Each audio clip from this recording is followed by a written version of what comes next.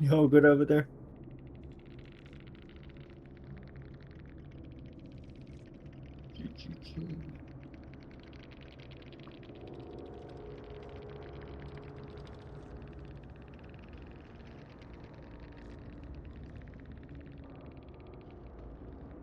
All right, am I back in call? Hello?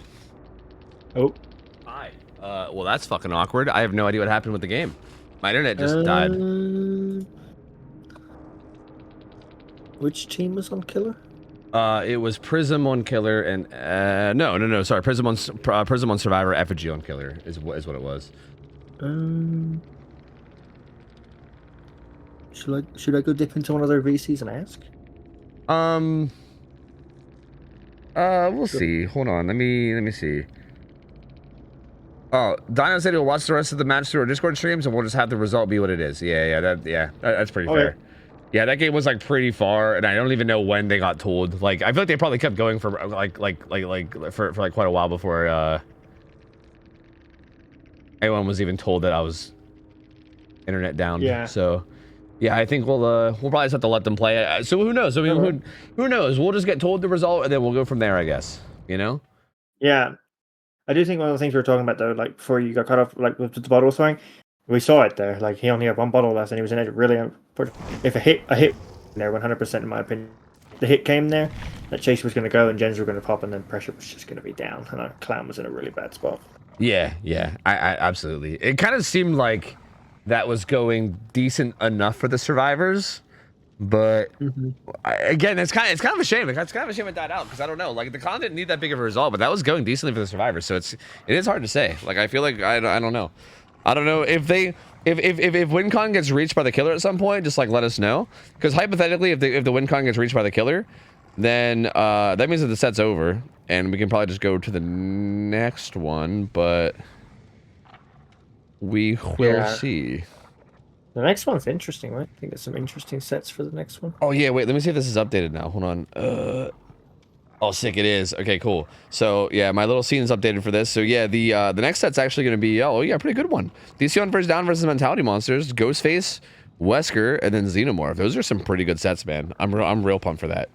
Yeah. I think Wesker is probably one of my favorite sets ever to watch. I just fucking love Wesker sets. I think it's so it's so like fast paced. It's so exciting. There's so much like micro like type plays that could happen. Like, there's so much like ability to outplay each other like on all fronts. I feel like in like a Wesker set, it's got to be one of my favorites like overall. The Xenomorph sets will be interesting if we ever get to them. I think that is a very interesting killer, and it's interesting that we see them so often. Like there's like 3 potential Xenomorph sets. I mean, it's only if we get to tiebreaker, but it is interesting if we get there. And Ghostface, with the new restrictions, is going to be interesting too. We don't quite have Ghostface as restricted as most places. Like most places have Ghostface on like the very bottom restriction where like you can't run anything. We don't quite have him there because I don't know if our teams are quite that ready. But we do have him like the same level of restrictions as Clown, where like you definitely have much more limited options, like way less like healing perks and reset perks, much less like second chance perks and stuff. It's mostly just gonna, but we still do a lot of things like exhaustions, right? Which is still kind of a big deal. So, oh, okay. So Effigy did indeed. Okay, Effigy did reach the win con. The killer got 2k8 with 3 fresh hooks. Okay. So that means Effigy wins it. They go 2-0 and they take the clown set, and that's gonna line us up for the next set. So there you go. I do see in the on deck chat here that said they did say DC on first down's not there yet because it's not quite time. So they did say something about maybe going to the. I know there's one team said about maybe them playing the Xeno set. Hey, I'm down, dude. I'm down. I'm fucking down if they are. If both teams are down, I am too. I'll just add them both. Yeah, I mean, if they're down to do it, I'm down to do it too. Don't matter to me. Okay, Shay has been asking me to shout this out for like the last I think since the stream started. Hey guys, if you guys want to try comp DVD and OhTofu Scrim nights, but you don't have anybody to play with, you guys should check out the solo queue forum ran by Totally Not Shay. Fill it out. Let her know what region you're from and how many hours you have and what your experience is and all that jazz, and she will hook you up with random teammates and you can get started in comp and okay, all actual like dumb sellout gimmick voice aside, realistically, it's actually a really good way to get your foot in the door. It'll kind of like get you connected with other people that want to grind and learn. And again, I say this every time, but even if your solo queue team falls apart and you guys don't like stay together as a team, it still just kind of introduces you to people. It gets you scrimming. And again, if you're interested in grinding, you're probably going to be scrimming against other teams. You're going to be meeting people. So like even if the team falls apart, you're still going to have kind of gotten into the scene, and you'll be able to like kind of just join other teams. And we've seen so many people like start on a solo queue team and then end up just joining a million other teams and getting all over the place in comps. So yeah, it's a really good way to get your foot in the door. Feel free to fill it out if you guys want to take part. If you're interested but you don't have anybody to play with, that's a really good way to do it. So yeah. All right, there you go, Shay. I don't want to see no more spamming now. All right, no more. Okay, they okay, I think both teams said that they're down to play it. So I think the Xeno set is happening. Sick. All right. So I believe it'll be Effigy on Killer first for Xeno up against the survivors of Prism. So I'll wait to see who sends the invite. But this should be interesting. What map do we have Xeno on anymore? I don't even know. I gotta get familiar with my own balancing at this point. Like what the fuck? Okay, Xeno, Wretched Shop. Wretched Shop. Okay. All right. Seems like a decent map. Actually, wait, no. I see Groaning Storehouse 1. That's what I see. I clicked on Xeno under tier 2. Wait, no, this is old balancing. I'm a dumb bitch. Never mind. Oh god. Wait, this old balancing channel probably shouldn't exist, right? Or maybe I should just close it. Okay, wait. Let me just ditch that. Aha. Yes. Okay. All right, perfect. Yeah. So this should be interesting, and I think this is also tier 2 balancing, if I'm not mistaken, or is it tier 3? I think we put them in tier 2. Yeah, so tier 2 balancing. So we will, so we will have a bit of things allowed on the survivor side. But again, obviously, compared to previous balancing from before, it's still going to be less, right? There's going to be no like deli. There's going to be no like we even have like Dead Hard banned and stuff. Like Botany Knowledge is still banned. Like there's still a lot of perks that you could run before that you can't run now. So like still more strict balancing than we've had previously. But this is going to be one of the lesser strict ones. Like this should be relatively chill, all things considered. So yeah, I mean we'll see. I mean Xeno's one of those killers where I feel like this one feels like it's like the extreme version of what we said about Clown, right? How we said like Clown can get bullied or sometimes Clown can do okay. Xeno feels like it's like that but like cranked up to like 50. It's like I feel like sometimes Xenomorphs will like fucking dominate games and you're like wow, this killer looks insane. And then I feel like sometimes Xenomorphs can just get completely bullied. So I like when we see Xeno do really well, it's when we see the use of the tail in chase and when we see the use of the tunnels obviously like a lot, because like Xeno chase is no joke. Like Xeno can have really good chase, like just down you fast if you don't play like correctly, and then obviously you can get to the other side of the map so quickly with tunnels. Yeah, exactly. Like it feels like there's like a ton of potential. I think a big part of this is definitely a pop killer. Yeah, no, agreed. And I feel like a big part of this is going to be how they play around the turrets. I think that's like it's such an important part of this killer, right? Like it's like the turrets are so incredibly strong and can make like you can literally make the killer's life a living hell with it, right? But it's also tough, right? Because it's a weird investment. You gotta like invest the time into doing it. You gotta set them up in areas that make sense. You also have to run to those areas. There's a lot that goes into it, and I think if you're not super well practiced with it, it might be a bit difficult, right? Like this is one of those sets where I feel like it's kind of like it almost feels like one of those weird like niche sets where I feel like most teams are probably not going to be extremely experienced in this kind of a set, right? Because it's not like one of those standard killers that everyone plays scrims on a lot, like Demo or Wesker or whatever, right? It's not like it's one of those like constant. I can't wait to get back on the road again. Yeah, that's my bad. Yep, that's my bad. Yep, sorry, that's my bad. Hold on, sorry. Soundboard button, same button as my Steam thing. Sorry, my bad.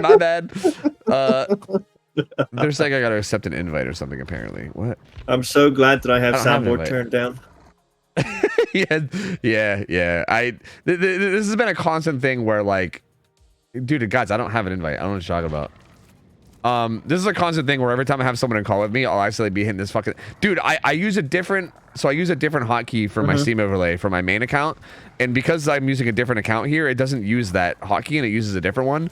So when I go to hit it, yeah, it's apparently the hotkey for soundboard. I don't know. I figured that one out. All right, I can't. Is my game broke? I'm gonna guess maybe, but considering you have like an infinite loading icon in the bottom right. Yeah, I think my game might be El Busto. I'm gonna reboot this. Hold on a second. Hold on. Give me a minute. Let me reboot. See, I thought they were just taking forever, but I guess it's me that's taking forever. Makes sense. Makes sense. I just blame him anyway. Yeah, dude, fucking Prism, man. My lord. Ugh. My lord. So and also I think something that's interesting about this too is that neither side actually picked this too, right? So this like was just tiebreaker, right? Yeah, and it's kind of like I was saying. This feels like one of those sets that I wouldn't really expect teams to have a crazy amount of experience with. But yeah, if one of the teams picked this, I'd be like, okay, they're probably heavy favorites because like this feels like kind of a niche set, and if they've been grinding the shit out of it or whatever, then like it would make sense for them to like maybe be really good at it, and maybe like the other team won't be really good at it or whatever. But the fact that like neither side picked it makes me feel like maybe it might just be like very even in terms of experience. I don't know. I will say I noticed something sometimes is some teams don't crack tiebreakers. They think, oh, we're never going there. It's happened to me in the past. Yeah, we're never going to tiebreaker. Oh, we're going to tiebreaker. I don't know. I'm not warmed up for this, so I'm not ready. I'm not prepared. You know. That's actually kind of hilarious to think about the idea of just like, yeah, we're not gonna get like, is it both sides? Is it like if you're going against a good team, you're like, yeah, they're gonna 2-0 us, and then if you're going against a team that you think you're better than, you're like, yeah, we're gonna 2-0 them. Yeah, it's kind of a funny concept of just like, tiebreaker ain't happening anyway. Fuck it. It happened to me one time. Like I was like AFK. Like I was like after the second, I was like, nah, you guys win this. And then they messaged me, no, we need you to come back and play. And I'm like, sorry, excuse me. you're like out driving around, getting some fast food. And they're like, hey, we need you to come back. Turns out it's going tiebreaker. Where is critical? Where? I need the invite again. I'll wait for this match to start. I'm gonna go grab a drink. Yeah, sounds good. Sounds good. Help me, friends, help me. Where is this player? Hello. Did he reboot his game too? He might have rebooted his game too. I don't know. I'm not sure. Yeah, I'll give you guys a new gambit too. Don't worry. Do not worry. I got you. Xeno set. Bam, bam, bam. Bam, bam, biggity. Perfect. There you go. You guys can gambit up. Go nuts. I'm lacking energy and extremely thirsty. Do you have anything that would quench my thirst and give G Fuel? Or sorry, and give fuel for my gaming? I thought you said G Fuel. I was gonna be pissed. No, not G Fuel. Not that fucking dog shit. No, not that dog shit. Gamer subs, bro. Get yourself some titty milk. Get yourself some fucking titty milk, bro. I think we need to deposit some titty milk directly into your mouth, friend. I think that'll give you the energy that you need. Gamersubs.gg/tofu. Does that actually work? Is that a link that works? I don't know. Click on the thing below the stream that's like the Gamersubs thing, or type !Gamersubs in chat and then follow that link. And then get yourself some titty milk, bro. Get some titty milk.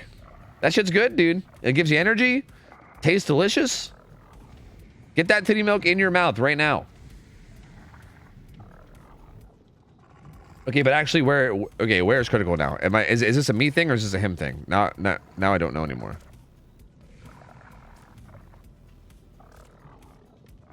You aren't showing as in DVD. What? Wait, I see him on my Steam friends list. The player is no longer in the party. Huh?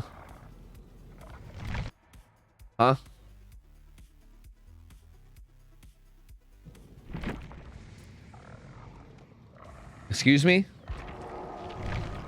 What? You joined my party? I'm on the main menu. What are you talking about? Are you appearing offline? No. Look. And I see you here on my friends list. I'm online and I see you right here. Wait, where was it? Right here. And I try to join. Well, wait, it went away now. But I tried to join and it was just like, fuck you. And then also apparently Pi joined my party even though I'm in the main menu. Oh, I guess I'm gonna... Dead by Daylight. It's a perfectly designed video game. Never has any issues, any flaws. It's all us. Wait, what if I host? What if I just host? Hypothetically. Wait, I see it. Did this work now? Aha! Oh. Yeah, I told you it was all us. It was never DBD. Oh my god, dude. This fucking game. Holy. Since you restarted your game, can I get the screen share back? Oh, yeah, shit. You're right. My bad. Okay, hold up. This is like basically the exact level of scuff that I expected to be every time. You know, internet dying, game fucking dying, everything. Everything's going great. This is exactly how I expected this to go. In the last scrims, like scuff ones when you weren't there, my PC crashed when I started the lobby. Nice. True, that was even, yeah, that's a good point. I mean, I guess last scrims weren't even on this channel, they were so scuffed. So yeah, that's a very good point. I'm really keeping this whole scuff thing alive. Hello, local cunt. Do you mean to have your filter showing? Oh yeah, I'm still on monitor capture. Thank you. All right, let me ditch that. There we go. Oh, look at how ugly the game looks now. Oh god, that's horrible. I just need to start like putting all that on my actual captures. That's terrible. That's awful. Are we gonna have time for this set? Probably not. No, but whatever. We'll just do it anyway. Fuck it. I guess we'll just make the next set go late. Hey, if the next set didn't want to go late, maybe they should have been available early. You know? You know? What are you gonna do? But I'll get these guys in. Hopefully they can just do this quick. I don't think they even have to be too like. Wait, you guys don't necessarily have to do like build checks or anything if you want either. Like if they fuck up a perk or something, that's not the end of the world because obviously, yeah, obviously like this is just a tiebreaker set that we're doing for fun. We already know that. We just killed the time. Exactly. Just for show. I'm curious to see how this goes though. Xeno sets are one of those sets where like I never know what to expect. Like I literally haven't seen too much of it. You've seen too much of it, or you? I haven't seen too much. Oh, you haven't of seen too much of it. Yeah. Same. I've seen a few top teams play it, but it's like I honestly don't feel like you get too much of a vibe from watching top teams play because it's just good, you know. Like I feel like when you watch like sets play, like obviously like it's good play, but like I like watching like mid teams play. To be honest with you. Yeah, I feel like in a weird way, I almost feel like when you see top teams play, it's almost like you don't see the potential mistakes that can happen, right? Because they just don't make them, and then you're like, oh, okay, both sides are playing borderline perfect. Oh, well, hey, which is like, I mean, it's cool to see. Like, it's obviously nice to see the skill, but in the same way, I feel like it's kind of like you said. I feel like it doesn't like teach you about the set. Like, I feel like I don't really know what to expect out of the set from watching that because I'm just like, okay, both those sides played amazing, but like when you get like two teams that aren't like, I don't know, top 5 teams in the world like playing on it, it's a whole different world because there's like so many little mistakes that might happen that could turn a game in favor of one side or the other. And again, it's not something that I've seen very often because yeah, kind of like you've said, I think I've only really ever seen, not only, but for the most part, most of the games I've seen on Xenomorph were like, yeah, like really, really disgustingly good teams. So yeah, this will be interesting. I'm curious. Like, I mean, again, obviously it goes on both sides, right? Like I think survivors are going to have plenty of things that they can do right and wrong. I think their turret usage is going to be really interesting to see how they do it. But same thing on killer side, right? Like how they handle all that and what they do around it, how much they use tunnels, how much they, you know, actually can like land their tail attacks. Like everything is going to be really interesting to see because I think both sides are going to have plenty of opportunity to kind of stick it to the other side, right? If they play really, really well. 100%. I also think it depends on the knowledge of the counterplay. Yeah, agreed. Yeah, that definitely feels like a thing. Is because again, I was just gonna say like early game even, right? Like you kind of expect Xenomorph to immediately just like hop on a tunnel and head over to, and like head over to the other side of the map. But like the way the footprints work is even interesting, right? Because like if you crouch walk around, then your footprints don't get revealed. So like that's something that some people know and some people might not know, right? Like so like we've seen that kind of thing happen a lot where people like crouch around. We actually do allow like aggressive perks, right? Like we allow things like DS. So like for instance, what I would hope to see here is I would hope to see that people with less aggressive builds would just be crouch walking around and just kind of chilling early game. And I think it wouldn't be crazy to send like whoever has your aggressive builds, either 1 or 2 people if you have multiple aggressive builds, and kind of have them run and grab turrets right away and kind of like try to get something set up. And then that way, even if they get detected and found like by the Xeno early, it's not the end of the world because they have an aggressive build, right? So it's fine. So that's probably what I would like to see. But again, it's hard to say if they're going to even know to do that or if they're just going to be kind of winging it, you know? Yeah, I think the big thing we're going to see is survivors are either going to really play another counterplay or we're just going to see like the turret spam, you know, or the no turrets. Like, or we'll see. I feel like I see that a lot. No turrets. Yeah, that's interesting. I feel like doubled up turrets sound like seems really oppressive. The like, hill turrets are kind of crazy, right? The ones where like you put them on top of the hill. Yeah, that too. Hill turrets, doubled turrets. There's like a lot of things that can be, because I feel like no matter what, I think if you run to a double turret, you're just good, right? Like you're breaking the killer out for sure, and also, you know, it's also going to buy you distance, so it also help you get somewhere. Like I feel like if you're ever in trouble, a double turret setup is pretty much always a good thing to have and a good thing to kind of get you out of a rough situation. So. Yeah, I mean, I would be sad if we saw like a no turret a no turret play type thing, but I guess we'll see. I feel like that feels like that could happen, especially if it turns into a 3v1, right? Like I imagine if you get to a 3v1, it might get kind of hard to balance like you know, using turrets, but also finding time to do gens, and also like making rotations for unhooks, and like all the different things you have to balance in a 3v1. Yeah. Feels like it could get kind of hard. Where I can see it maybe just at that point being like, fuck it, let's just try to get progress when we can, and just like let the killer stay in crawler mode, you know? I just want you to know I know nothing about this killer's add-ons at all, so I'm hoping you got me there. Yeah, this is both the helmets. This is like flame resistance and then mangled on tail hit is what this is. So yeah, pretty much what I'd expect. I'm pretty sure we have the purple add-on band that lets you vault faster. That one's fucking stupid OP. And I'm pretty sure we have that one banned because it's absurd. But yeah, these are probably the two best options likely that you could run. Just more flame resistance, mangled on hit, kind of like Nurse's Fragile Wheeze. So like right there, that causes mangled to Kegu. That was a good early hit too. Okay. Now that's interesting because now our survivors, if they were planning on playing any form of stealth playstyle, it's not gonna work. Yeah, and that's not going crazy. Not one of the aggressive builds either, too. Like this is what I was saying. I would expect like I thought I was gonna go to Kegu and he would have like DS or something, but there was no reason to break that door. That was quite interesting there. Yeah, that was odd. I'm not really sure what that was for. All right, Kegu. I don't know. I don't like leaving this. Yeah, that felt weird. I feel like the way that entire chase played out felt weird to me. I feel like you just hold W after him, and then once you get in tail range, he dies. Like, I don't think you have to break out that wall. I don't think you have to break that pallet. Like, I think you just hold W after him and eventually he dies. See, this is another thing. It's like a permanent M2 fake killer, right? When the tail's up, it's like... True, yeah. Use it, you don't use it, and then you just get M1, and it's like, oh, okay, nice. Yeah, Cool. and as a matter of fact, I actually like him going for the safe on one. I've seen a lot of Xeno players that will go for the tail attack there, miss it, and then end up, like, stalling out the first hit by, like, you know, like, 30 seconds because they're just going for tail attacks and miss or whatever again. Like, I don't know. I don't think that's... I like seeing a Xeno that's just like, whatever, I'll just take the M1 and take the, just like take the safe hit. Obviously, you do want to get a tail hit at some point to apply mangled if you can, but I think taking the safe hit and down is always good too. And Nia's in trouble here. And again, even there, same thing. We're too worried about the tail, and Critical just takes the M1 instead, which again, I don't hate. Doesn't apply mangled, but does get the down, so. I like this build. Yeah, same. This feels solid. Agi as well to help with the hook positioning. Ooh. Oh. So there was some progress at Shack. And he sees the survivors running away. He also sees the survivor here at Shack. So he knows where two of them are. The last survivor was at main. And I think Critical might just hold this area, knowing where these two survivors were positioned. Which... That would be the smartest choice here, I think. Yeah. Maybe. Yeah, I kind of like this. Information. Oh, I don't like this. Yeah, I think he's committing a little too far to this. I think he was fine to just kind of sit there. Like, he also saw that like Nia had progress on that Shack gen and probably wanted to stop it. Like, you know that she's probably going to be staying at Shack and now is in position for the unhook. Yeah, I'm not sure about this. Actually, that's not even Nia. What am I saying? Yui. But still, yeah. So now Yui gets the unhook for free. She also will make it too, so they're going to reset mega fast, and he's going to show up at main actually. I don't like this at all. I don't like the way this played. I'm confused at what we're doing here.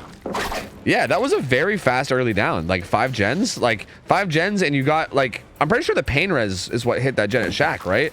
So like you knew that gen had the most progress too. It's not like there was a gen around the map that was about to pop. Like that was such a strong position with that early hook. And I feel like you just gave it all up now, right? Now you're kind of right back to where you started. They're fully reset, and now everyone's full health, and you're just kind of in a weird spot again. This is like maybe the second or third time in this best of 3 that we've seen this, where there's like a really strong early game position that just doesn't really get taken advantage. Advantage of, you know. And now we're kind of back on the all 4 being full health. They might have turrets set up, and now we might struggle. Yeah, I don't like this. Ooh. Not a fan. I think we may have just thrown our pressure out the window. Yeah, I think. Yeah, they pop main, and now I mean this is a full health chase. That was a good tail hit. Do they have any turrets set up? I don't think they have any turrets set up at all, do they? I don't see any. Like they usually have an aura. I'm assuming if I spectated her, I would probably see it. Ooh, does get away from that one. I don't like. See, I feel like that's what you just talked about there. Right? Is there was probably no real reason to go for that tail hit. Like, yeah. You probably could have just walked it down. Yeah, like if she and then if she does go for that pallet on the bus, you can literally just wait for her to actually throw it and then tail attack, right? You don't have to like preemptively tail attack. See now, here we're seeing the patience. Yep, nice. Yep, gets that grab. And pain res comes through, but honestly, again, the survivors in a great spot now considering where they were, right? That second gen's about to pop, a third one's close. This was, dude, man, it makes me so sad because this is another spot where I feel like this could have been a kill with like some decent gen progress still up, right? And I feel like it just got given up almost for no reason. Oh. Very, like a jump scare tag there. Nancy charging at the Xeno like a rhino and gets hit and runs the main. And now it kind of seems like we're just spreading hooks, which I mean, I guess at this stage it kind of makes sense, right? At this stage, I don't think you could justify doing anything else. Maybe this is lucky break, right? Yeah, yeah, but not going anywhere that crazy, so Critical still able to keep track of it. I don't like that tail attack. Yeah, I think we just need to play really safe here. Just force it down, but yeah, now see that now she just gets to leave. Yeah, this is one of those situations we talked about. I think this is one of those things where like from pubs to like scrims, right? Because again, kind of like you said, a very safe play there is just to follow her around the loop, and then at any point, if she confirms a vault, you tail attack, right? Like you can basically wait until she's locked in animation and then get a free down. Like Xeno is so free with that kind of stuff, right? Like especially on like a low wall tile like that. And instead, yeah, kind of going for like the risky, like slightly faster down that you would get over the wall, but then ends up missing it, and then she gets more time. And now this chase is going. Yeah, look how long this chase is going now, right? This is going for so long. Nancy just running around doing whatever she pleases, kind of getting lost there too. Wow. Oh, and gets burned down from the hill. Map? No, that was hill, I think, is what that was. Say. Yeah, that would have been wild. Dude, that's the strat. Put double turrets edge map and then just run edge map. That's genius. No, not this tile. Not the Z wall. He's actually chasing it the wrong way and giving him the option to vault. But okay, changing his mind now. But this chase is going so long that all gens are done. This is going the whole way to end game. Yeah. He's still chasing it the wrong way. Just go the other way, and then they can't fast vault. You're letting him fast vault. Just no, stop going that way. Oh. Final gen done. Tail attack up. I think we're just gonna bloodlust 3 it. Oh well. Down goes Xander. But this is what 1K5. Yeah, this is if looking. They don't save it, I think honestly just bye leave 1K5 very beatable. Yeah, this is an extremely good result for survivors. I'm sure they're probably happy with this. I don't think they're gonna bother. Wait, if the killer's just gonna leave. Nah, the killer's staying. Yeah. The killer's back. Okay, so like, yeah, just leave 1K5. Very beatable. What's it? 1K5 3 fresh. Yeah. Nancy did such a good job in that chase. I mean, I do think Critical could have played it much safer, especially at that first pilot. And again, this is where like lucky break value. Yeah, the lucky break honestly did do work. Like I think that missed tail attack, and then she took advantage of it so well. And this was another game where we didn't see that many turret setups, right? There was like maybe 2 or 3 turrets throughout the whole game, and even right there in that final chase, there wasn't any turrets ran to. They just kind of did gens, and it ended up working out, right? I mean, Nancy did fine enough without the turrets that it worked out okay, but definitely a bit of a riskier style of play, right? 100%. But managed to make it work. 1K5, very impressive for our survivors here. Yeah, they did such a good job here, yeah. Unfortunate for Xenolf because they had such a good start. I know. Again, it's so unfortunate. Another game, we've seen this so often, man. I don't know. I feel like, I almost feel like at any point on any killer, if you're getting a down at like 5 gens, and especially if you can identify like positions of survivors and progress of gens, right? Like the pain res came through, and I'm pretty sure the pain res hit that shack gen, if I'm not mistaken. So that tells you that gen had the most progress, right? And then that gen got reduced by 25. There's not that much other progress around the map, and you also he saw the Nancy and he also saw the Yui, so he knew where 2 people are. He saw that gen got hit. I feel like with all that information, I don't even if you're not Xenomorph, dude, I feel like you could be Freddy at that point. Like I feel like no matter who you are, you should just be protecting that hook and like at least securing struggle. And then doing something. Or like, I noticed in this game we got that really early tag, and then we broke the door in main, and we didn't just W key it down. And I'm just like, okay, whatever. I'm like, if we just force this down, we're in a brilliant spot. Yeah. And again, it does feel like a lot of this might come from like uncomfortableness with Xeno too. Again, it is kind of one of those weird killers and weird sets. I don't know how much experience Critical has with it. And it is kind of awkward. Like Xeno's a kind of an awkward killer to play if you don't play him a lot, right? Like he seems like he's really easy, and then when you play him, like the tail attack is kind of jank. Yeah. And it's very janky. It's very like clunky feeling. I feel like to use his tail. Sometimes you watch it go right through somebody and you're like, okay. Yeah, exactly. Or like sometimes you'll try to like tail attack someone and it'll hit like a wall beside them or something, and you'll be like, what the fuck just happened? Like I feel like there's a lot of like things about it, and also just like the way it locks your camera and shit is kind of weird. And I feel like if you don't play a lot of Xeno, I think it's not really that crazy to just kind of end up messing up your micro a lot. And yeah, because again, it's kind of like you were saying too. I feel like there was a lot of opportunity to just play safer, just like hold W after people. Like I think Xeno's. I think one of the things that makes Xeno so strong is just the fact that tail attack is so good at just getting hits. You just never know it's coming. Yeah, exactly. And also, I think the fact that you can just get hits when they're locked in animation, right? Like if you wait for them to be locked in, like a vault animation or whatever, like for like a pallet. Like for instance, most pallets are just they're just fucked. Like I feel like most fillers are just completely fucked because like the Xeno can just follow you around, and then the second that you vault, he just tail attacks you, then you die, right? And like nothing saves you from that, really, right? As long as the Xeno's patient. So, yeah, I mean, I don't know. It's pretty unfortunate. Like I feel like there could have been much safer play, but again, that might just come from an experience. I feel like regardless of like the micro play, I still feel like it's kind of like we said. I think that early hook should have been taken advantage of more. Regardless, like 100%. I think like looking back at that game, the extension from the hook was really unfortunate. Yeah, exactly. So I feel like that's probably the main thing to take away from that from Critical's end, you know. But yeah, I don't know. I think as long as that hook got played differently there, that could have been a whole different game, but I guess we'll see. Keg is apparently, from what I'm told, like a P100 Xenomorph or something. So apparently this is going to be very P100 Xenomorph? Yeah, apparently, man. Apparently those exist. Oh. Okay, they lose just for that, right? Yeah, seriously, just automatically disqualified. Yeah. Let me. You guys might have won, but you just lost. Yeah, exactly. Nope, sorry. Fucking out of here. Let me get gamers in, y'all.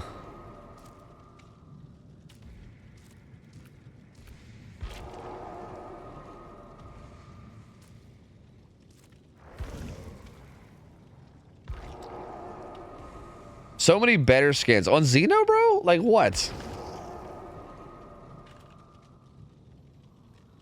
Dude, there's no way. But then again, I mean, I don't know. Yeah, I feel like being a Xeno main, that sounds kind of psycho. I don't know about all that. But I'm kind of curious to see what Keg can do here, right? I mean, I feel like I don't know of very many people that are like Xeno mains. That's a very interesting killer to be a main of. I think we'll see a lot here though of like the patience and the timing of the tail attacks. I think we'll see a lot of that if it's like a lot of time into this killer, because that's one of the things we saw last matches. There wasn't a lot of patience, but I think if we have a lot of time, say this person has a lot of time in the killer, we're going to see that patience. I would hope, you know. Yeah, exactly. And I feel like it's going to be a lot harder to like get them to fuck up, most likely. And yeah, like it might end up being a lot more deadly in that way. Where again, like turrets, if you don't have a turret set up or anything, like kind of like the last team didn't, might get punished much harder this time. So we'll see. Actually, Swish brings up a good point. Would you like to introduce yourself, by the way? Like I'm familiar with you, but like just for the sake of like the stream, if you want to like shout out anything or whatever, feel free. Like, do you stream? I think I remember you. I mean, I stream every so often, yeah. Mainly, if you see me doing anything, I'm usually just for this point I just stream most of the Out on the Fog games. That's pretty much me. I'm one of the commissioners for Out on the Fog. Yeah. So that's pretty much where you'll see me most of the time. You might just see me lurking in people's streams. That's for the most part. But honestly, I scrim a lot. That's what I like doing. Yeah, it's so fun, dude. It's so I'm kind of the same way where like for instance, I'm not like that interested in being on like a competitive team, or like I'm not really interested in like competing and like playing tournaments. I just like scrimming. Yeah, I just like fucking doing it. It's so fun. It's so fun. And also I get a lot of enjoyment out of TOFU scrims, so I got no understand. Hey, dude, fuck yeah, I'm glad. Also, I gotta ask. I mean, I think it's a pretty safe thing, but the bin in your name is just a joke about sin. But like, is it that you're supposed to be like a trash version of sin? Is that what it is? Yeah, our logo is literally a trash can. That's what I figured. Yeah, I saw the name and I was like, yeah, that's kind of funny. And I just assumed that's what it was, but I never asked. It started as like a meme, and then people were like, "Yo, can we join?" And I was like, "Okay." Now you got a whole fucking side team. Yeah, now we're gonna make a montage. The bin montage. It's just a bunch of failed chainsaws. That's all it is. Yo, we need that actually. Yo, I'm changing the montage. Failed chainsaws only. Just like complete fuck ups. Like something that's almost sick and then you just fuck it up. Bin montage. That sounds amazing. I'm all for it. I love that, man. I love that. All right, we're going to the second game, though. This will be interesting. The win con here is not that bad for Keg, right? Like, as killer, the win con now is 5 stages. Of course, the win con's not that rough. So maybe we'll see our killer get a bit risky. You know, send it for some things. True. Maybe. Well, I mean, what crazy things can you do in terms of builds and stuff? I don't know. mean, I'd not be as patient with the tail attack. Maybe just go for some ambitious tail attacks and things like that. True. That's a good point. Maybe we'll see some things we've never seen before. True. I mean, they are a P100 Xeno. That's a good point. Who knows what Xeno's capable of? I don't know. Like maybe he can pull off some crazy shit that I've never seen. I feel like Xeno seems like a killer that shouldn't be able to do a crazy amount. Like the hitbox with the tail is actually kind of big. Like as someone that loves like killers like I love like a slinger, right? Because you can just like shoot through almost anything on any map, right? Any like tiny little hole in a structure can almost always be shot through. Oh yeah, I'm like, oh, I'm shooting that. Yeah, exactly. Yeah. Xeno unfortunately can't do that stuff. That was like the first thing. It's like the first thing I did with Xeno whenever he first came out. Is I was like, oh, let me see if I can tail attack through all these like little holes in the walls. Nope, like none of them. Rancor is interesting. Bamboozle. Interesting. Yeah, that is interesting. See some footprints right away. I'm pretty sure this yellow add-on he has is the one that makes turrets have 2 meters less range. There's like 2 different add-ons that you can run to make the turrets to make the turrets less effective. One of them makes them have less range, and the other makes them like less it makes you more fire resistant, right? So he's running less range. I think this helmet he has is the one that gets mangled and not the one that makes him more resistant. I don't think it would make sense to double up on both of them, but maybe I'm wrong. I'm not sure. Bamboozle's interesting to me. Yeah. I feel like windows aren't safe. Yeah, agreed. I do find that to be very odd too, especially considering this map also doesn't have like. Oh, okay. We might be eating our words. Pretty good tail hit. Okay, it's actually not mangled on hit. Okay, so he has double fire resistance. He has lower range turrets and then also extra flame resistance. So he really doesn't want to deal with turrets at all. Oh, what is happening? M1 comes through. Yeah, I mean, I guess BAM sort of makes sense because I think main building, if you get like a lot of distance, right? Like I guess it would make sense, right? Especially if it's the other window, right? If you get a lot of distance on that other main window, I can see where it makes sense, but I just don't know if it's worth. Yeah, over like the other potential options. Yeah, I mean, that does make sense with how much you have available, you know. Oh, say goodbye to that turret, and yeah, they're gonna have to double up turrets if they want to break them out. Like, there's no way you're gonna break them out without doubled up turrets. I think with these add-ons. So I think our killer here is playing pretty smart because if they never get knocked out of their power, there's a lot of potential to just shut chases down. Yeah, and get lot of tags, that kind of stuff, you know. Yep, and so far Keg is doing really good, like hitting a lot of these tail attacks, even like the open field. Oh, sees Nia sprinting out of here, but isn't gonna bother going after it. Once this kill onto Kate, who's gonna be in kind of trouble, probably needs to pre-throw this. I'm interested to see how our survivors play this. Yeah. Because they have a really tough win condition. I think all the turrets are down because that little like turret spawn there was reading like 0, so I'm pretty sure all the turrets are down. That was a good tail attack there too. Again, these tail attacks from Kegu, yeah, it feels like very patient, like really lining them up. And yeah, I mean these downs are coming in pretty quick, right? We're still at 5 gens. Painrez hits this gen. That gen right beside us is the one that has the most progress. There's almost no gen progress on the map right now. Wow. I think our survivors are unfortunately in a very, very rough position here. And I think this could be at the point of where we're going to see GGs just because of the amount of pressure that we have now and the win con that's needed. Yeah, this is going to be incredibly hard to do anything from this point on. Again, we're still at 5 gens. There's not even a gen that's even that close to being done. They're currently splitting 3 gens, and there's no gen even above 50 right now. And unless they have like a crazy good chase right now, which this looks like it's not going to be. Nope. Not looking great. Looking like it's going to be even more pressure from this hook. Keg will be able to get out there and pressure another survivor off gens. Someone's got to rotate for this hook, and yeah, the gens are going to be crawling. They should be able to get probably like 1 or 2 done soon, but they're honestly in like a position now, especially with Skin getting put on second stage. They're in a position now where this could end up being like a big result for Keg. This could end up being like a 4K something. I don't know. That was ambitious. I think he was trying to do the thing where like you like tail attack up and then pull it down or whatever maybe, but I don't know. Okay. Because yeah, that was a very ambitious. I don't know what he was going for there. That was wild. This is random, but I like how the hooks are different for this kill. Yeah, same. I actually like that a lot too. They're like actually super creepy. Oh, patience. That was a weird thing. It's kind of weird that it actually even is a thing. That used to be a thing back in like 2016, where like the hooks would be based on the killer that was in the game, and then they changed it. But then now it's randomly back for this killer. I don't know why. Like you used to be able to tell what the killer was by looking at the hooks way back in the day. It was really weird. They do look very out of place on maps. Yeah, like look at how out of place it looks here, right? Like it's not an auto haven hook. It's like whatever the hell that is. Well, the survivors actually get that unhooked. They kind of sneak it at the last second without even getting hit.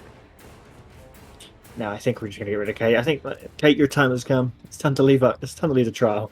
Yeah. Does she have lithe or anything? No. Smash hit's what she has. Yeah. It's Urban. Yeah, Urban. Loris would be thrilled right now. That Loris would be like, give me that build. True. I don't think we've seen Urban yet, but yeah, I mean, maybe crouching around to try to dodge the tail attacks could actually be really useful. I mean, again, like the tail attacks do kind of like lock you in like a weird way, right? So that could actually end up being useful to try to get away from some hits. Oh yeah, 100%. Oh, good juke. Oh, that one lands though. Very well played here by the killer though, because we've seen some really nice mechanics. Yeah, absolutely. Like you can tell that this is a Xeno that's very, very comfortable with like the tail attack. They're actually split on 3 different gens. This is a little weird because there's only 2 gens left, right? And I think if they would have doubled one of these, it would have like 100% been done. I mean, this does kind of guarantee that the Xeno can't really like interrupt all 3, but at the same time, they could have been done much sooner. And honestly, maybe even if the survivor could have stayed alive long enough, like maybe even gotten it done in chase, even, right? Yeah, so, 100%. I think I like that our killer knows their weird. limits here.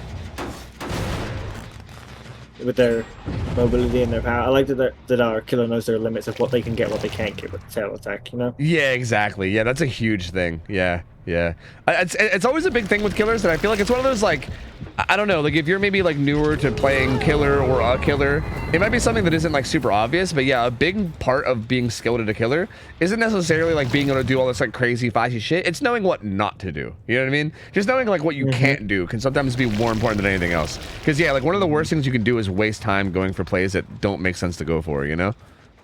And dude, the survivors could actually win this. Yeah.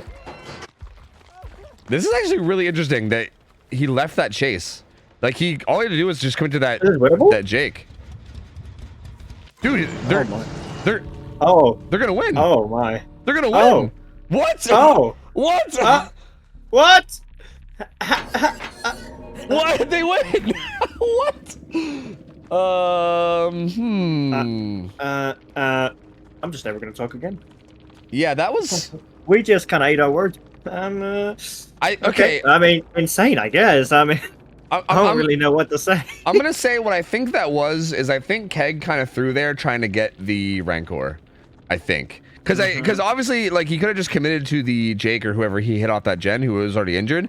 All he had to do was commit to that chase, get the down, get the hook, and then it was game over, right? Like if this was like a tournament where there was like money on the line, pretty sure he would have just done that. I mean, this is also game 3 of a best of 3 that's already been decided, right? So like even if he wins this, it's not like it really changes much.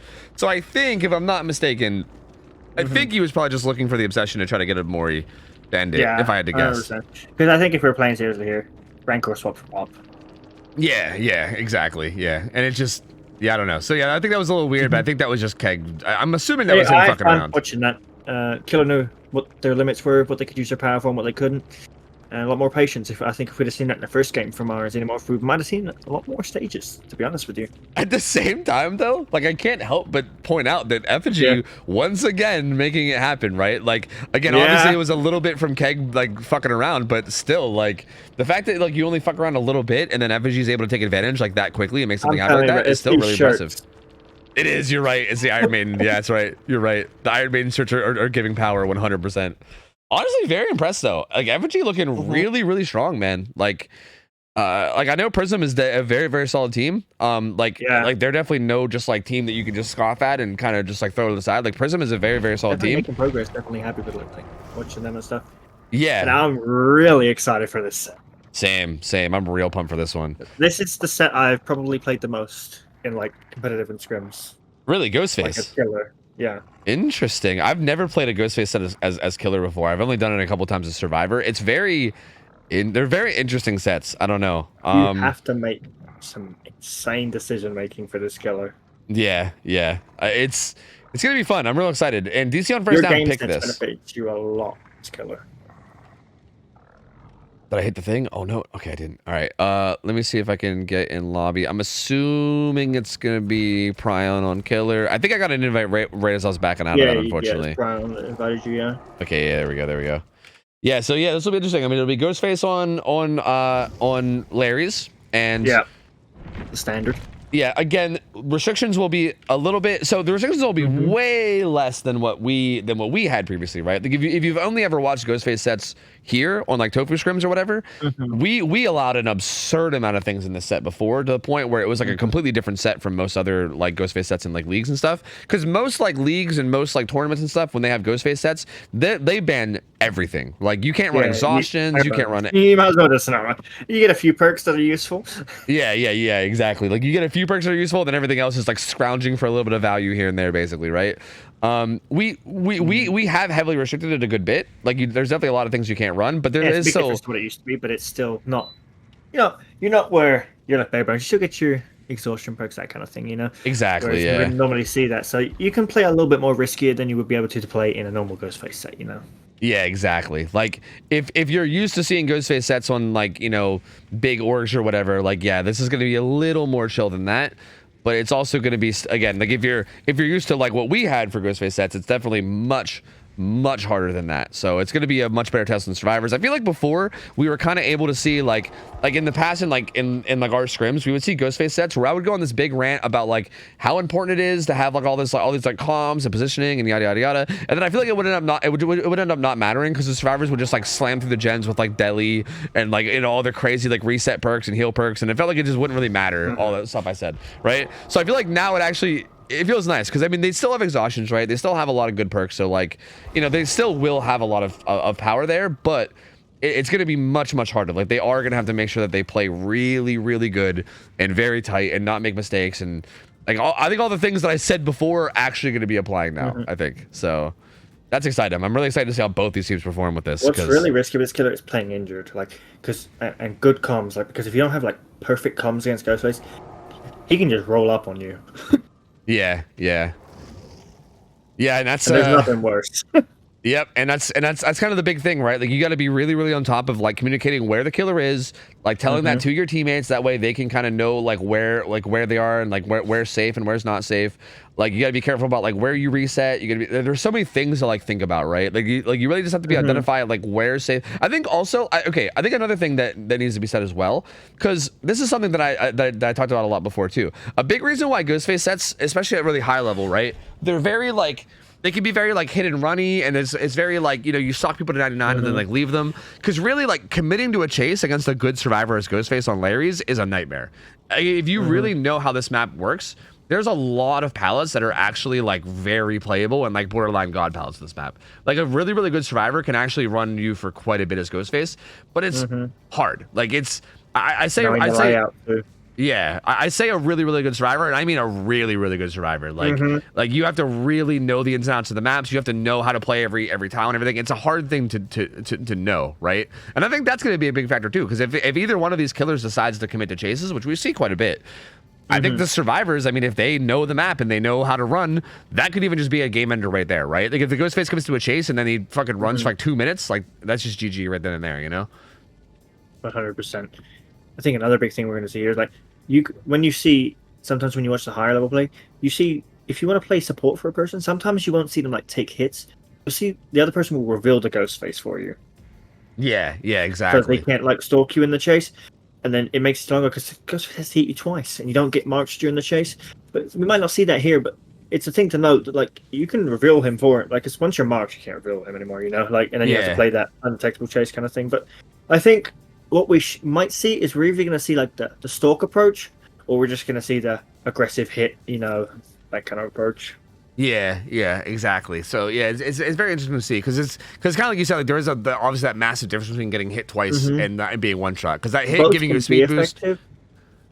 But I think the stalk and come back to it at times can be more effective than the hit and play it like that. Yeah, agreed, 100%. It's because again, you can't, like I say this all the time, but like if you're 99% stocked, you can't you can't undo that other than forcing a hit on you, right? Like if you get hit, you can go reset and then that hit gets undone, right? There's no resetting the stock. And take a hit and chase because Ghostface just goes, "Oh, press the button now, you're gonna die." Exactly, yeah, exactly. So like I feel like having that like 99% stock on people just makes it so dangerous for them to do anything, right? Like if at any point you don't know where Ghostface is, right? Like if your team loses vision of him and you think you're like 99% stocked, you're like, well, fuck, now I could just die at any second. Like I gotta be extra careful, right? Like or even like if you are maybe the only survivor that's in position to maybe rotate for the unhook, you might be like, oh, this is kind of sketchy, right? I might just get one shot down. Like there's so many things like that where like, yeah, like being 99% stocked can be so detrimental. And then again, all it takes is one of those plays, right? Like if you like say you're not 99% stocked and you go for an unhook and then Ghostface catches you off, stalks you, downs you right on top of the hook, that's basically GG, right? Like that's GG right there. Like you're just dead right there.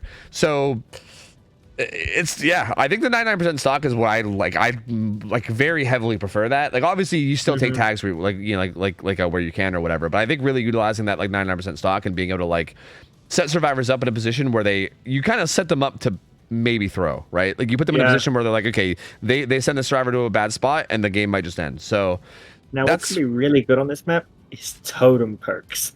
Oh yeah, we've seen I've seen some stuff like that, some like ruin and shit before. Yeah, I ran ruin when I played it in OhTofu. Yeah. Actually, that's a good point. Yeah. Oh, okay. Wait, no, was that you yesterday? Because I think actually yesterday was the first game you played. I can't remember. I saw somebody run it in our scrims too, but I can't remember who it was. I ran Ruin the one time I played Ghostface, and when we went to TV a long time ago. But I think the reason I ran Ruin is because I know I was playing against a lot of perks at that point. So I was kind of like, if I can just kind of like slow them down, you know? Yeah. But now Ruin's different because I believe Ruin has to regress a certain amount before it counts as a regression state, right? I don't think it ever does. You mean in terms of counting as like towards anti-regression? Because I don't think it ever does. I just don't think it ever counts towards anti-regression ever. Yeah. So yeah, it just won't affect that at all. Yeah, which is very solid. So you could run like Ruin, Pain Res, Sloppy, right? Like that feels very solid with like Corrupt, you know. Or actually, this is one of those sets. I've heard people say this. How do you feel about this? I've heard people say that this is one of those sets where you can maybe circumvent Corrupt, right? Like obviously it's like really risky and you might not want to, but there's like a few sets where people are like, yeah, you can maybe get away with it on this set, right? And like this is one of the ones where I've heard that on. I don't like. And actually, that's exactly what happened. It's not there in the build, so that's interesting. And Ruin is there, and Brutal's there. See, this is kind of exactly what I thought it might be, except instead of Brutal, I thought maybe something else there instead. I don't know exactly what, but I guess Brutal makes sense too. I guess I don't hate it. See, now, I feel like with these perks, the approach you're taking is not as much the stalk and leave, you know? It's more, maybe a little bit more of an aggressive, but maybe a mix-up, you know? Yeah, true. Like, I feel like it's going to be a little both. Injured working Ruin is kind of, no thank you. Yeah, but also, like, again, like, Ruin's one of those things where, like, it sucks to have to leave a gen to go reset, right? And then just, like, let the gen regress a bunch. Like, both of those suck. Olsen's Wallet coming through and giving him the stock back right away. That's the green add-on, by the way. I really like the purple add-on here, by the way. Yeah, agreed. Yeah, the stealth, yeah. Or sorry, the haste is really, really nice. Gets that 99% stock on Meg. Is going to leave that one for later. Now Meg has to play close to resources. Yep. Especially, She can't just sit on the dead gen. Yeah, exactly. Especially if they lose sight. Like right now, she could maybe be a little bit more aggressive with gens and stuff because like Ace can call out where the killer is. Oh, okay. Like the greed from Ace. Just throw it and go. Yep, being very greedy there and gets punished for it. Well played from Pion punishing that though. That was a bit of a throw play, to be honest.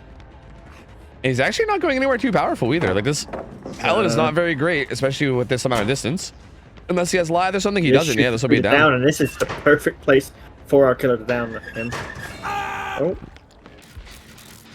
Gen that's only two people on gens with Ruin, so he's carrying him to the gen that's being worked too. I'm pretty sure. I'm pretty sure just revealed Ruin though, which is a little bit of a interesting one. So now they know where Ruin is, so they can go and play for that. But I think our killer's in such a good spot here that they can maybe try to defend it because this 3-gen around here is kind of gross. Yeah, it really is. Oh, somebody's here. They went the other way. They went down. Ooh. Oh. Well, finds Not gonna lie, out. if I was the killer right now, that would have scared the soul out of me. Yeah, it's the same. Absolutely same. Ruin getting so much value though. Like that gen's been regressing this whole time. No one's even on a gen right now. Quentin just now hopped on one. So yeah, Ruin getting so much value this game already. Like already insane levels of value from this. Also, yeah, basement. If basement does spawn twice, I don't know if that bug is still there. If it does, the rule is that you're only allowed to use one. I'm pretty sure. I'm pretty sure that that. You first find, right? Yeah. I think it's just like if you use one of the basements at any point, you're not allowed to use the other one. I'm pretty sure is how it works. Get a tunnel between them. Yeah. Seriously, honestly, that's actually how they probably should work. I think that would make basement better. Honestly, I'd be all about it. Build the old underground tunnel. I'm getting chased basement. Gonna go to the other basement. So I'll meet you on the stairs and you can take a hit on the way out. All right, like they're gonna pop one gen here, but that's really it for this, which is really nice. You guys struggle, one gen done. So what's really big about Ruin now though is like even if this person dies on hook, it doesn't disappear like it used to, you know? Yup, exactly. The survivors got off that gen. Ruin will regress that a bit now too. That's Meg. She's extra scared because you know, like she knows that she's been stalked at this point. True, yeah. But I think Meg is at least aware that she has been very, very stalked. And Prion's actually heading back towards this hook. I think he just wants to secure this at this point. Yeah, I mean, this will be huge because then he can just kind of go do it. Just go off and find somebody else, you know, because defend the gens, that kind of stuff. I mean, Killer's not really in a rough spot. Like, if he dies. They're sending the boys. They're sending the boys. How do you feel about this? Like taking 2 sloppy hits for the sunhook? Do you think this is worth? No, I think one person could have just came in and traded. Yeah, this is this is an interesting play. I mean, obviously you can't trade with like Unbreakable or Deli because they both don't exist they both don't exist in this set. But this is a very interesting choice because that's a lot of free damage, especially with sloppy. Right? That's also a down too. Yeah, Ace played that way too greedy. What's also rough, Ace did play it very greedy, but you kind of have to with this palette because if you drop that, you can kind of just get bloodlusted at it. But I think that would waste more time, so I'm not too sure, you know? Yeah. I know that. Yeah, and he can also just go on the short side, so it is a little risky. But yeah, Prion getting the better from there and gets that kill really quickly. Still 3 gens up. Ruin also still up.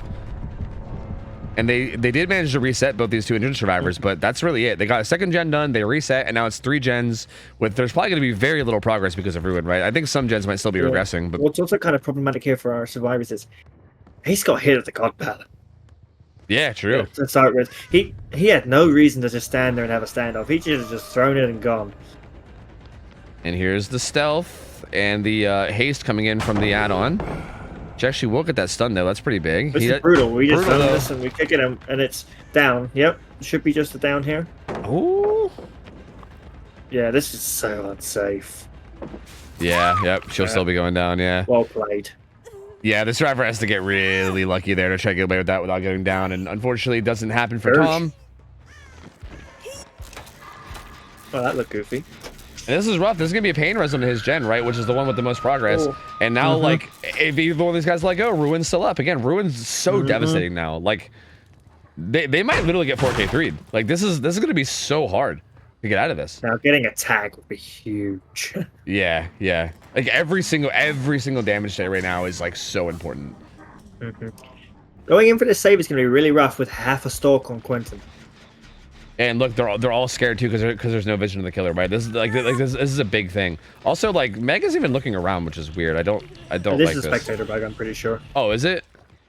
Okay. Because I've yelled at people for it before, like in scrims. I'm like, why aren't you using your camera, bro? And he's like, I'm using it. I'm like, oh, okay. You know, I've actually seen that so many times, and I've done the same thing. I've like flamed people and been like, dude, this person just like give up. Why are they not looking around and like sharing information? But yeah, if it's been a bug this whole time, then I feel bad. I think I owe some people some apologies. I'm pretty sure I do, but I'm just like, I'm pretty misinformation. Never mind. Yeah, I mean, yeah.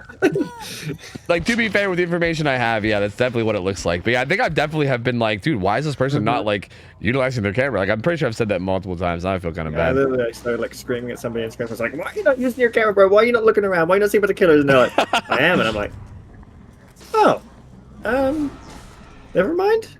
Oh, see, look, this is exactly what I was talking about. This is gonna be. Yeah. See now. I don't know about the mark. I don't know about that.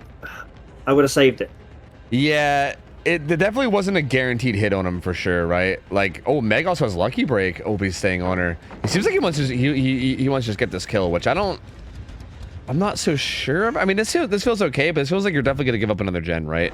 Like, I think you maybe get this kill on Meg and then you secure a 4K2. No, lost her. Yeah, I actually didn't even. Yeah, kind of lost track of her still too. We wasted the mark and lost the tunnel out. Oh, she's right. Okay, cool. We found our tunnel out again, but man, I wouldn't have. I know the mark has value, but it doesn't have the value, I think, because the hit can't come in. Yeah, like that is some value. But I mean, Adam was still able to take a hit hypothetically, and also like he doesn't have to be afraid while he's marked too, because Meg is being chased, right? He knows Meg's being chased. He knows he's not actually like in any danger. So yeah, he's free to just sit on this gen and basically progress it. This is going to be 4K1 or 4K2, depending on how these survivors play it. But if our killer plays extremely smart, it's just 4K2, which is really good for our killer. Yeah. Insane result. Yeah, this still feels extremely good. Yeah, I think the way he played that hook stage, that like second hook stage on Meg, or sorry, the first one, I really felt think what hurt these guys is haste on the God Filler, giving a hit on a God Filler, which could have been used for so much later on, and then taking chase into the gens. Yeah. Also, I feel like from what I've seen on this map, usually you can correct me if I'm wrong here, because maybe this isn't accurate, but I'm pretty sure that like the stronger sides of this map are usually like bottom side and like left side, right? Because that's where that's where like God pallet spawn. Yep, that's where like the God pallet spawns. It's also where the big rooms are, which are typically stronger than most of the things that spawn in the little rooms.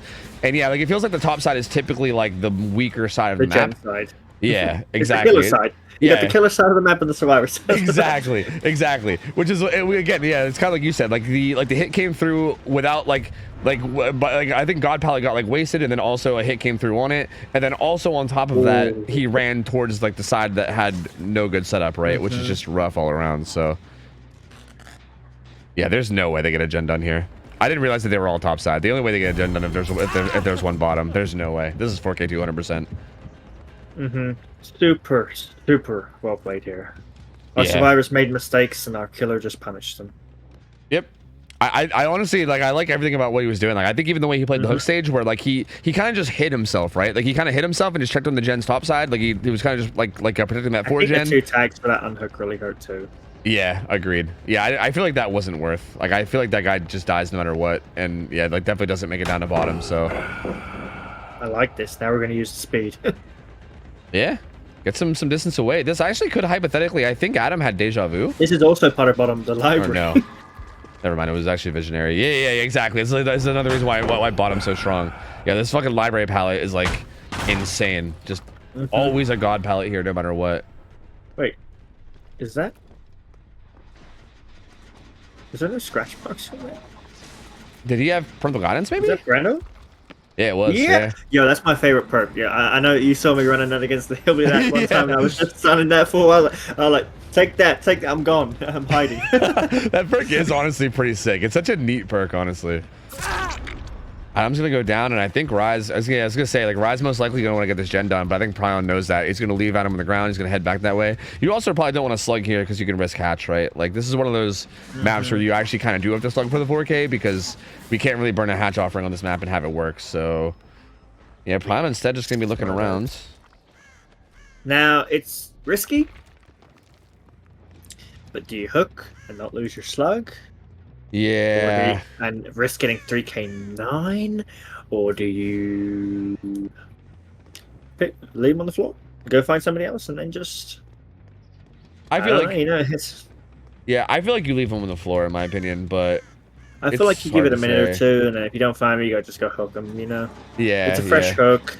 They're not gonna get another gen done. Yeah, because I feel like even if you get 9 stages, but like with only 3 gens done, that's still really good. Your win con is still just finishing 4 gens, right? So like, yeah, I think regardless you can be happy with it. But yeah, I think ideally, I mean, he has a good bit of time. He's got like 3 minutes still plus to bleed out, so you do have a good bit of time still.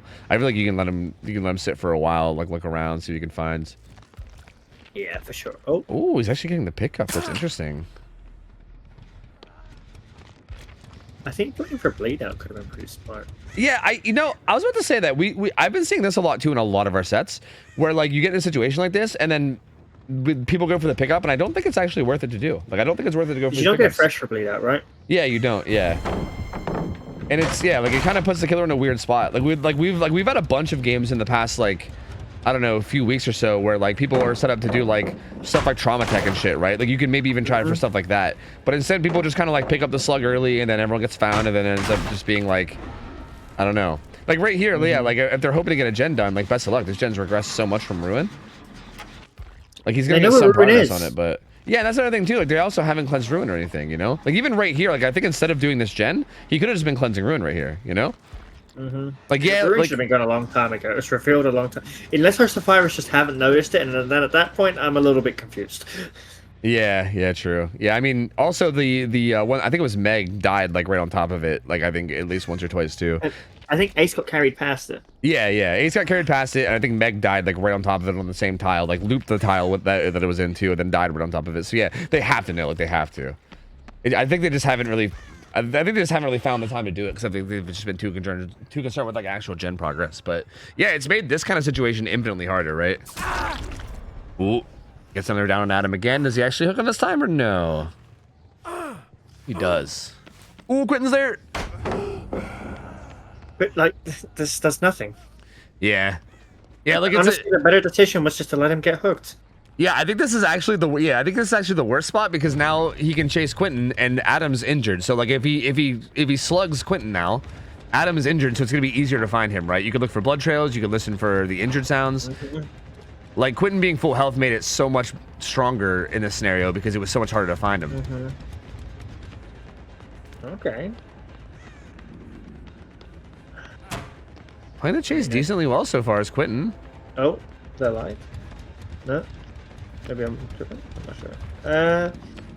I think the riskiest part about all this is now they're both injured. Now, if anyone gets slugged, it's yeah, gen's being worked, but it's still got a little bit of a ways to go. That's gonna be a down as well. And yeah, again, yeah, like if this didn't happen, like the little spin that Quinn did there, he made this pallet and wasted enough time, and I think this could have gone to 4K1 to be completely honest with you. Yeah, because Adam's down here working this, and it's pretty far out, right? Like he would have, I think at that point probably would have had to have left Chase basically to stop this. No, well, that's GG. yeah, I mean, 4K2, incredibly well played here by Prion. Yeah, he did a really good job. Yeah, like survivors, unfortunately, just like again, I think that first chase with the ace was just like a big downstep, and again, Prion just kind of like never put his foot off the gas. Right, this is like very similar to the last set. This is something that we saw last set a bunch of times, where like our first down would come in really early, and I think Prion here just kind of showcased a better example of how to take advantage of it. Right, like he really punished it hard, forced the survivor to struggle, ended up getting a kill with like a lot of gens up, and then just kind of kept the pressure on and never really let off the gas at all. And yeah, I mean, they were never able to get anything more than just 3 gens done. And he's actually going to get all the stages too. So there you go. 12 stages, all 4 dead, 2 gens up. That means the win con for DC on first down survivors now is just 4 gens done. That's it. Just getting 4 gens done. So seems like a pretty decent win con to get. This is random. But have you ever thought about implementing something like where you're in a situation like this where the killer can just go, they can't grab anything, just DC just to move your own faster?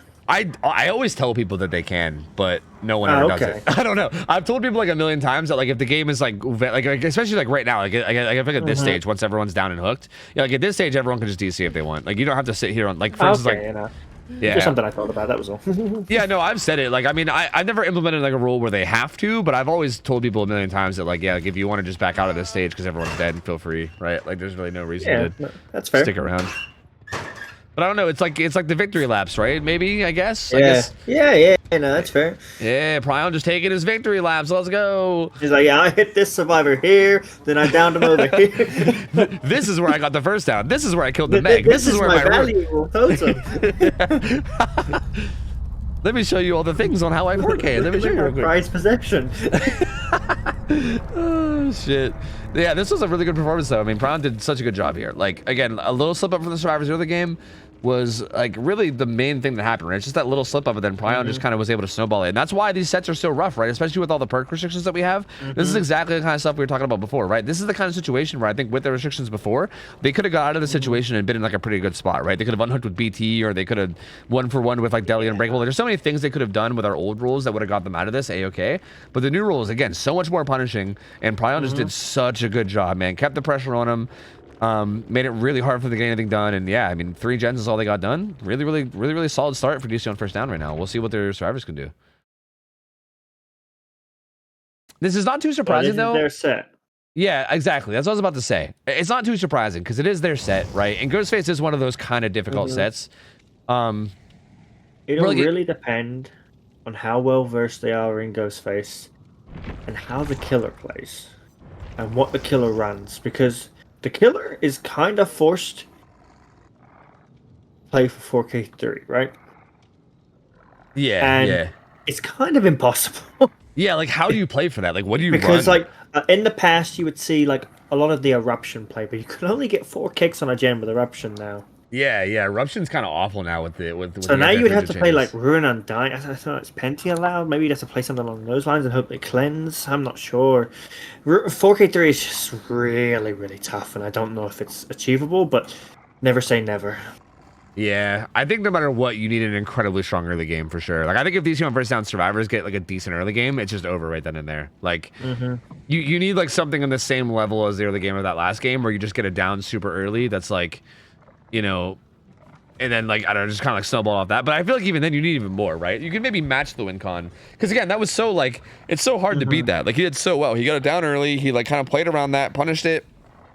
Like just kind of held that 4-gen on that top side, and then never really allowed any room for it to get done at all. Like, how do you do better? Like, you got to do better than that to win, right? Like tying, I think even just tying here would be a massive achievement. Like even tying is going to be incredibly hard. So yeah, I don't know. I mean, we'll see. I think you probably just play for the tie. I feel like if you're killer here,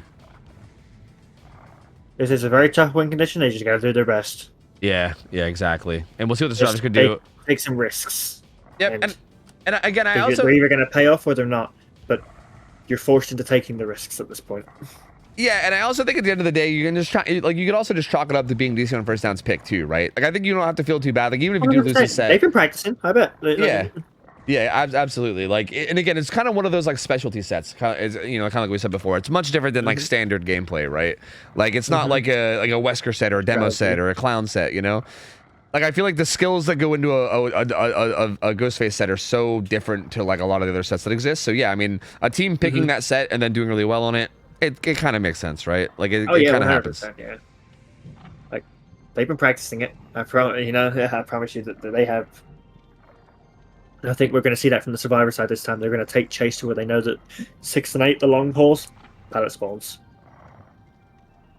They're going to know that because they've been practicing, you know. They're going to know that the bottom side of the map is their point. And they're not going to do the greed in that we just saw, you know. Yeah, exactly. Yeah. Like, and again, that's really all it's going to take. Is I think if they just have like a decent, solid early chase game, can win them the game. Yeah. Like, it's pretty much as simple as that. Yep. Actually, it doesn't have to be early game. Just at any point in the game, really. Yeah. Just any point in the game. Like if there's a tough chase. Yeah. So. I wonder if our killer this time is kind of forcing to run it corrupt tofu because of the high gen win condition. Yeah, true. Yeah, that was interesting too. Like that whole build happened without corrupt. Like that's so interesting too. Like that makes it so much more like, I don't know, surprising and just interesting in general. Like I don't know. Oh, so I'm saying they've got a sub. Oh yeah, I guess Happy Shy was gonna be playing instead. That's interesting. Okay.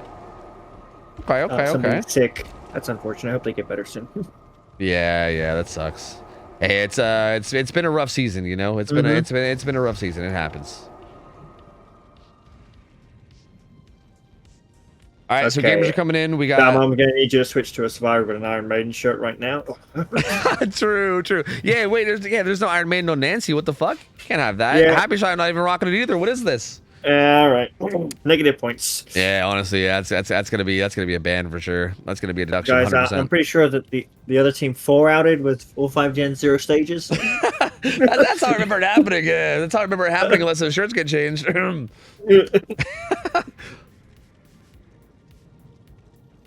Yeah, we'll see how this goes though. I know that I think this team is going to be pretty experienced in the set.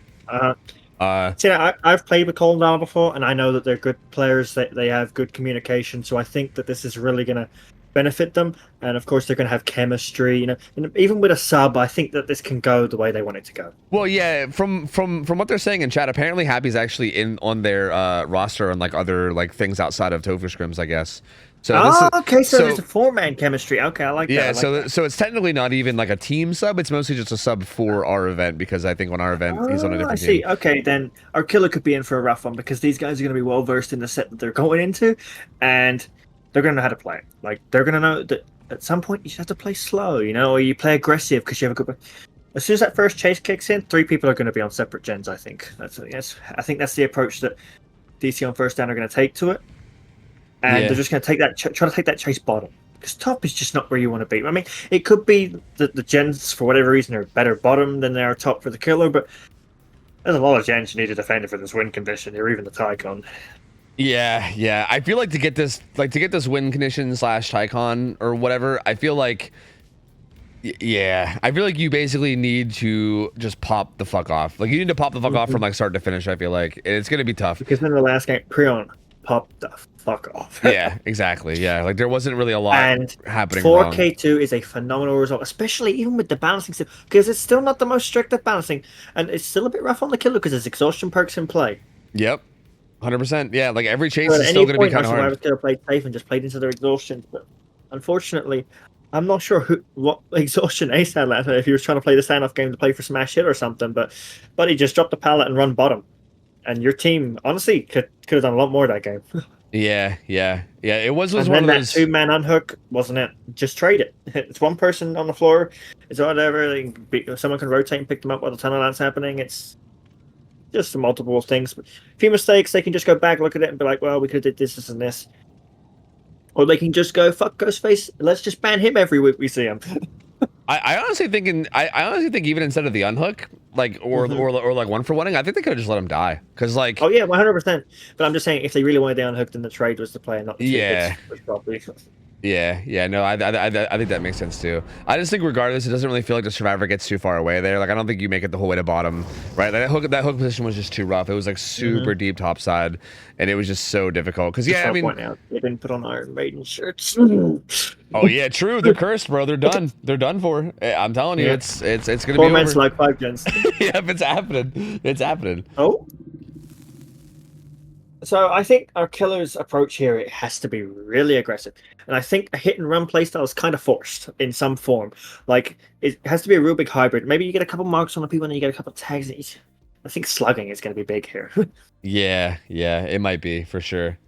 And again, I mean, at the end of the day, like, you just need to be popping off. Like, like the chases and everything needs to be going your way. 100 Ghostface. Yeah, I mean, his name was Shrouded Ghostface, so... I don't like this. Oh, the eruption. I don't like it because of the 4 kick on eruption. Like before, I used to love this build for Ghostface because it was, you know, you could get like value out of eruption. But now I feel like 4 eruptions isn't gonna do as much. But maybe we'll get proven wrong here. It's just I don't really think. I feel like there's better choices here. Yeah, eruption honestly got hit so hard from the anti-3 gen changes, man. Like it used to be such a good perk for like controlling like gens and they're controlling the map, right? And now it's just like, now it's like, hey, let's speed run our way to getting a gen completely blocked. It's basically all it is. It's super brutal, man. Super brutal. So yeah, I mean, yeah, I kind of agree. I don't know, but again, at the same time, I guess I don't hate it that much because specifically with this win con, I think the only way you win is if you pop off crazy hard anyway, to the point where like I don't think you're gonna be sitting there and holding a gen setup, right? I think it's just like if you see a jump in progress, you quickly kick it just to put eruption down. Like I don't think the plan is to get like eruption to proc on the same gen a bunch of times. I think it's just to pressure everything, right? Like you need to like really just pressure everything. So yeah, something very interesting we're gonna see here though. Chase is starting bottom. Yep. He did get that 99% stock one cooldown now, and now he's leaving. So wait, hold on a minute. There's only 3 gens over here. Hold on a minute. There might be something really nasty going on bottom right now with these gens. Yeah, we just have to wait for our killer to turn around and look in the other way. Yeah, I think there was a 4-gen bottom in some weird way. I think it might be more than that. Wait, really? Because there were still 3 gens up here. Yeah, no, it's just 4. Oh yeah, that's a 4. Oh no. Yeah. Yeah. It could kind of be like, 5. I think it could kind of be 5 because that one off to the right there is more bottom than it is top. Yeah, no, it's. well, no, because it's only 4 because there's 3 up here. Like there's only 7 gens, so if there's 3 up here, there has to only be 4 down there. Give him another one. 8 gens. There you go. Easy peasy. Yeah.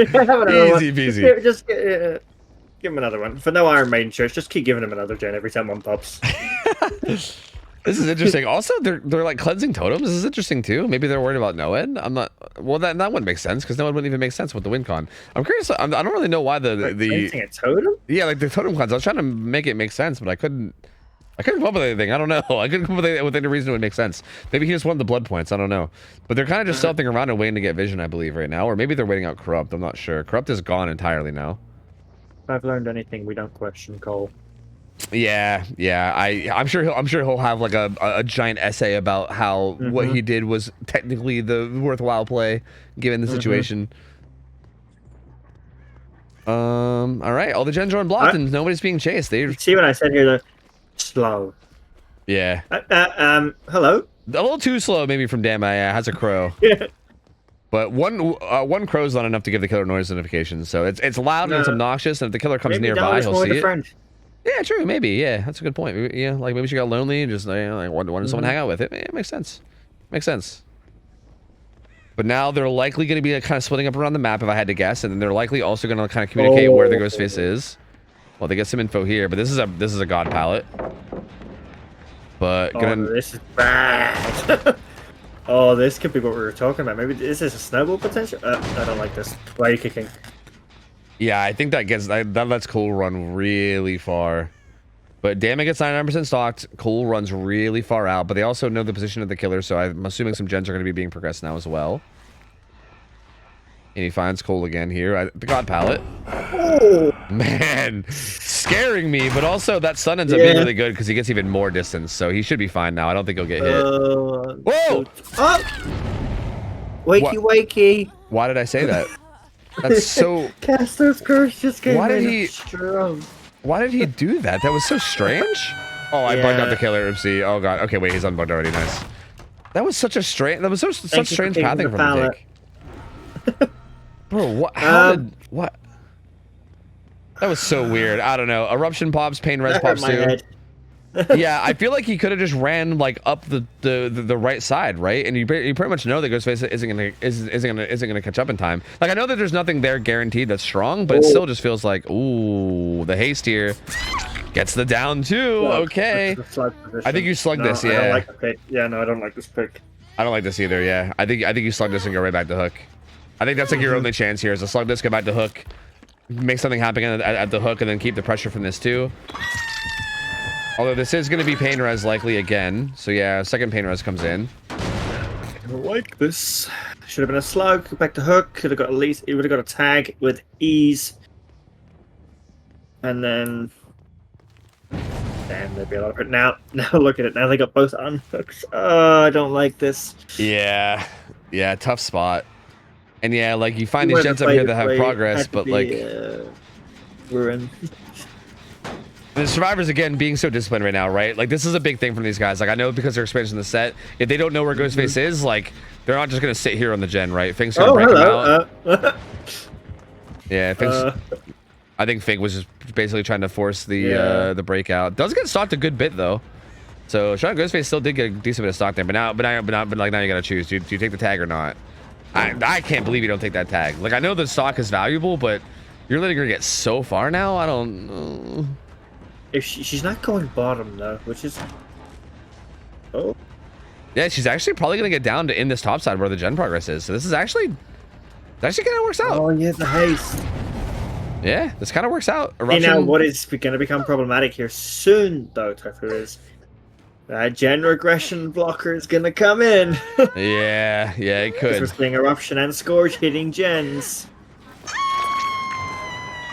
Yeah, we'll see. I mean, these gens topside are definitely getting regressed quite a bit. That painter has actually hit a different gen somewhere else, and now they're working. See, I think the big thing that I'm noticing right now is that they kept everything bottom side, right? Like Cole stayed bottom side. He even like stayed bottom side so heavily that he just died when he shouldn't have, right? Like that was the whole purpose of that, I believe. At least I think. So like they kept everything bottom side to progress these top side gens, but now this down coming in top side circumvents all that because now they're basically transferring all that gen progress they got means nothing because those gens are regressing and now they're all working on gens bottom side. So like it's almost like they're back at square one. This is actually really good for the killer. Like this honestly could still be a crazy result here. I don't like this. Oh, is he still not broken out? Oh my god, he just now gets broken out. That was Don't bizarre. hit the ace. Yeah, perfect. Needs a How many times have you ever fastball. seen people vault that one window there into the basement stairs? I do, like, I know. Oh, thanks. So many. I know. It's such a silly fucking vault. I can't believe he hit there. Like he waits another like 2 seconds and that's a down. That was very strange. That person never drops that pallet. You always just hold W through that. Oh, getting some stock here on Dama. That's gonna make the body block very, very difficult. Maybe impossible. Yep, goes ahead and takes a stock. But once again, I don't like that. Yeah, I mean, Dama's already been hooked too, so like that's gonna be a second stage no matter what. And then you also have somebody injured on the side. I wonder if I would have plugged that. Yeah, like slugging that also seems kind of worth it. Yeah. To be honest with you, like I don't see I don't why like not. what we're doing here now. You have to go find Dama. I feel like slugging that would have been so good because also Ace is like 99% stock too, right? So like Dama doesn't want to go for the pickup. Ace doesn't really want to go for the pickup. Hold on, no, don't stop to kick the gen. That's 99%. Ah! They do pop a gen top. Eruption brain here, as I call it.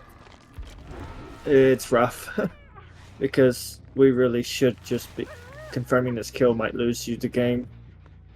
Yeah, we'll see. It seems like they want to confirm now. Ace Where's Dama right now? Ace gets fully stocked. Dama's way far away, other side of the map. Might make her way over for the unhook though. Cole is in the top side main, doing a gen.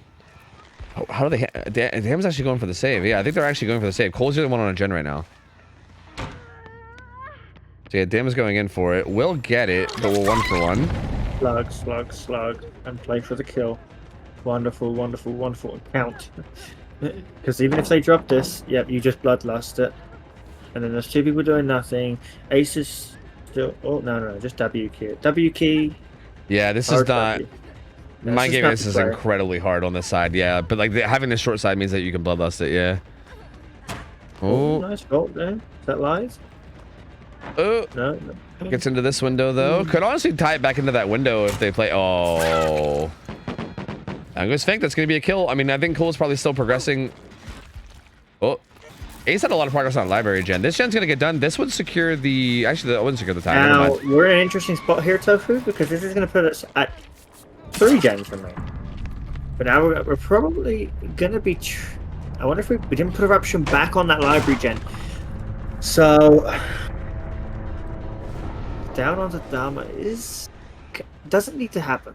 Like, we could leave and go find somebody else and put pressure down elsewhere. Oh, getting a little bit of stock, and then, okay. 99's Dama, even though she's injured, but that means healing will be a lot less valuable there. They do finish the main gen. Library gen's getting very close to being done too, but looks like he's coming to interrupt it. All right, Eruption can come down here too, so this is actually pretty big. Because if this gen pops, that secures the tie, right? Like, if that gen pops, that's 100% tie con. Oh, it's just going to work that gen across the map, right? Yeah, this gen way up here top side, like almost surely, right? No. Well, Huh. Oh. Interesting. Oh. No. The haste. Oh wait, the haste. Yeah, he actually pops the stock for the haste and gets the guaranteed down, and that's going to be Eruption back on that library gen, and they're going to double it. Wow, this is interesting that they're doubling this. They just really want to secure this tie con. They're like, man, this has gone poorly. Let's just get the tie. Is that really the call right now? Because that's interesting. Well, Oculus. I can't believe he didn't go straight back to library. He kind of checked these other gens instead. I think maybe our killer here was. I'm not sure. I mean, the most obvious play was for them to be on the library gen, so I don't know why you wouldn't just beeline it there. Maybe our killers just didn't expect it, but I feel like it's the one thing you should have expected. Yeah, it's a little odd. I feel like at this point they could honestly, I don't know about you, but I feel like at this point they could literally split the top side gen and then one of the bottom side gens and then just win, right? They can even just let her die on hook, I think, and just win. Because no matter who he goes to pressure, the other will have a lot of progress. And if they just play safe around it, it should be fine, I believe. But this also works too, I guess. Maybe, I don't know. He's gonna go down. I think he's the final pain res. But he is at least not death hook, so he'll be alive for a while. So this feels maybe okay for the survivors. So is this? I think that might be that far top gen. Right? No, that's what the hell was like.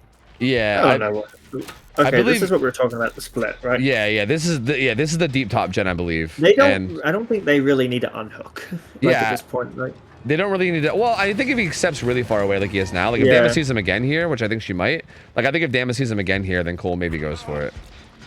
But yeah, I don't know. We'll see. I think only if you know he's very committed away. So yeah, now that he's spotted, I think you go for it now. Actually, still not. Sorry, down comes in on that pallet's incredibly unsafe, so I just kind of assumed the down was going to come in. This is big. Maybe we get a Tycon? Does he get to this in time? Nah. No, I don't think he makes it to that gen. Yeah, because Cole seems to think he can just get this done, and it seems like he might. Because, yeah, that's going to be the big deciding factor is if Ghostface makes it to this gen in time. He's leaving it. No, Cole. Just should have just sat on it, my friend. No. What? Cole? Hello? Please. No. Not my Cole. Interesting. This was a mistake. Because I feel like if you got caught for this unhook so long ago if you wanted to go for the unhook route. This was a big misplay. And we might be seeing tie condition because of it. Do you think he gets that? I don't know if he gets that gen though. I don't know. That was close. I don't think that was like a guaranteed he pops that. That felt like it would have been very close. On the back side of the gen facing away from the killer can't stalk him when he gets close to the generator. So I think it could still pop, but I'm not sure. You know, it's 50-50. But I think because it was like complete opposite corner of the map, there's a chance.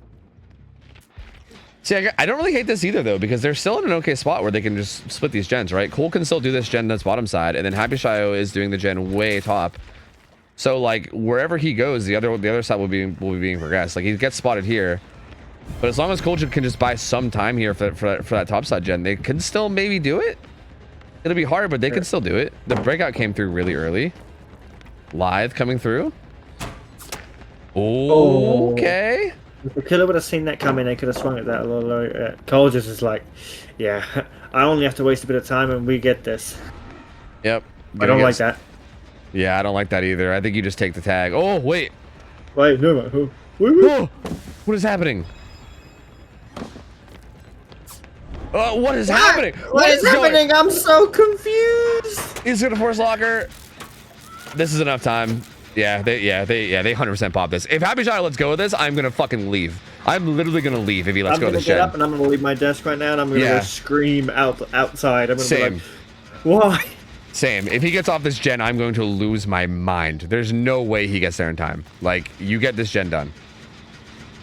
GG, well played though. Phenomenal performances by both sides. Wow. This was pretty close. Dude, the fact that again, like that first game from Prime was so good. Yeah, this killer managed to keep this very close. Like honestly, extremely well played from Shot of Ghostface. Honestly, like again, there was little things like you were mentioning a lot about like prioritizing gen kicks and stuff. There's obviously little things that you can critique, but like at the end of the day, like the fact that he even kept this close, considering that win con, very impressive, man. Very, very impressive. Like he played this so well. But these going first down, clutching up, getting the win con they need just barely. And man, that was a nail biter, dude. Holy, there was like so many times where I was like, oh god, they're losing. Oh god, they're gonna lose. It's over. It's over. I love defense. Crazy performance, man. Entertaining. These sets to have you on edge. See, it's so good, man. So good. My lord. I'm excited for the rest of this best of 3, dude. Yeah, this is gonna be it. It's gonna be good. What do we have next? I believe Wesker, Mastermind, right? Yeah, we're gonna be going into Wesker after this. So yeah, I mean, another really good set right after this as well. So yeah, that's sick. I'm assuming Wesker will be Cool Tower. I don't see us like taking him off that map anytime soon. So I believe it'll be Cool Tower, Wesker again. Slightly more restrictions than what we had before, but not a whole lot. Just little things like, not little things, sorry, big things like Deli and stuff not being involved. It's gonna make it a little bit easier for Weskers to pop off. But that being said, this is one of those sets where I still feel like you can go either way, right? It's probably my favorite game of the night. just because it's Ghostface Wesker, two incredibly entertaining sets. Yeah, exactly. Like two really good sets. I think the Wesker set in particular. I've said this a lot, but it's one of my favorite ones to watch. It's so good. It can be so like explosive. It can be so swingy. There's so many like there's so much room to outplay each other. Like I've seen Wesker sets get like 4K threes, and I've seen them get like 6 stages. You know what I mean? Like I feel like it can really swing so heavily on like either side. So it's I don't know. I love watching them. They're really exciting. Both sides have a ton of opportunity to outplay each other, and I think it always leads to a really good back and forth. But yeah, this first set, these two on first down, getting the job done. Probably not the way that they wanted to. I feel like going into the Striver set, they probably felt pretty good about their chances of just getting this win con with these, if I had to guess anyway. But yeah, I mean, again, a little bit sloppy, but the killer couldn't quite get it. They did manage to at least secure the win con they needed. Shot. Yeah, again, really, Mentality Monsters kept that really close. They have to feel good about that, I would assume, right? Yeah, because I feel like 100%, yeah.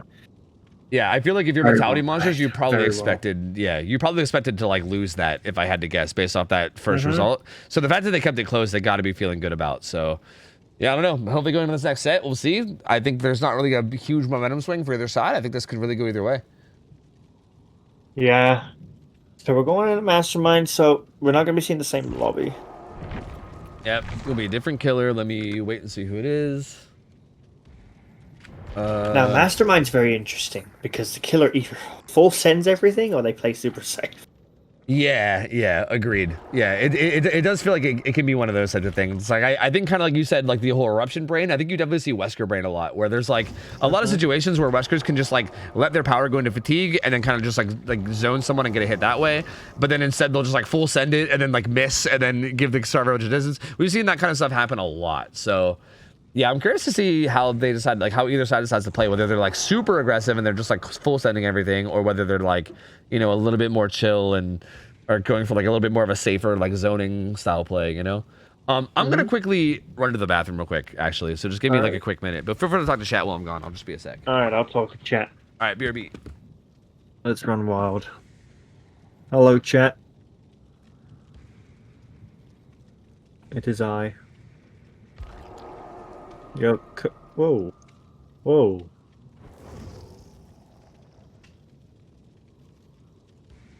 That's messed up, Jinxie. Why is Ghostface the best set? I think Ghostface is the best set because it keeps both teams on edge, and it's... I feel like it's super fun, like because you have to have perfect comms, and like it feels very rewarding to do well in on both sides.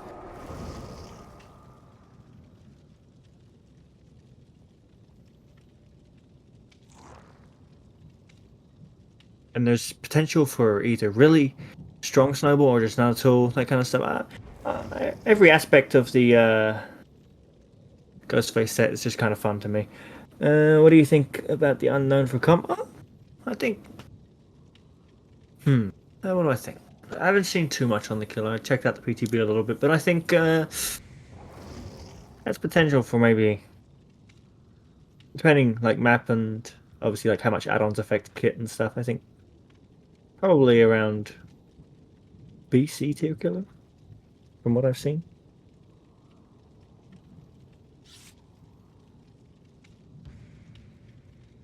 For comp, I think maybe depends where they balance him.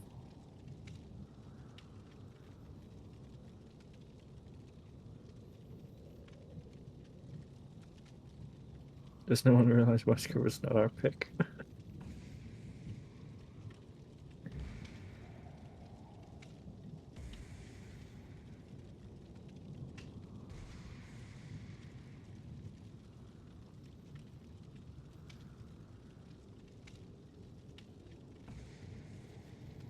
Oh, okay. What's nice, I would greatly appreciate if you took the time to educate the people on how important it is to be in bin. Very important. 101% win rate. Never lose. Always winning. You have to put cool tag in your name.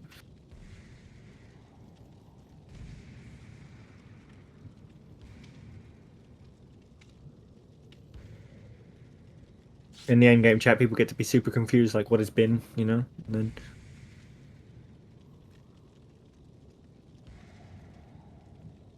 Being in bin is just a W.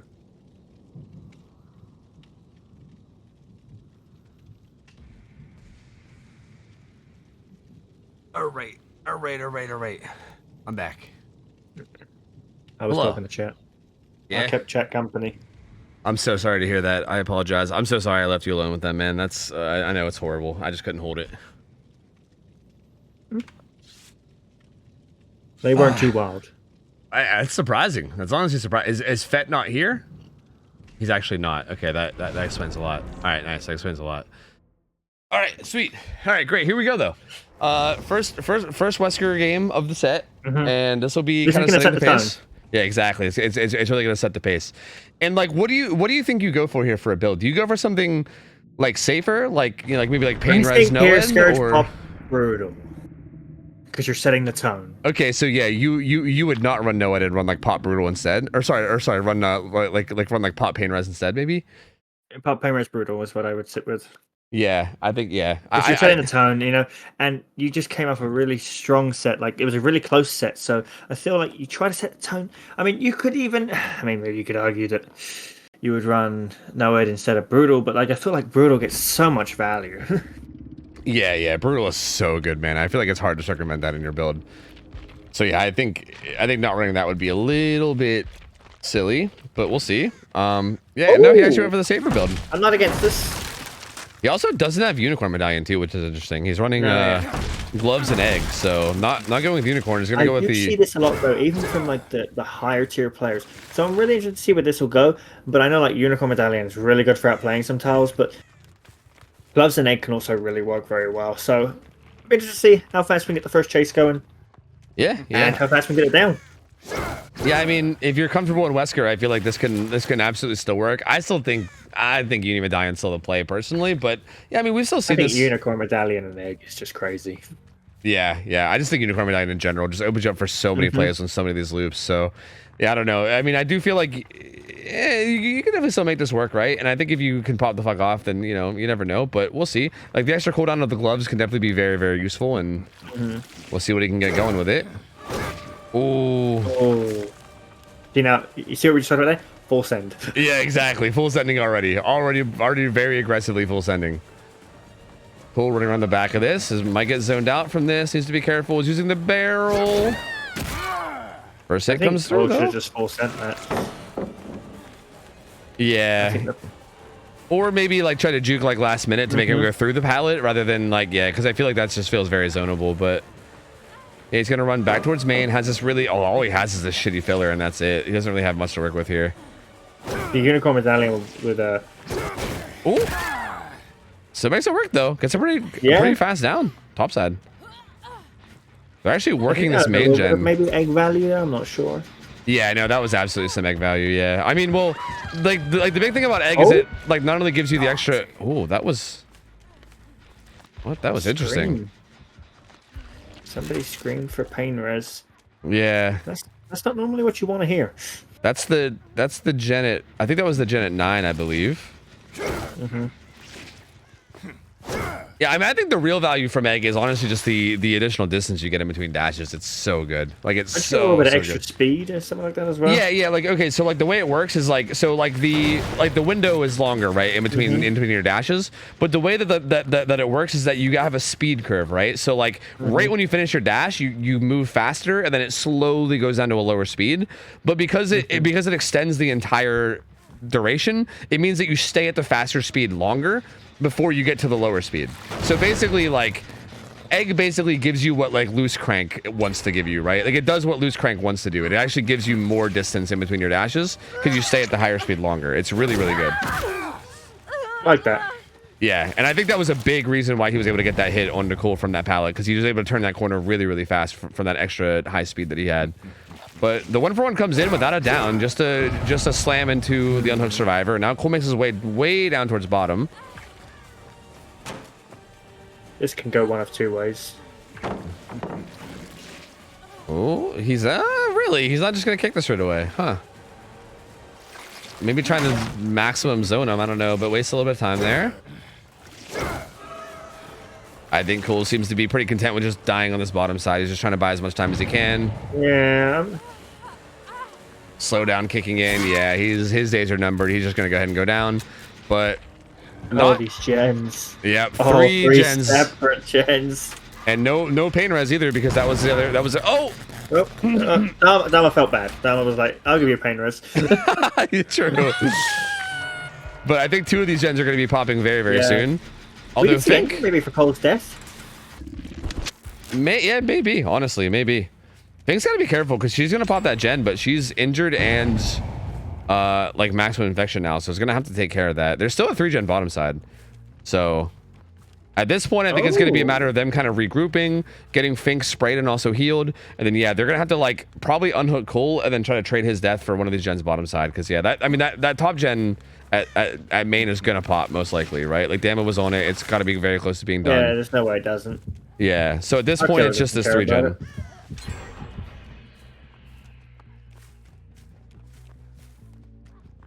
And there's Dama.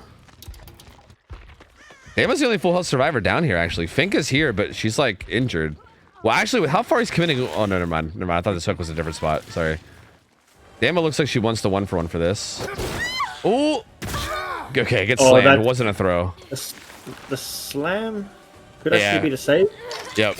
And I think you can tell that the Wesker player was kind of frustrated. He kind of, like, looked up for a second. I think he wanted it to be a throw, but it unfortunately wasn't. Throw would have secured death. Yeah. Yeah, a throw there would have been so clutch. That would have been that would have been a tag and then the kill on Cole all at once. That would have been insane. Ooh. Oh. Down does come in though. Oh. Pick. Oh, and then a re-down too. Oh. And that's going to be a pain res. It's going to interrupt all the little bit of progress that they have. And then Cole will also die immediately afterwards. Uh-oh. Well, assuming Cole actually dies here, which he is. Now this is looking kind of good. Still has a tag one to Fink. Like the donk's gonna come in, but they got the spray, they got the heal both the survivors up, and there's still this pretty good 3-gen on bottom side. Shack pallet's been used. They have like I think they have that path pallet still, that eye pallet, but beyond that, this bottom side does not look like, again, there's like a dead zone on the side. On the side of Shack, there's a hill here. There's not a whole lot to work with down here, right? Like this 3-gen is kind of rough, man. It's a little bit dead zoney.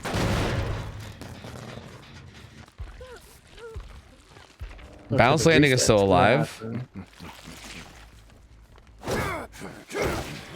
Ooh, tries to full send that. He just zoned this. Although this tile isn't really a god filler against Wesker. I think without Unicorn Medallion, it actually might be. Happy Shy will mess it up a bit. Like, well, I guess like almost like really almost no filler is, right? Like you can kind of like try to double dash at the vault and maybe have it work, especially if ping is good. But ooh, rebounds off the wall, but doesn't get it. Happy Shy does get away from that one, and he's got the bail from the chase and head back towards the gens now, I believe. Mm-hmm. Our killers still got pressure. Yeah, so there's a lot of pressure. This gen is still regressing, and damn it, actually wasn't able to interrupt the regression. XCM one, and now double dash is still up, so can follow this up. Damn, it's actually going to stay at this pallet filler. Oh. Okay, he's going to kick it and try to follow up. I think you should try to... Oh! No! I think he actually played it. I think he, like, decision-wise, I think he did well. He just missed that dash. Oh, this comes in. This is going to be huge, though, because it's going to be a down in the 3-gen. This is... like, this is one thing I always end up joking about, is egg players need to have more patience sometimes. Yeah, I mean, yeah. This still feels incredibly strong. As a matter of fact, I kind of wish he would have carried him a little bit further bottom side, if anything. Like, I think that hook position was actually not that great. But that being said, the hit comes in right there for free. I'm not really sure what's happening here with the route running from the survivors, and a clean double dash there too. Survivors are kind of throwing a little here. Yeah, there's been a lot. It feels like there's been a lot of hits that have come through that really don't feel like they should have come through. Like, I feel like a lot of the hits have seemed a little freer than they should have been. And yeah, I think gonna get put down again. That's gonna be another pain res. All the progress they got. That was just a really clean couple dashes. Wow, that was just good. That was disgusting. Holy. and Happy Shot gonna be in some trouble now, and now they're all in trouble. I mean, Dam is injured. To be honest with you, I feel like he shouldn't even really stick to this. I think he should just go back to top side, or sorry, bottom side. Like, I don't think he should even stay on this chase. They're both injured. They can't get the sun hook. Probably working something. No, she's actually top. Okay. Yeah, but I think with them both being injured and you having the hook like in the 3-gen, you could just kind of like sit back and then see what happens, right? If they heal, then you know that they're resetting, and then you can kind of just start looking towards top side. Like, this is such a strong position. Like, there's almost no way They're going to make a big this. play here, though, where they're going to probably 99 each other and then fully heal, just so the killer can't immediately assume that they're just both resetting. Oh, Finko struggle. No, they're going to full heal each other before. Yeah, he knows they're resetting, so he's just looking around now. Oh, I think he heard it. Yep, sees Dama.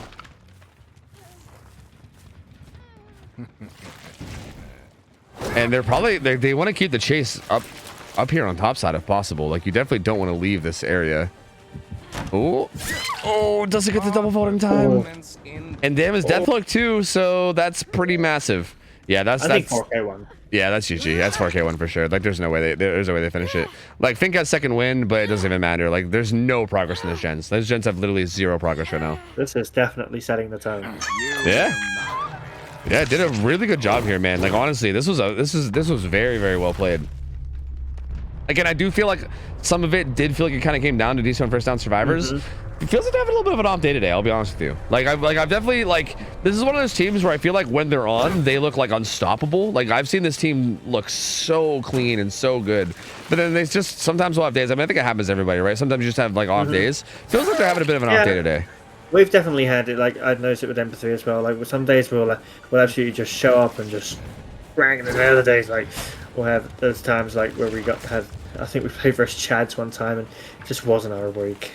Yeah, it absolutely happens. I think it's kind of natural. Like, everybody plays perfectly every game. Exactly. Yeah. Like, everyone's gonna be inconsistent. Even the best players in the world will have off games. I mean, I think the higher the skill, obviously, like, wow, that was close. Like, obviously, like, an off game for Zaka is still gonna look like an insane game because of how good he is, right? But, like, I'm sure he even has games where he plays better or worse than, like, you know, normally. Like, everyone's gonna have their games where they play like not so great or a little better than usual. This is actually surprisingly close, but I don't think he makes it there, or I don't think he gets this done. He's gonna be able to make it there in time.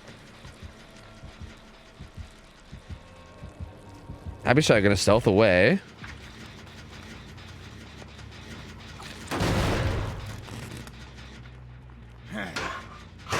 Look, okay, I just want to throw this out there because, you know, it's also your teammate, so I just want to throw this out there. Loris in chat saying, Jinxie is always perfect. Speak for yourself. I seem to recall when I was grinding ladder, a certain Jinxie might have hit me up for a Billy 1v1 where he got stuck on a rock and then got killed in 20 seconds. Hey, I'm just gonna say I throw it out there, you know? I'm just gonna throw it out there, all right? I seem to recall that, okay? All right? All right? I'm just saying, you know? Don't get me wrong, Jinxie's a beast. He's an extremely good player, but, you know, I'm just gonna throw out there was that one time. I'm just gonna say, there's that one time. Jinxie and Finesse are the best and can't have a bad day.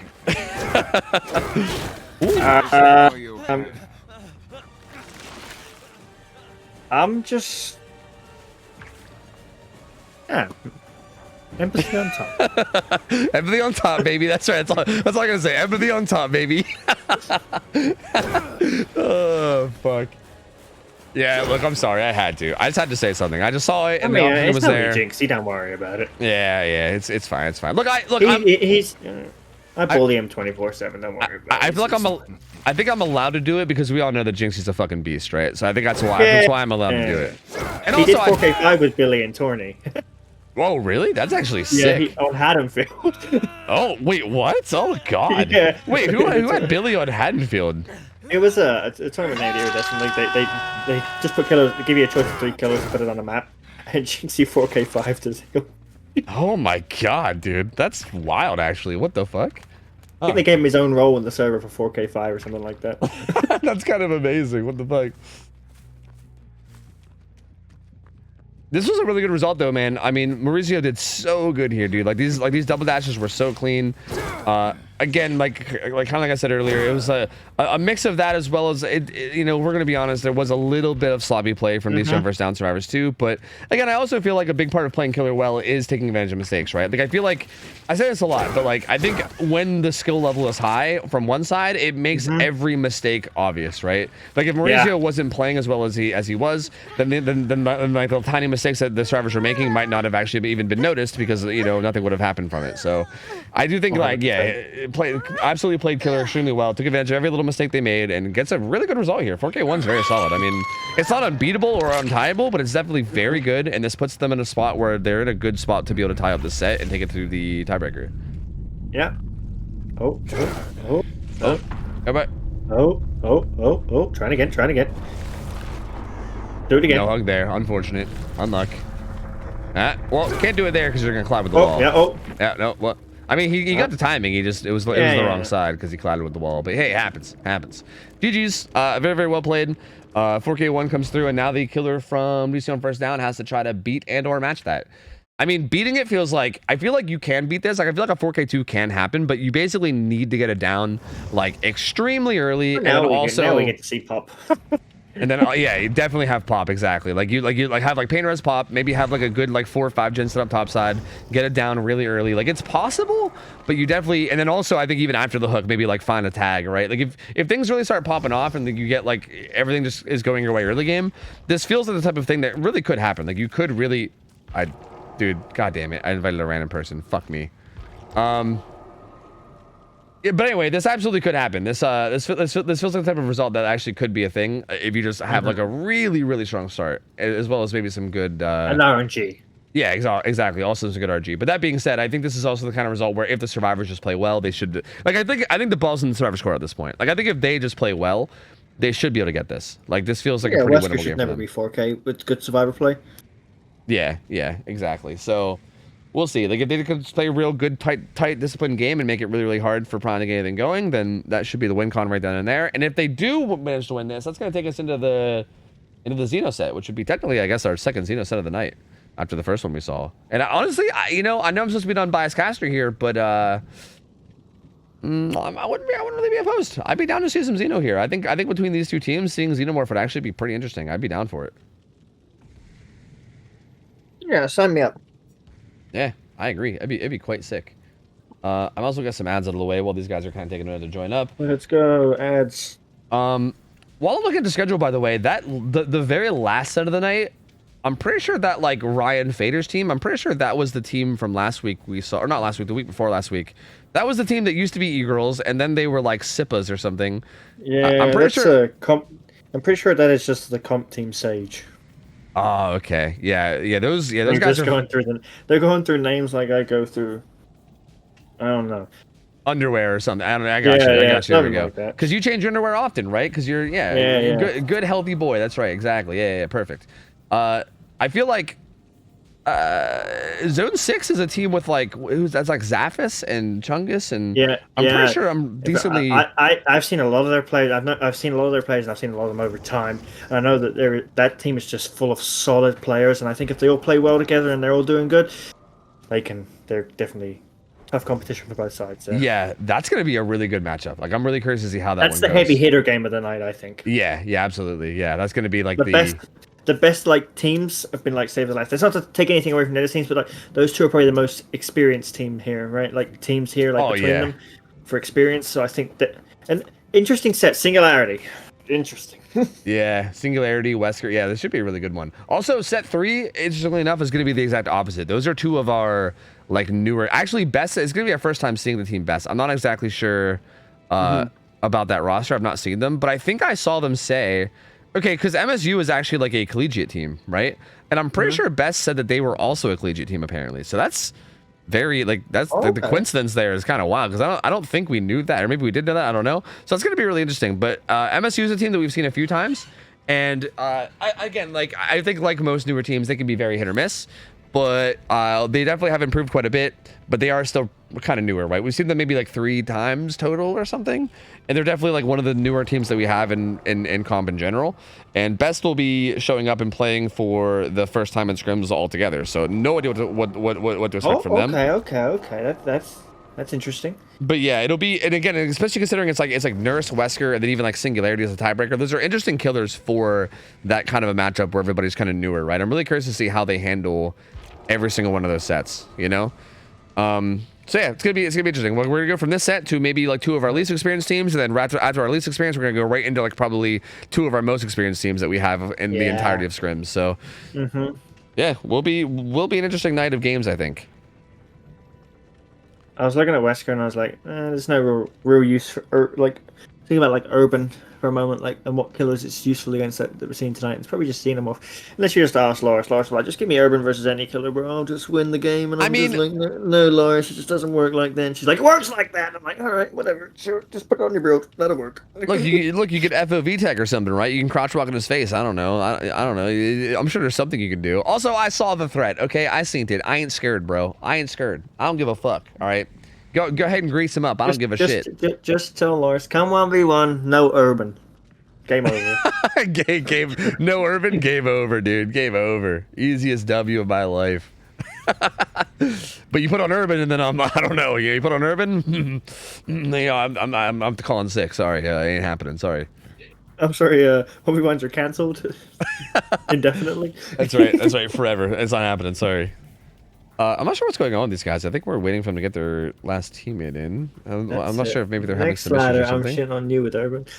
Yeah, Loris was trying to get me to challenge you to play ladder one night, and I was like, Loris, I really just can't bother you. I'm just sat here watching him play ladder. I don't want to. You know. And I'm like, I don't know how to do it. And Loris is like, well, I found a tutorial on how to do it. And I'm like, fuck. I feel like I'm slowly converting a bunch of people into ladder players, but I'm kind of all for it. It's been mad fun, dude. It's been so fun. Like it's big. It's been big, like for you getting into it, obviously. Yeah, and it's been like really, like, dude, like some of the people in there are so fucking. Oh my god, are you kidding me? Oh, the server or the lobby died, but it's been so fun. Like some of the people in there are so good, dude. They're so good, and it's just been quite the experience, right? It's been a very good learning experience, and it's like just in terms of like growth, like I feel like I'm like so much better now than I am like even just like 2 weeks ago after playing so much ladder. It's been like crazy how much it helps. So I don't know. No. I've been enjoying it quite a bit. Loris, I just don't want to end up in another Tofu YouTube video. Oh wait, another? Wait, did this happen before? I played against you in pubs in the past, like when you were doing like this Nemesis build, and it was the funniest thing in the world because like you didn't notice it until end game, but like you hit me at the door and you go, "Oh, that guy's wearing my shirt." Oh, I don't even remember, dude. I've done so many dumb fucking videos, but it was the one with the exposed add-on, and I think the one where you kill the zombies and you get undetectable, and it was on Leary's with Nemesis or something like that. It was great. Oh, okay. Yeah. And yeah, I got punched in the face by an undetectable Nemesis a few times.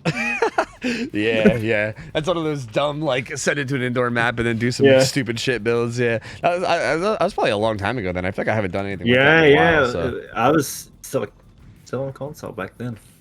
Damn, little and it was funny because somebody died and they went, "It's OhTofu." I went, "Huh?" He said, "Who the fuck is that?" No, I've been a fan of you for a long time. I can't say that. Hey, I mean, hey, if you're wearing my shirt, then I believe it. I believe it. I used to wear it 24/7, like, because I used to play Dwight all the time. I just used to run around in your shirt all the time. Dude, I love it's so memey. I fucking love it. Like the dumb bullseye and shit. It's so fucking stupid. I'm so glad that they actually let me have that shirt. It's so funny. Yeah, I'm glad you like it, man. I appreciate it.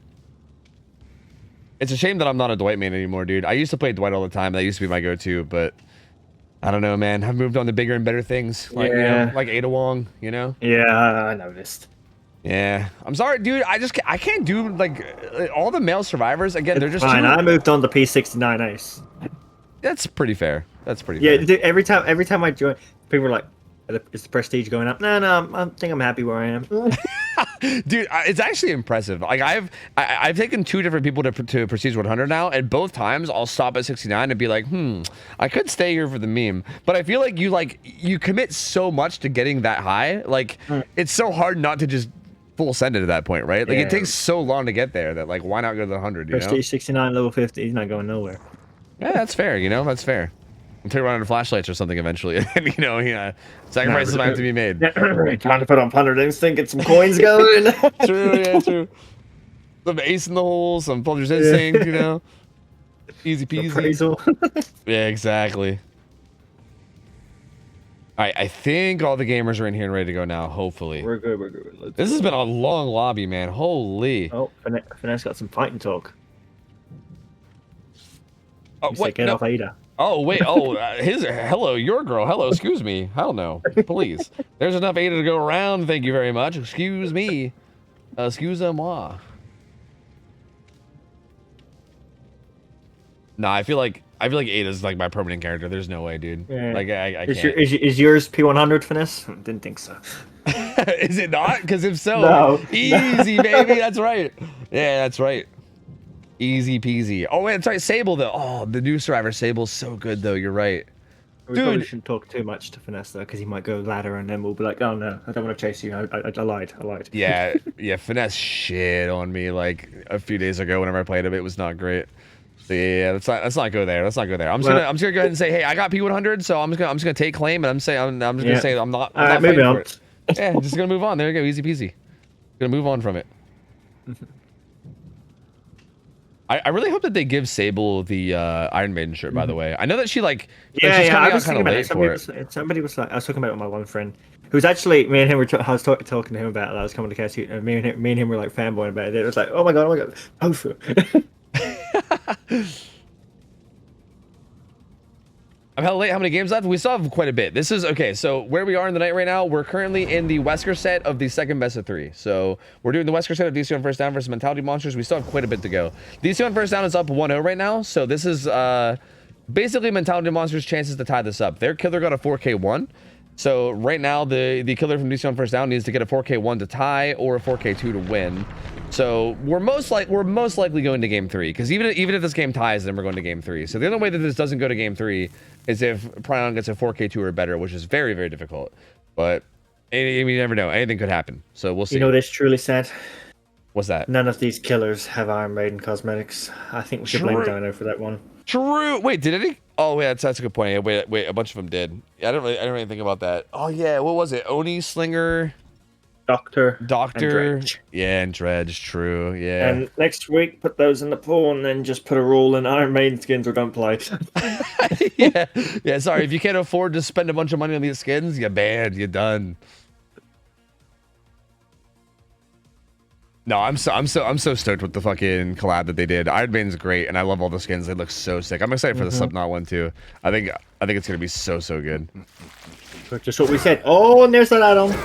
Yep, there's unicorn eggs. So yeah, probably more. This is more like standard, I think, in terms of add-ons of what I expect. Right? This is like, I think more what I would expect to see, and not like I think the last one was a little bit more like unorthodox, even though he made it work. A lot more competent watching. We do see a bit of video conference to watch a lot more now. That's interesting, because I remember when Wesker first came out, I thought that add-on was going to be like the go-to always. Like I thought that's what everyone would just run all the time, because obviously like it makes like the tunnel out so much better or whatever. But yeah, it's interesting if it's being ran more now. Ace, as live, he's going to be able to make really good use out of this main building. Pyon's going to go ahead and kick it. I'm assuming he's probably going to bail and head to the gen setup now. Ooh. Oh, hello. Okay. Head-on firecracker coming through. But that means that 2 survivors were topside this whole time. I'm not sure if the firecracker was worse, because it could have been a lot more value later on when you're in chase and you just try to pull him out of power. Yeah. It almost felt like I honestly he could have even just not head-on, right? Like I think he could have even just stayed hidden. I think it was one of those like, you know, let the fucking thoughts win. You know, like oh. Okay, good hit on the pallet throw. He gets the pallet throw and gets hit on the other side of it. That always feels terrible when it happens, but pretty good opening hit. Yeah. Ace at this filler is pretty safe. He'll most likely have to kick this as well. And yeah, Ace is trying to buy time to get some gens done here. And yeah, if he can buy a little bit more, he should be in a pretty good spot. Oh. It seems like he might be maybe lost track of him for a sec. Oh no. Huh. The spray happens though, so he decides to go back for him. A little bit indecisiveness here from Pryon. I feel like he's not really sure exactly what to do, but this is actually taking quite a while, right? You can almost just count this as the chase continuing this whole time, right? Like Ace has basically just been in chase for a very, very long time now. They're most likely going to be able to finish one, if not 2 gens. They might be split 3 gens, so they might get... I would have pulled power there just because it was very obvious that Ace had to like vault and run away from that because there was no way he wins the 50-50. So you just kind of you pull power there, and because you have unicorn down, you go past and you just get the down because of A as well. Yeah. They pop 1 gen. Pain Res comes through. He has pop as well. So Pain Res hits Meg's gen. Pop will hit this gen that Quentin was working on. So decent bit of regression coming in at least. But not a bad honestly, not a bad spot for the survivors at all. Like the first hook comes in, they finish 1 gen, 2 more gens have a good bit of progress. At this point, they really need to get these top side gens done though, because there is a 4 gen up here, right? And yeah, like they need to like this gen being prioritized so heavily by this Quentin definitely makes sense. This gen needs to get done. And Pryon, I think maybe understanding his situation doesn't want to commit to this hook because I think this is probably accurate. I think if you commit to this hook now, you definitely lose this gen and then you lose your 4 gen. I think the only way that you win this is if you actually hold this 4 gen and just pop off in every chase. Good hit there. I think our survivor there should have vaulted and taken the hit and gone. This I hate staying topside like this. I don't like this at all. Zoning, good patience, and yeah, this is looking really good. He can hook him kind of like, yeah, just right dead center in the middle here, or even deeper. Or whatever, you know, like, it's... Damn, this might be a tie set. I think with the... Oh, wait, no, this is a 4 gen. Yeah, there is a 4 gen top, kind of a 5 gen if you count that one, but that one's pretty far out. But yeah, it's gonna be. I mean, there's still a lot of opportunity here, right? Like no one's really that close to death. This is only the 2nd hook. Like if they can, like right now, if they got that unhook and then got everybody out of topside, then they're still looking like they're pretty good, right? Like it's gonna just boil down to them being really disciplined about not taking downs on this top side and making sure that they can actually make it down to bottom. Like I think Quentin taking that chase deeper top was very weird. Like that was very, very strange. I'm not really sure why he did it. I agree. Yeah, it confused me. Ooh. Pryon does get the redown though very quickly. The pallet save doesn't come through. He can put this up on the hill. They're probably going to be working 1, most likely. Yeah, they're on 1 at the moment, but it's not really progressed that much.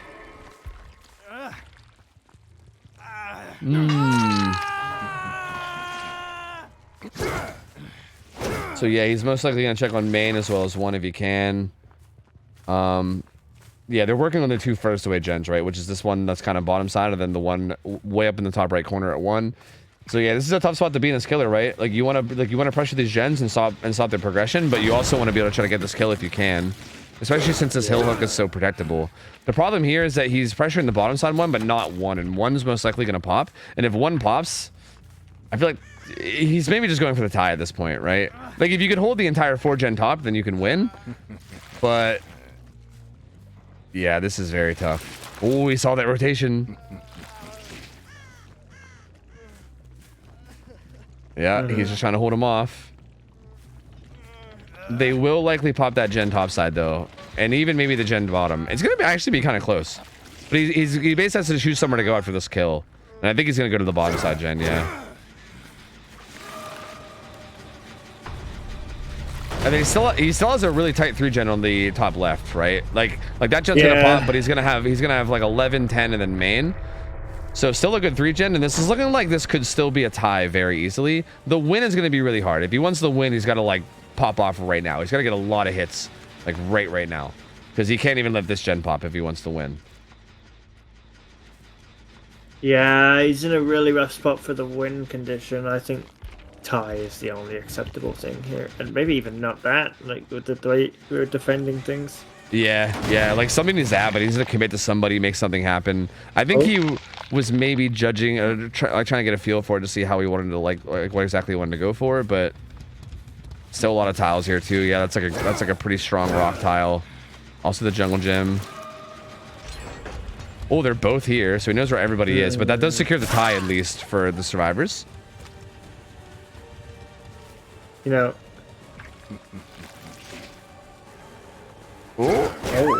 Oh, doesn't. Not gonna. Never mind. This is gonna do damage, I guess. That was a weird hit. I didn't think it was gonna do damage, but I guess it did. That was interesting. I almost thought she was gonna get slanted dice. Yeah, it was very odd. I don't know. I thought she might just get thrown. It's really hard to say, but This is going to be a fresh hook on the Meg, possibly a pain res, and the pain res would be pretty big to interrupt this progress that's in right now, right? There's at least a little bit of progress in this gen. So this getting reduced would be quite good, and there it is. So yeah, this gen though did exhibit like the first warning for the gen regression. I'm not sure how it works all the time, but I'm pretty sure you get like a warning, right? Yeah, I think it's been hit like maybe around like 3 to 4 times or something like that. Like it's probably about halfway there. Yeah, so that could honestly. When we dry kicked it earlier, it went off. So I think it's like, is it 3 or 4 kicks before it goes off the first time? Yeah, something like that. I'm not 100%. Yeah, but I think it's like it's either like halfway or like a little above halfway now. I think towards being fully blocked. So yeah, that could play a role, especially if they keep hard pressuring that gen. You never know, because he is gonna have to keep progressing it. This chase going really well for this Adam so far, doing a good job of buying time, not taking a tag. I jinxed him like I do, so never mind. He gets tagged. I take it all back. Still did a pretty good job of stalling it.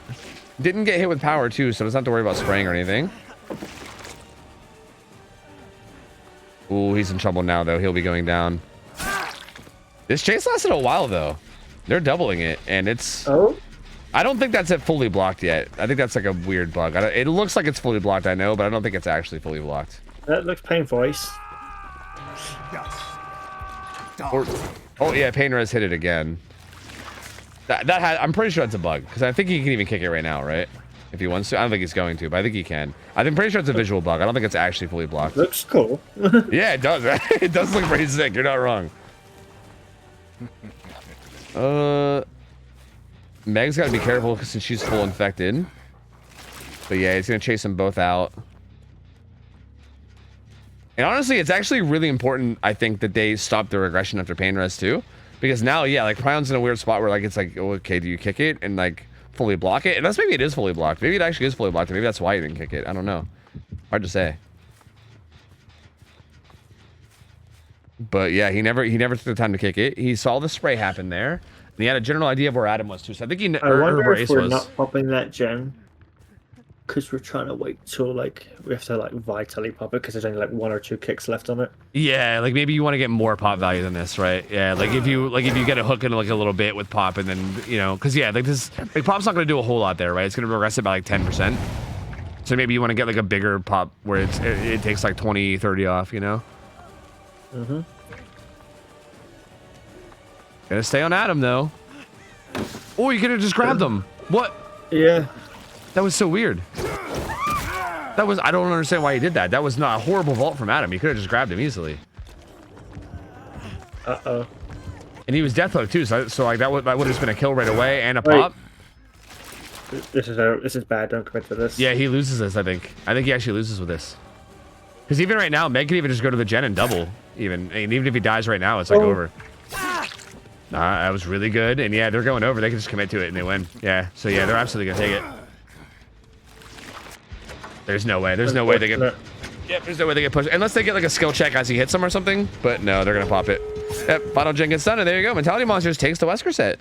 Very, very well played. Very impressive. Mm-hmm. I feel like these chases were like just enough, man. They're route running everything. Like they were able to buy just enough time so that the hits and downs weren't coming in right away. And yeah, they just barely get the job done, but they do get it done, and they manage to finish off 5 gens. Ace will actually probably even be able to get out as well. Oh, managed to get the pickup too. They might be they might be able to get like maybe up to 3 stages out here.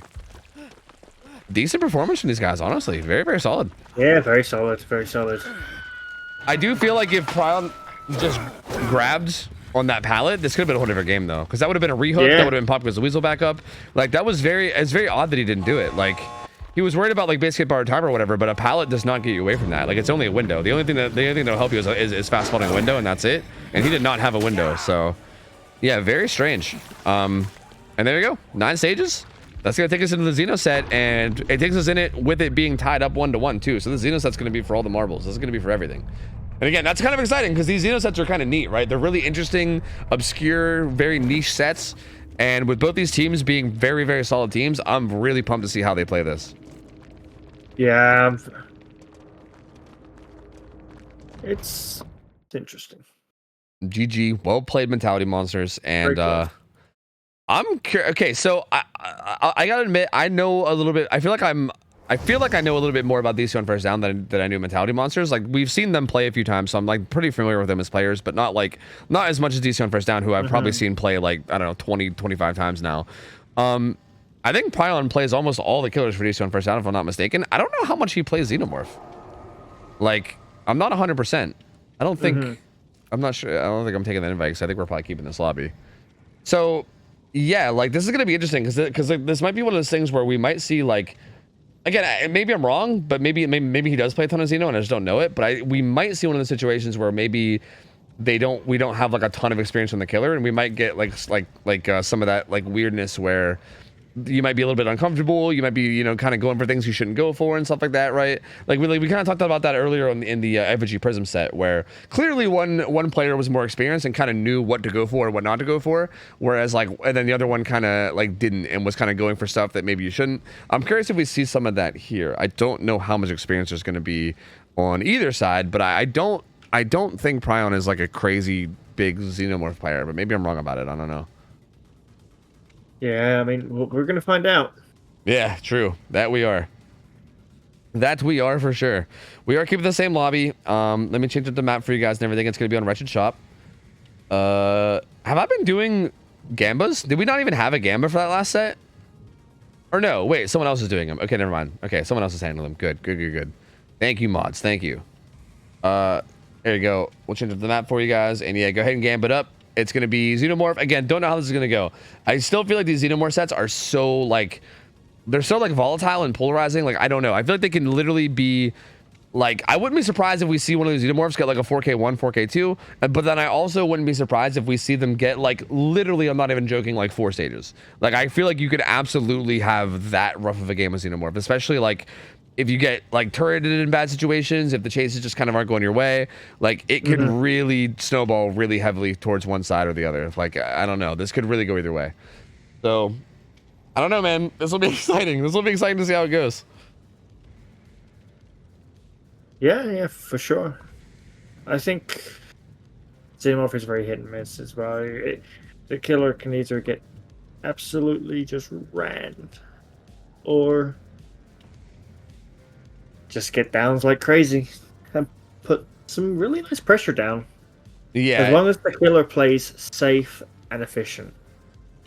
Yeah. I think that's a big thing about Xeno, is I think that if you can play, like if you just go for like safe, easy hits, right? Like if you just kind of go for like safe guaranteed ones, like again, like kind of like I was saying earlier, like when they're locked in animation and everything, it feels like Xenomorph's chase is disgustingly good. Like if you just let them stay with their tail attack up, it almost feels like every single pallet you throw is like going to be dangerous, because if they turn the corner with like a tail attack as you vault or whatever, like you're just dead. Like it's so hard to avoid. But I also like, it also does take some experience on Xenomorph to be able to actually like do all that correctly, right? But assuming you're like experienced and know like how to do it, and you're like decent with like the tail attack and everything, it does kind of feel like you can just not kick, like you can almost not kick like most pallets. Like there's only like a handful of pallets that you need to kick. Like obviously you got to kick like Shack Powder or something, right? And like maybe some like Jungle Gyms and Maze Tiles. But there's so many pallets that like you could just leave up and just do circles around them, wait for them to vault, and then just tail attack them as they vault. Like there's so many just like guaranteed hits like that if you're willing to play safe and just kind of wait for the guaranteed hit, you can get a guaranteed hit, which is so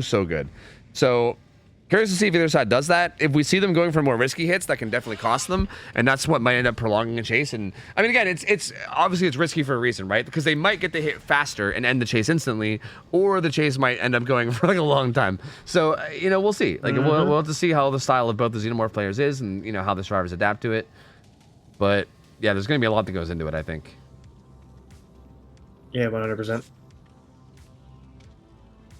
All right, I think they're just getting their builds ready to go. Also, bear with everybody too. Like, bear with the teams while they like kind of get their builds set up too. We do have the new balancing, so just another reminder. I know I'm going to sound like a broken record today, but this is our first day of having the new balancing. Our balancing before was like very simple, and we kind of recently put it into like tiered balancing, where like the balancing is different per killer. And we have like different tiers of killers. Like for instance, Xenomorph is a tier 2 killer, so what's allowed against this killer is much different than what's allowed versus like a killer like, I don't know, Trapper or something. So yeah, the survivors and like the killer honestly might both be taking some time in these sets to make sure that they're running perks that they're allowed to, and that all the builds are good. So yeah, bear with them if the lobbies are taking a little bit longer than normal. That's just kind of the nature of how the games are going to go today.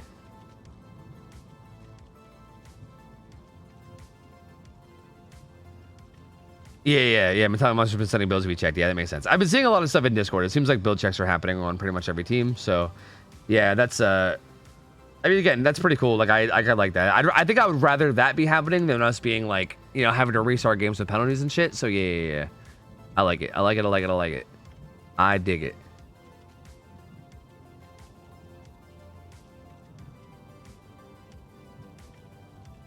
I like the new balancing. Same.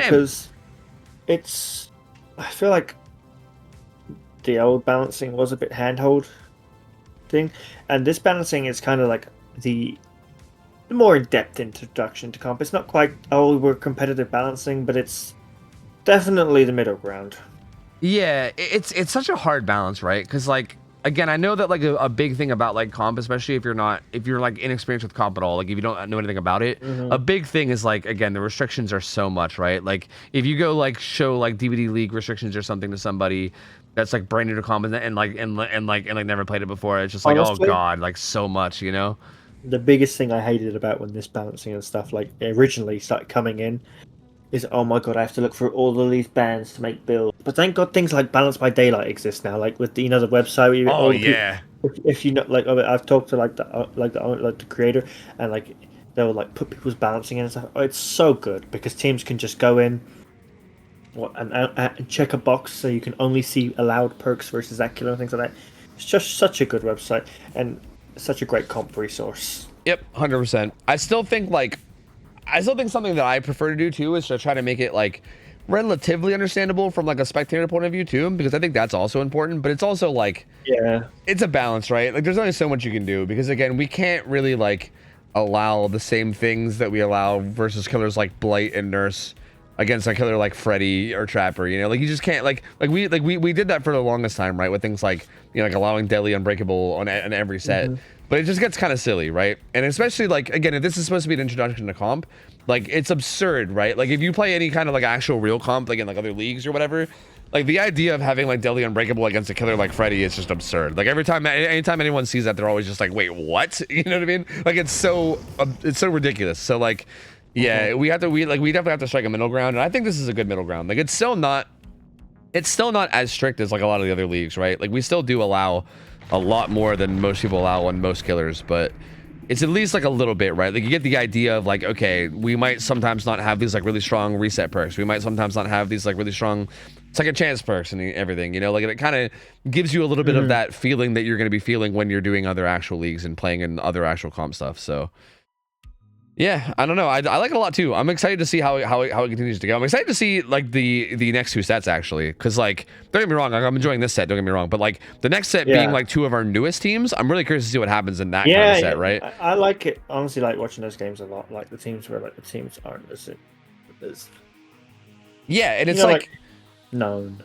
Yeah, and it makes me curious to see what's going to happen, right? Like, are the survivors just going to struggle super hard without like all the perks that they have, or maybe like it won't really matter that much anyway, but since everyone's going to be struggling regardless? Like, I don't know. I'm really curious, but I mean, we'll get to that later. Like, we're going to be into that set next, so we'll wait for that. All right, we got double helmets, so that's mangled on hit as well as fire resistance, and we have. Seems like a pretty interesting build. Standard. Yeah, pop pain res no is the build, which is interesting. So. Yeah, no bamboos or anything like we saw earlier. This feels pretty much what I'd expect, I guess. Like nothing too crazy. Saw some footprints, but then couldn't quite figure out where they went. I actually don't know where they went either. I wonder if it was like the head-on gamer that got in the locker. I don't know. Oh, I think it was this guy with his urban. Yeah, you love to see that. Yeah, when you're crouch walking, you don't show footprints. So yeah, even if Prion goes underneath him, he won't get spotted. That must be Loris just crouching around, just like, don't find me, guys, don't find me. Yep, finds a turret though and breaks it. Yeah, I think Loris would be having a field day in this set, to be honest with you. Yeah, Loris just be urbaning everywhere. Ooh. See, like that's exactly what I kind of was talking about with the whole like when you're locked in animation, but again, it is like the timing of it can be a little bit awkward. So. Ooh, that one doesn't land either. Again, this is what I mean about the awkwardness of his tail, man. Like when there's when there's a wall behind you, sometimes it'll like hit the wall before you hit the person. It's really stupid. It's really weird. And this is where like I think if you're not too much Xenomorph, but I've definitely noticed it in the games that I have played. Yeah, it's honestly a really, like, the tail attack is so clunky. It's very, very clunky. And there's definitely going to be a big, like, a big skill gap between people that I think play this killer a lot and understand how to work around the clunkiness and people that don't, you know? Like, that was a good clean hit there. Yeah. But that gives him distance around main.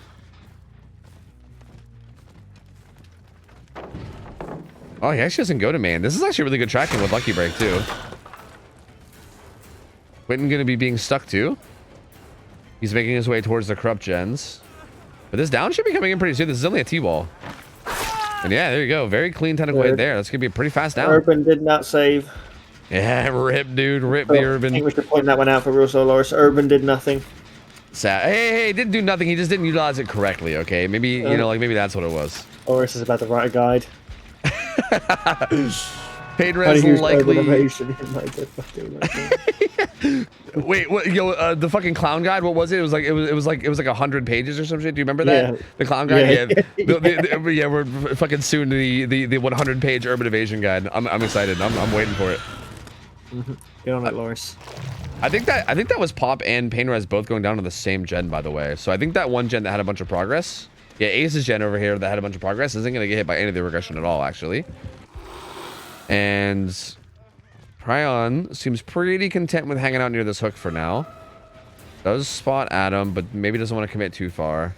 Yeah, wants to get something out of this hook. Doesn't want to let this unhook happen for free, which I like.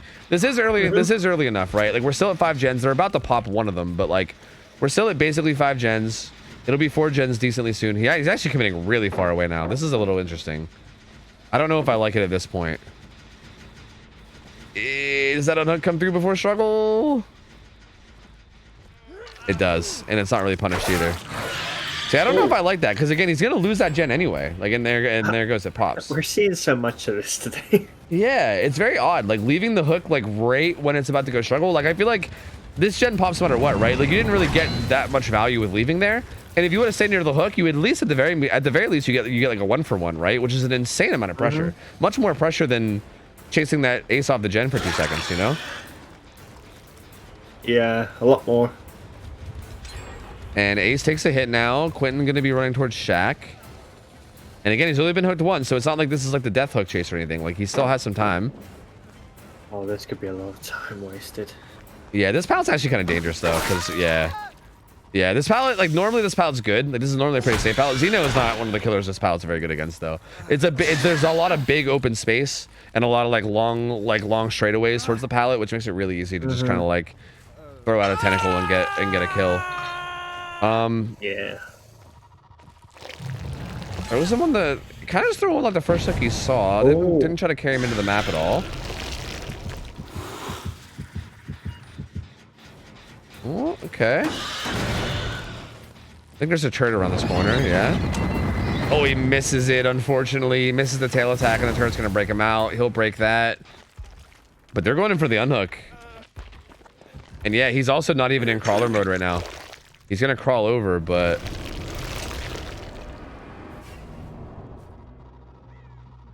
God, you get that back so fast in the tunnel. yeah, you really do. I'm just gonna try to take it. Can't even take a hit. Oh, the needle thread. Okay, that's actually very timely. That was very fast. There's still 2 gens left, and they don't have that much pressure. That was huge. That was massive there. Wow. Wow. I think what should happen there is they should help W around and then should have blocked on the way back in. Yeah, exactly. I agree. Like, I think him taking the angle to try to go up the stairs of the truck was a mistake. Yeah. Like, I think you could have held W like towards the front of the truck, and that makes it impossible for him to try to like thread the needle at all. Like, all you can do is just hold W after him. So yeah, the pathing there, again, like I think it did force Pryon to have to make a really good play, but it did allow that really good play to be possible. And yeah, he takes advantage, makes the play, and now he's in a pretty good spot. So this is interesting. This could still go either way, right? Like, I think it's gonna boil down to how these chases go. If you can find some chases and end them quickly with this like pop pain res setup, this could get really hard. Turret setup not really in the best spot. Just gets broken right away outside of the tunnel. Dry kick comes through.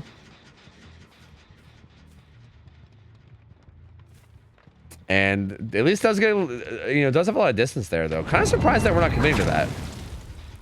Like, what exactly are we waiting to commit to, right? Like, this bus is Like that tile was not that great. It was like a bunch of like long lanes. That's a pretty good place to be with Xenomorph, right? Like that's not a bad tile to chase with Xenomorph. This feels much worse, but this tile is extremely good.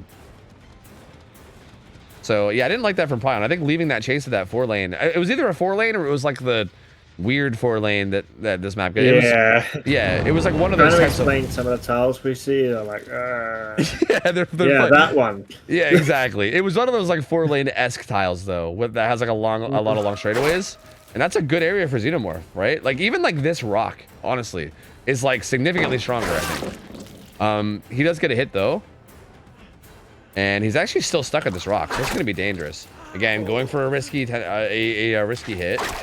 Another risky one going forward. This is one of those things where if you keep doing this kind of stuff, yeah, like this is the much better way to play it. Just get the guaranteed hit. Oh! Still gets a hit though, but they pop a gen, and that's a lot of time. And like, look at this progress too, right? Hopefully a pain res, right? Man, yeah, it needs to be a pain res. If it's not a pain res, this might get done even. Like this might literally get done, the gen. So I don't know. Okay, yeah, there's the pain res at least.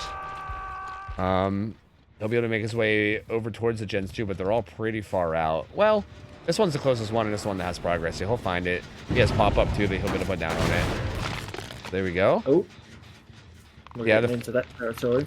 Yep, first signs of the anti-regression coming in. But yeah, this is the tile we left earlier. This tile is like not very good, right? Even if you vault here, like look at that. Like you see that? Like this tile is terrible. Like again, he saw I don't chase. think dropping that was the play early. Like I think you could have probably tried to play it into a hit. Yeah, because you can't play this. You can't play that at all, right? Yeah, like even that. Like I feel like maybe he'll just like let go shift there on accident, maybe try to shift tech or something. I don't know, but probably possible. I've done it a million times. Yeah, but regardless, yeah, like that tile just so dangerous against Xenomorph. He's gonna get another down and a rehook pretty quickly, and this could also be another pain res. And the more this happens, and the more this endgame gets sought out, much better result this is gonna be. Actually, it hits a different gen. Oh, okay. That's not good for our killer. I feel like it's actually not bad because I think the biggest threat here might have been the anti. I mean, it's big information, but I don't think it's great for the killer because it tells them that they've already started to work on other stuff. Oh, look at that! Yeah, but I I think good awareness to use the power there. I think it's I still think it's actually kind of a good thing because with his perks, he can hypothetically, as long as he's getting downs fast enough, he can hypothetically just keep progressing his gens as long as he doesn't get stopped by the anti 3 gen, right? So the fact that they moved on to a different gen means that the anti 3 gen, like he got like I think four of them or something on that first gen, but now they're starting a different one, so it still has like 7 regression events to go or some shit, which is a lot. Oh yeah, I see where you're coming from. Except unless this chase goes this way, though. Yeah, he's got to leave now. They're actually gonna pop it. Yeah, that Adam did a really good job there. They really needed that. That chase was great. He's balanced. He got distance. He got away. Bought enough time for them to double that gens. That was huge. Again, I think if Pion does get that down quickly though, and gets a rehook, goes back there with pop, this game stays alive for who knows how long. Yeah, this is fresh hook with no ed. And yeah, that'll be a down. Good finds. This will like hypothetically if Meg dies here and then the rest get out, this will be 8 stages for fresh. Stages, yeah. Which honestly doesn't feel like they're not even doing gates at the moment though. He's taking her basement. They're still not on gate. Okay, now they're getting on gates. But yeah, she's going basement. She will be dying for sure. There's no way they're saving in basement here. No way.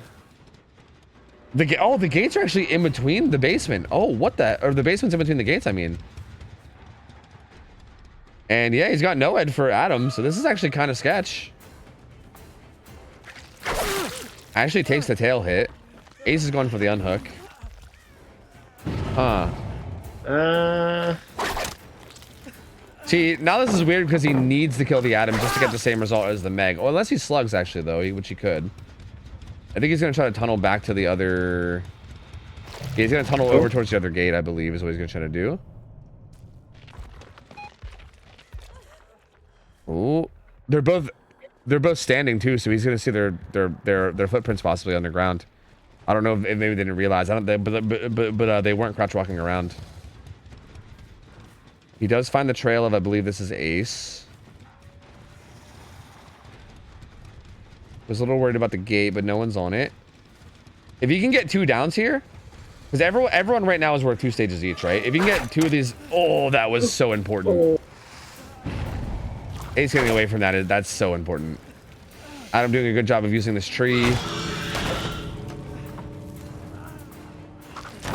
Ace kind of ran a direction that was still pretty far away though, so he might do the same thing where he tries to slug out again and cut him off. Yeah, he's actually gonna try. I mean, Adam is down nowhere near hatch, so I think it's just like a pretty safe thing to go for.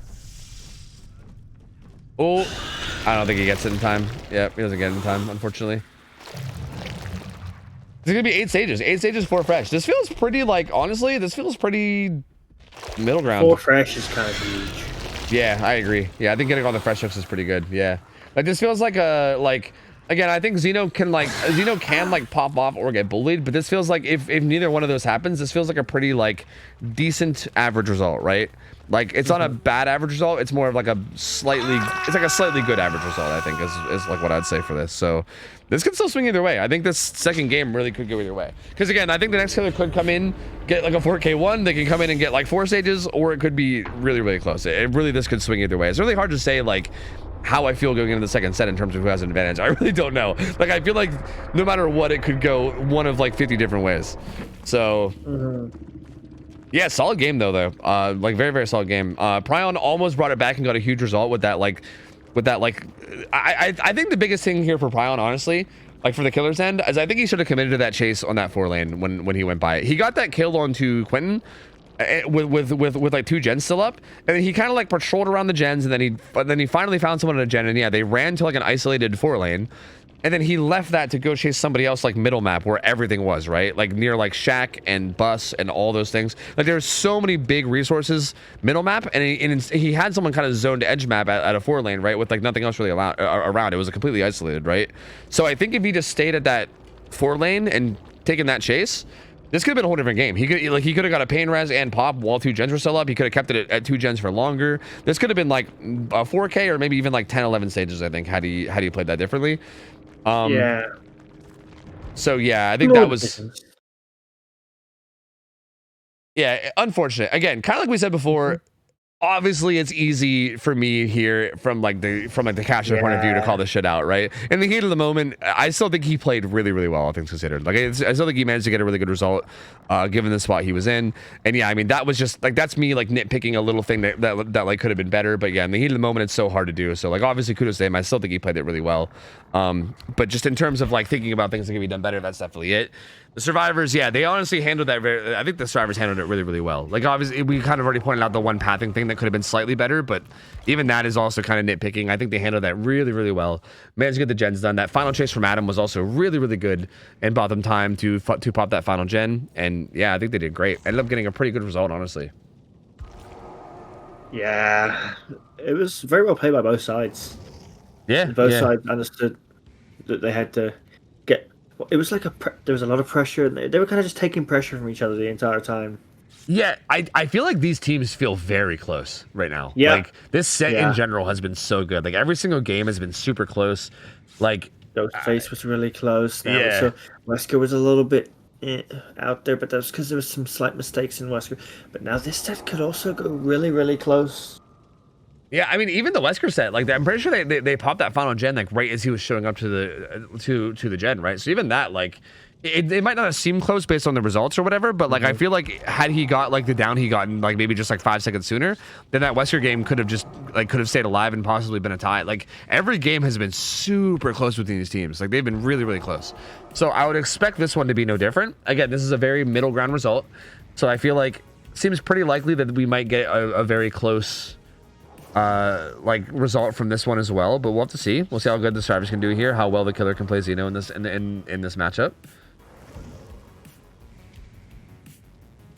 And again, this is one of those weird niche matchups where I'm not really sure like how well the survivor team is going to be experienced with this, right? Like this is a very odd one. Like Xeno is not a super popular killer in terms of like pubs even, right? Like fucking like let alone like scrims and everything. Like I don't know how often people are out there like seeking out xenomorph scrims, right? Like it's probably not nearly as much as most of the other killers. So yeah, I'm curious. I'm very curious to see how they handle it. These first down is definitely a team that grinds, right? Like they're a grinding team. Like they definitely play a lot. So we'll see what they can do. What do you think the killer brings here for perks? Like maybe the exact same thing? Agi's still available too, though. So that's also a thing as well. I don't know if you'd want Agi on Wretched Shot, but maybe. Like, I don't think Agi is like really as needed on this map as some other ones. But I think Agi is just like always a good choice, right? Like, I think having good hook positioning is pretty much always a good thing. So I feel like maybe you can justify it, but I don't know. Considering the fact that you like need like X amount of stages, I think NOED is so good at securing stages that you maybe don't want to. I think NOED's given. Like yeah. Given here. Yeah, that's how Killer just wants to like really like just try to get that 4K, but it's just rough because I don't think you should 4K. Yeah, ideally, yeah, you really shouldn't be 4K. Yeah, I think you need to pop off to 4K. Yeah, Panda, it was 8 stages 4 fresh. Yes, yes. But yeah, I agree. Like, I think a 4K should really only be happening if the survivors are kind of like biffing up a bit. But that being said, like, I do feel like this is the type of killer where I think I wouldn't be at that surprised by that, right? Like, I agree that you shouldn't be getting 4K'd. But yeah, like it happens, man. Like, it happens against this killer. Like, I think it's a killer that's really easy to fuck up against, you know. So, I mean, we'll see. But yeah, no, I think it makes sense. And yeah, I mean, both Pain Res and Pop both make sense too, right? I think it's kind of hard to. I feel like it's hard to really deviate that build too much. Yeah, yeah, probably the same. Yeah, like really, like what else? Like, what do you? Yeah, I can't really think of what you would change. Like, Pop is so good, especially with the tunnels, right? Like, you can get a hook, tunnel over to a gen, kick it with Pop, tunnel back to the, you know, like even right back to the hook if you wanted. Like, I think the tunnels make it so that Pop is so good.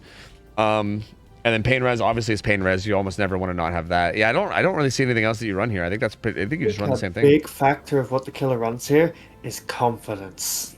Yeah, true. That is a good point. Because it's all well and good running Scourge Pop, but if you're not as confident, it'll be Scourge something else. See, but what even could it be? Like Bamboozle again? Because I don't like. I know we saw Bamboozle earlier, but I still don't really think Bamboozle's that needed, right? Like, maybe, like, the only situation I would see is maybe if they get Wretched Shop with like a ton of distance, like, sorry, the window with like a ton of distance. Even then, though, I still don't think like Wretched Shop window is not that good. That I feel like, and then the rest of the windows, like maybe bus window, maybe, but like even that's not crazy. Like, yes, maybe we could see Eruption. Yeah, maybe, but I don't know. Like, I feel like if you're gonna run Eruption over Pop, that seems like a little weird to me. Like, I feel like you might as well just run Pop at that point, you know? Tough. Yeah, tough. I'm not sure. Or maybe just some weird shit that we don't expect at all, you know? It's hard to say. Yeah, time to pull out the Ruin Undying. Yeah, exactly.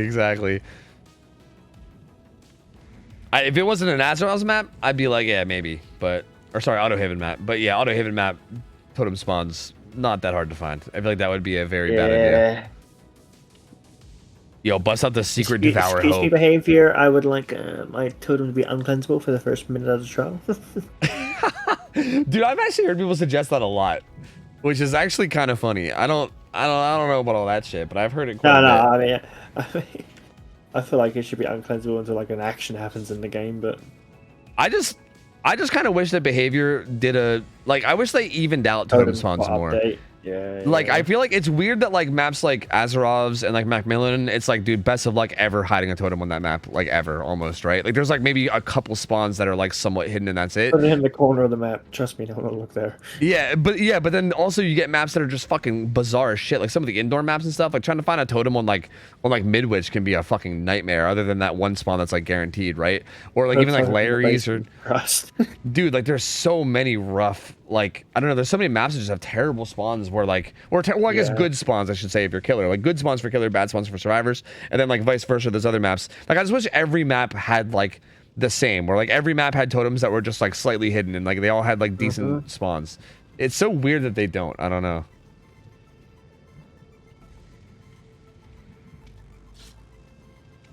But yeah, it is what it is. I don't know. I think expecting behavior to balance maps is, I don't know. Probably, you know, I've been saying that I think balancing maps is kind of a, you know, pointless thing to even talk about. But you know what? That new map coming out in the PTB, that shit was kind of, I'm gonna be honest, that was kind of hot fire.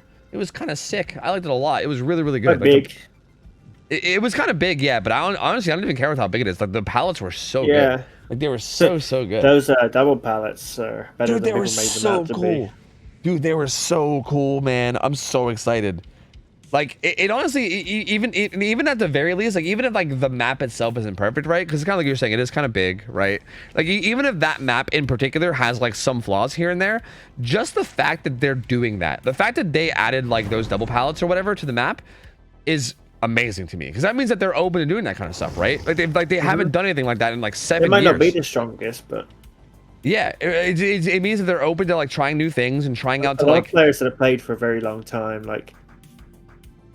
It's refreshing. Yeah, it's really, I actually think that those pallets are perfect, because I think they actually are really safe. Like if you just want it to be a safe pallet, you could just throw both pallets right away and then it's a safe pallet until one of them get broken, right? Like it almost is just like a god pallet, but it's like a god pallet that can be greeted and turned into not a god pallet if you want to greet it and try to get more value out of it. Like it's such a cool design. It's so perfect. I don't know, I can go on and on about it. I'll probably end up making a fucking video on it or something, but I don't know. Yeah, like, they're so well designed. I love them, dude, and I'm so glad that they're like trying new things. So honestly, kind of refreshing my hope for the game a little bit in terms of map design. Hopefully it keeps up. I guess we'll see. Anyway, we'll comment on that later though. Ooh, okay. Oh, okay, spicy. Don't hate it. Yeah, I don't hate it either, actually. And I think information, regression, endgame. Yeah, and I think these add-ons are the double. I think this is the same add-ons we saw earlier, which is basically double like turret protection. This is like turrets get low, very fast hit too. Turrets get double or less range, also more flame protection, I believe. Unless it's mangled on hit, I'll have to wait for a hit, but I'm pretty sure that's flame protection. So it's going to be really hard to break them out through flame turrets. Like a single turret will probably never do it, but a double turret might even struggle a little bit as well. This is going to be a fast down, unless Fink makes something crazy happen here. But again, this is that safe play I was talking about, right? Like you, like again, you could have gone for like a very aggressive tentacle hit on the very first loop around, or even halfway around the loop, right? I love the way Shot Ghost Fist played this. Did not take any risks, just followed Fink the whole way around until you waited for like the near guaranteed hit and then went for it. So good, so good.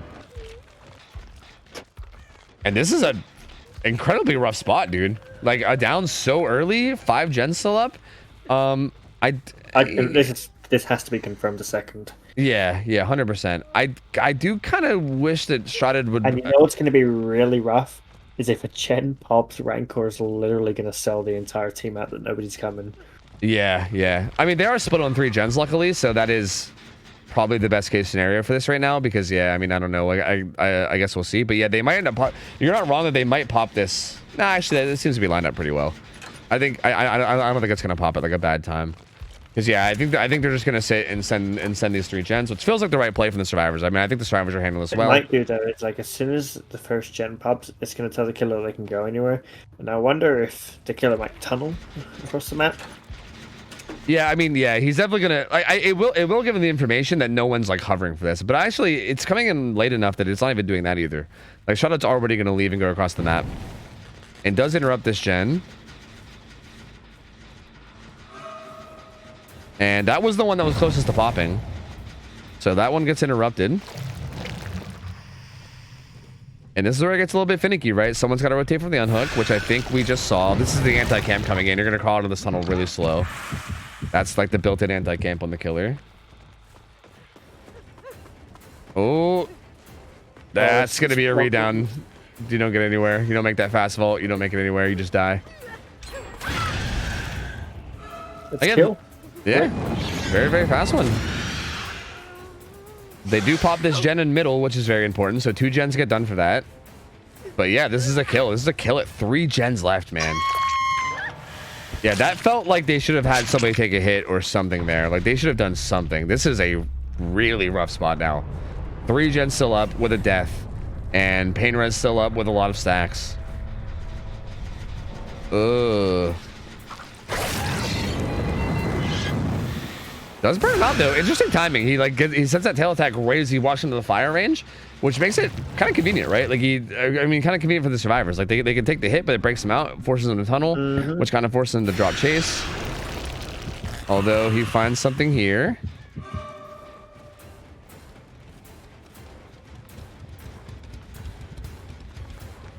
This chase is gonna be taken down towards bottom side a bit. There's a lot of pallets here. Oh, tries to juke it, but kind of strafes with it and gets the hit. So Shot Ghostface doing a really good job with this so far. This is where, again, you can go for risky hits or you can go for safer ones. And I think that was a little late for the safe hit, but Shot Ghostface is trying to go for the safe ones. That one was just a little late, even on the safe hit, but I do like that he's going for the more safe ones as opposed to going for like the real crazy shit. Patience. Yeah, yeah. They pop another gen though. Oh, tries to crouch it. But good job for Shot Ghostface pulling down the aim just in time to get the down, and this will be another pain res. Yeah. Likely anyway. Maybe a pain res. Actually gonna go basement with it. We've seen a good showcase of mechanical skill. Yeah, yeah. Shot Ghostface doing so good. Yeah, like playing mechanically very well. And kind of like you said before, like knowing limits, right? Like not going for crazy shit, just like kind of going for the most safe guarantee that you can. Going for what they know. Yep, exactly. They are gonna pop gen number 4 though, which is nice. Ooh, injured Ace. Gonna get caught out. Actually, no, this isn't injured Ace. This is Cole gonna get caught out here. His Ace is going for the unhook. That's just a little alarming. But the killer's not in position for it at all, so they will be able to get out of there most likely. He was too busy breaking turrets. This is actually weirdly could still go either way.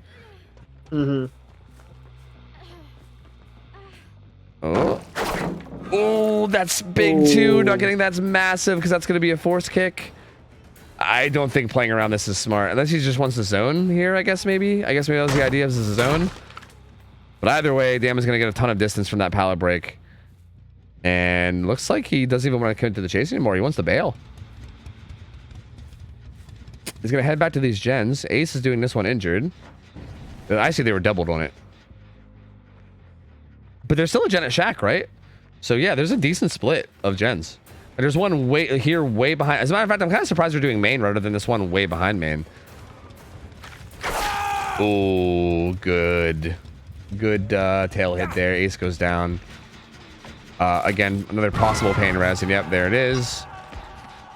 Oh, they were doubled in that one too. I thought they might have been splitting, but they weren't. They were doubled on that one as well. Oh, I think it might be a little too late, man. I don't know. It's yeah. I think we might be at that point where the killer's just too far. Yeah, yeah. Dam is injured as well, right? So this could potentially be a fast chase. That's also a big thing as well, is they've been greeting and staying injured, right? Which is risky because of this, right? Like this down's just gonna happen really quickly. So there we go. Dam is also a potential pain res too. Looks like he's a little bit worried about losing the gen for this, which I'm kind of surprised by. I don't think he was in that much of a danger. Or maybe he just wants to slug for the pressure. I don't know. But yeah, Happy Shot was injured too. He has a lot of distance though. I think he should have just taken the hook. Yeah. This feels a little risky because this feels like this might, like if Happy Shot can buy time here, this could end up coming back to bite him.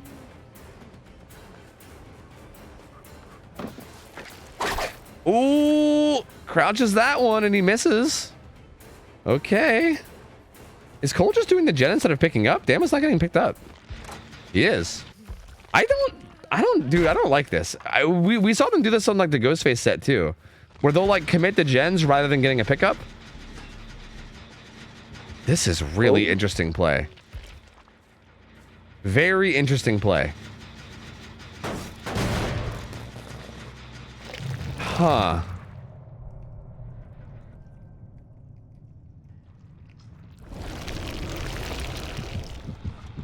Ooh, Ace gets spotted out of a tunnel, and down he goes. Oh, yeah, that's it. Oh, and this is right beside Dama, too.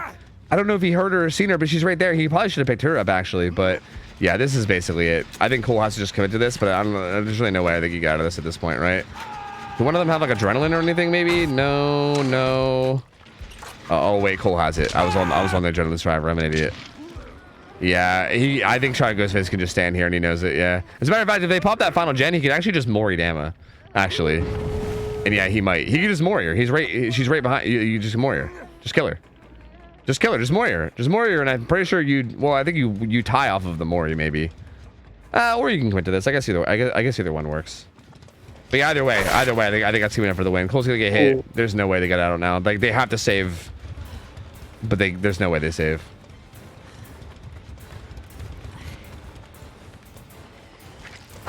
Ooh. dude, like the Oh, tail. it's juking. The tail attack is so funky though. Like, you see what I mean though, right? Like, so many of these hits are just so weird. Like, they'll like collide with something. Like, they're like hitting things collision wise, and it's just odd and doesn't really make a lot of sense. I don't know. It's very, very obscure. It's very odd. I feel like the tail attack is so like weird and hard to get used to. But yeah, it's gonna be a 4K zero. Shot at Ghostface played this very, very well. I think very, very well. Again, Yeah, very close game. Yeah, and these I are liked how matched these were. Sorry, what's that? So I liked how well matched these two were. Yeah, agreed. Yeah, this was a really close matchup. Yeah, these are first time mentality monsters. I love watching games like this because it's like on the edge of your seat. Like, okay, this game's got. Oh, we're getting more. Oh yeah, we're getting some more. Thanks to Rancor, baby. Let's go, Poggers. But yeah, so good, man. All three sets very, very close. Like, this one felt like it was mostly decided by the very, very fast start. Like, I feel like this particular game that Shot at Ghostface he just had an incredibly fast start. Like, he managed to find I think 2 survivors. I think it was Fink and somebody else. Yeah. Like, immediately Came out of that tunnel and somebody was just like, "Oh, hi." Yep, exactly. and then the down on the Fink came in so early. Oh wait. I just want to point out A100s. Yeah. Also a P100 Xenomorph too. Okay, good. Yeah, that explains a lot, I think. I think that explains a lot. Yeah, I think that explains a lot about what we saw. Yeah, that makes a lot of sense. Interesting. The tiebreaker set they get is a killer they have who's a P100. So yeah, I mean that makes a lot of sense. Pretty comfortable set for them most likely, at least on the killer end. So well played.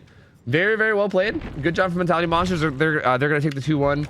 Two interesting killers to have P100. Yeah, agreed. Actually, very like different. Very different killers, to be honest with you. But great set there. I mean, again, I do feel like DC versus Down seemed like they had a bit of an off day today, but the Mentality Monsters was definitely playing very solidly. They got the job done. They had to take, again, even the ones that they lost, that Ghostface set or whatever, was so close, dude. Like, that was so close. They were like very, very close to being able to tie that up. So yeah, Mentality Monsters played phenomenal. Very, very solid plays from them. DC versus Down also played great, just a little bit behind Mentality Monsters today, and they managed to take the 2-1. So that's going to take us into our third set of the day, which is again the 2 collegiate teams, Best versus MSU. It's going to be Nurse, Wesker, and Singularity are going to be the 3 killers. Again, very interesting killers, because Nurse, obviously a very high tier killer, right? Like a very strong S tier killer. Wesker, I really enjoy watching Nurse because we really get to talk about it, because we get to talk about what they can do pre-game compared to, like, in an M1 set, it's, well, they're going to have a good chase. But with Nurse, we get to talk about how they have to die in certain locations. And we get to look into the killer's build a little bit more because there's only a few viable options, and we get to talk about what we want to see the most. And then we get to talk about if there's outs or not. See, I'm wondering if that's actually going to be the case here. I'm not, like, I feel like, okay, so I feel like typically how Nurse sets go, it's kind of like what you say, right? It's a very heavily like people like worry a lot about like dying positions and everything, and it's all about like macro and everything. And because I feel like usually Nurse's micro are just very on point. Again, I would not expect Nurse micro to be perfectly on point. We even saw the matchup of like Effigy versus Prism, where there was a ton of micro slip ups even in that set, right? And I would argue that those 2 teams are, again, nothing against these teams, but those other teams are just much more experienced than these teams, right? So like 100%. this is less experience. I actually feel like this is going to be not the kind of Nurse set that you would expect to see a lot of the time. 100%. I think it's going to be like nothing against these guys because they're a lot newer, but I think we might see some of the public match tendencies that we would sometimes see. Exactly, yeah. And we might just see even things like Nurse missing blinks a lot and stuff, right? There might be a lot of that kind of stuff going on. I actually need to, I'm going to step away real quick. I need to refill my coffee. Okay, so I figured it's probably a good time. Let's go. Yeah. I need to get my gamer refuel. So yeah, if you don't mind, I'm going to walk away. I'm going to play some ads real quick. Okay, I'll ask you, do you want me to put on some loud music and then we can both AFK, or do you want to talk to chat while I'm gone? I'm down for your I'll be here. I'm good. Okay. Sweet. I'll turn the music down. You can go and hang out with chat. I'll be back in just a few minutes. I'm going to play some ads real quick. And yeah, I'll be back. Feel free to entertain chat. So, BRB, 1 sec. Burp.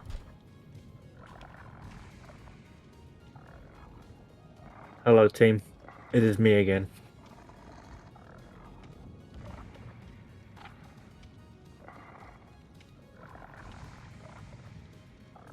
Once again, reminding you that Bin 101% win rate.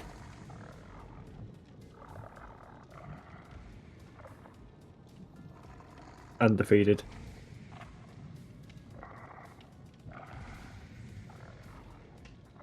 Anyway, Loris's puns. Let's go. Hello, fake tofu. Fake tofu. Biggest honor. Which team should we bet on? Oh, good question.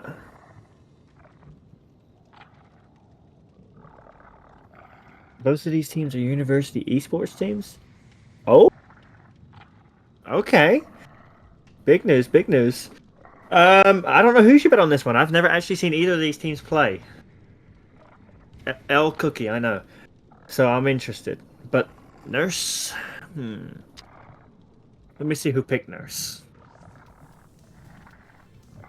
Time for me to do some investigations. Picks and bans. Pick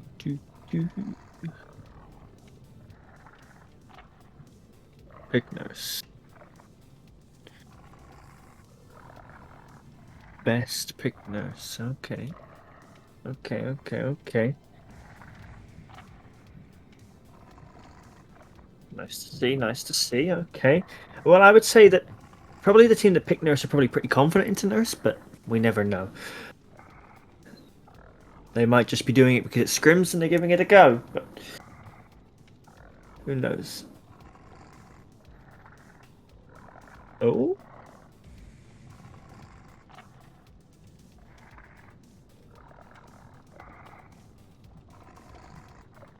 Oh. That's interesting. I'll be sure to talk to Tofu about that when he gets back. Bro's leaking personal info. They might be having a laugh.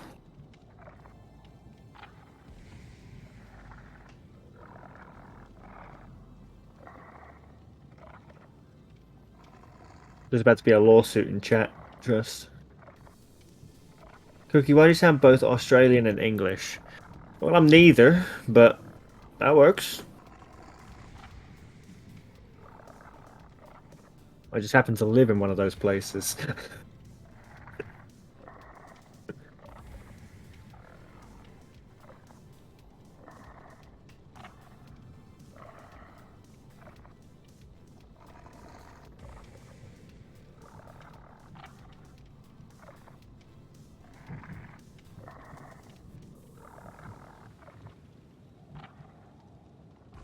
I'm not sure how to take that one, Jixie.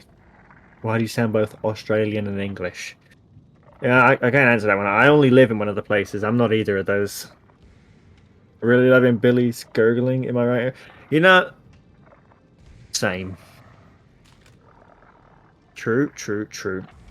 All right, I'm back. Welcome back. Hello. They were spreading information about the teams. Oh, I see. Apparently, one of them only has 4 players, and one of them's like interesting. Yeah, team best has four players on that. So the killer is also their IGL. Oh, interesting. And apparently, I sound Australian and English, and I'm neither. Wait, what are you? I'm Irish. I was born in Ireland. Really? You You'd never guess that because I've lived in England for so long now. I've probably lost my. Okay, yeah. Look, it comes out when I'm angry. that would make sense. Yeah, that would make sense. I feel like that sounds like a very Irish trait to have, is to get angry and then sound extra Irish, to be honest. Yeah. So that makes sense. Yeah. You definitely sound much more. I don't really get Australian from you at all. I don't know where they're getting that from, but yeah, I could definitely hear the. I feel like I can hear like a hint of Irish. Yeah. But I probably would have guessed England rather than Ireland for sure. Yeah. I've lived in England for about like a good portion of my life, to be fair. So my accent has faded a lot. Yeah, I think that's kind of natural. I think it's wherever you spend most of your time. Dude, I've been in Canada for like 7 years, and I'll find myself ending sentences with A. Sometimes. Yeah. I keep doing stuff where I'm like, oh my god, am I like turning Canadian? What's happening? Like, I mean, I think not that that's a bad thing or anything, but like, it's weird how it just like kind of slowly sneaks its way in. Let me make sure that I'm not waiting on a friend request here. No, I think I'm good. Okay, so if I'm not mistaken, the first killer should be from Best. It should be Best killer playing Right. Nurse. Yeah, up against the survivors of MSU. So I'll be waiting for an invite from them. I wouldn't be mad if this one went to tiebreaker. I like Singularity gameplay. True. We are getting a guaranteed Singularity set next one, right? So yeah, we are guaranteed to see some Singularity no matter what, which is good. We are guaranteed to see it indeed. I would definitely be down for more though. Yeah. This is kind of sad we didn't see DC on first down Singularity. I'm pretty sure Mentality Monsters banned it against them immediately, which makes sense because they're like Singularity is like one of their best sets. So I feel like usually when we have Singularity, we'll see DC on first down playing them because Prion's a big Singularity enjoyer. But okay. Yeah, not today. I already friended you on Steam. Can you invite me then? Or do you guys have the lobby? I need an invite if you have the lobby. You're in the right account. Wait, do you have the lobby? Wait, I'm just gonna join. How long you gamers been sitting in here? Okay, it's cool. I'm here. It's fine. It's all good. All good. We're here. We're fine. All right. Let me get these gamers in, y'all. I think Ajax is usually my go-to for the invite.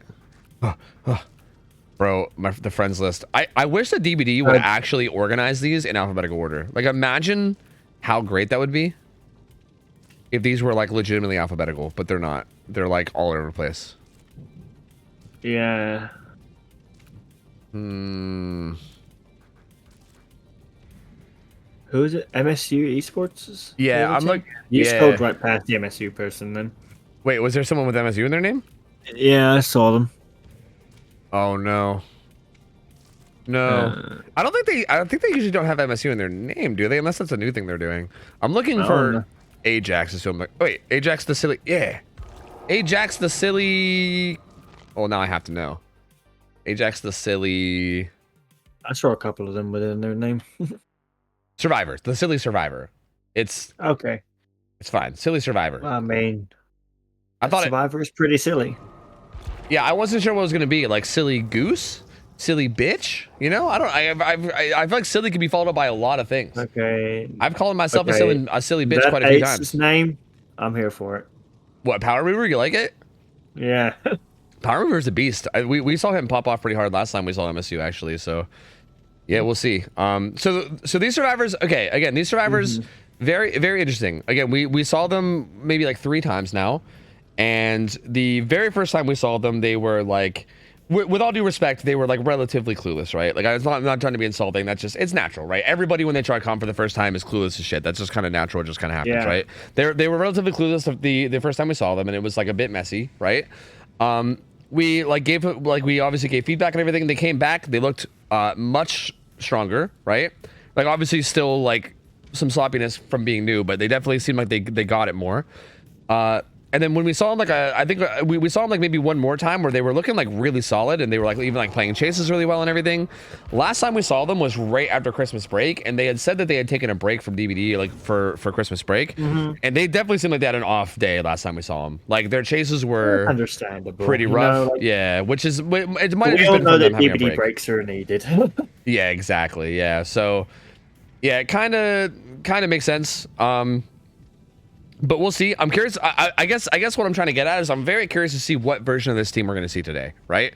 Because I feel like I like when I very first saw them, they were like all over the place, right? They were brand new, and then they slowly like got better to the point where I was like, oh, hold on, they're kind of cracked. And then we recently saw them, and I was like, okay, that's like I feel like they played worse last time than I feel like they did before that, right? Again, they have an excuse, right? Obviously, they were all gone for Christmas break, so like it makes sense, right? They were probably rusty, like they probably just hadn't played in a while. So obviously, I don't blame them, but I'm just curious to see how like de-rusted they are now, right? Because these guys are definitely capable. Yeah, like we've seen them do really well. Yeah, but yeah. Personally, I've never watched either of these teams play, so it's first for me. But because chat asked me, who do we get a bet on the gambler? I'm like, chat, I've got no idea, mate. I'm gonna be honest with you. Yeah, we've also I've never watched either of these teams play. Yeah, I mean, to be fair, like I've seen MSU, but it's hard for even me to say because I've never seen this other team, right? I have no idea what to expect out of them. Like they might be, and you never know when the underdogs will win. Yeah, exactly. Yeah, and like Team Best, we don't even know who that is. Yeah, exactly. We don't even know who the underdog is because Team Best could be like absolute juicers. They could be gods, like, or they could be like literally like all like 200-hour meg players, right? Like we have no idea. There's really no way to know, right? So. Until we actually see them in action, message is wild. I guess we'll see. Wait, what? what Laura said. Oh, coming out of the womb with clock clouds. I'm sliding out at 6 o'clock. At 6. Yeah, sliding out 6, going Doctor, 4. The doctor's at 10. The doctor's at 10. Nurse at 1. Oh no, it actually fits DVD so well. Yeah, oh, these jokes are so bad. God damn it. Oh no. That joke was not supposed to work as well as it did. That No, was so it was stupid. not. Holy Lars, shit. Why did you do this to us? Oh, Dino says that apparently the team best had an hour average under 1K. Oh, okay, interesting. So these guys might be real new then. Because that means that they're getting into the game, but they're getting into the game and wanting to get in and learn really fast. Yeah. They're wanting to come in and they're not wanting to start with pubs, and just rock their pub life. They're wanting to come in, they want to learn how to play the game efficiently and play well. Yeah, that's actually, dude. Okay, and I love that mindset. Yeah, and that's a big thing too. If you really invest in this style of play too, okay, with that in mind, it seems possible that Best might have a bit of a rough game here, right? That definitely might happen. But if they can I don't know whether they can hear me now or whether they watch it back, I don't know. But if they can stick with this and really grind out especially high level play, dude, it's crazy. Again, for instance, I think a good example I could use is it's crazy how much better you get when your hours are good invested, right? I've met people that have 5,000 hours, but they're I don't know, they mostly play Drunk Survive with friends and shit, right? So they're they don't really know anything about the game, and they're kind of not very great. I have a friend that has 10,000 hours, and he still is one of those players that just drops the pallet and teabags. Yeah, exactly. That stuff can absolutely happen, right? But then vice versa, you can get the opposite. You can find people with a pretty low amount of hours that are fucking insane. I remember my buddy Swish was he knew a bunch of comp players or whatever. So even when he was very new into the game, he was already looking into SCRIMS and comp and everything. And when he he had something I think he only had 1,500 hours or something, and he was one of the best survivors I'd ever gone against. He was shitting on me as killer, and I was what the fuck? And his hours were nothing. But because he spent 1,000 of those 500 hours, or sorry, 1,000 out of those 1,500 hours doing shit comp and ones or scrims or whatever. Having the right introduction to the game is very, very something, because and being open to learning in this game is huge. Yeah, exactly. Yeah, and that's exactly we see a lot of people not open. Yep. I mean, well, there's a lot of that mindset that goes around that DBD's a party game. It's a party game, and there's so much RNG that it doesn't matter. I think it doesn't help. If you bought the game, treat it however you want. Yeah, true. I mean, you can treat it like a party game, but I think at the same time, yeah, there's clearly going to be a skill difference between somebody that acknowledges the skill expression in DBD and tries their best to improve, and somebody that just kind of dismisses everything. Big difference between running into Momo in pubs and running into somebody that's just chilling on Blight. For example, we'll use Lilith. I mean, he's going for his his flicks on Blight. He's going for some cool clips, but Momo's there because he wants to win. Yeah, exactly. Yeah. And again, there's going to be a big difference between players that have that kind of mindset towards the party game mindset. So yeah, again, I do think that's interesting too, right? This team, Team Best, I think with I think coming into this mindset immediately, it should be very interesting. But also, I kind of forgot. Oh, Gift of Pain. That's interesting. I like this. Yeah. Okay. I feel with this perk though, we could have probably scrapped the add-on for a fatigue add-on.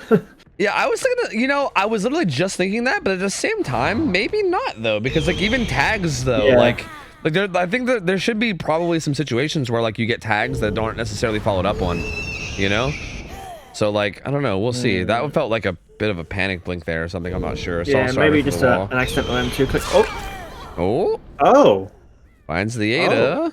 I had no idea she was there. Yeah, me neither. We saw an ace there or something, didn't we? I think. Yeah, I think. Oh, doesn't quite catch up with those blinks, and Ada makes that vault. I will say, if this is a fairly lower hour player, they're fairly have some fairly solid blinks so far. Yeah, I agree. Yeah. Ooh, okay, there we go. Gets it down to Ada. That's a pretty fast timely down, honestly. Gen progress is non-existent. Nia, I don't think Nia was even on a gen at all yet, and Windows the others. of opportunity. Yeah, that's a little bit odd against Nurse, isn't it?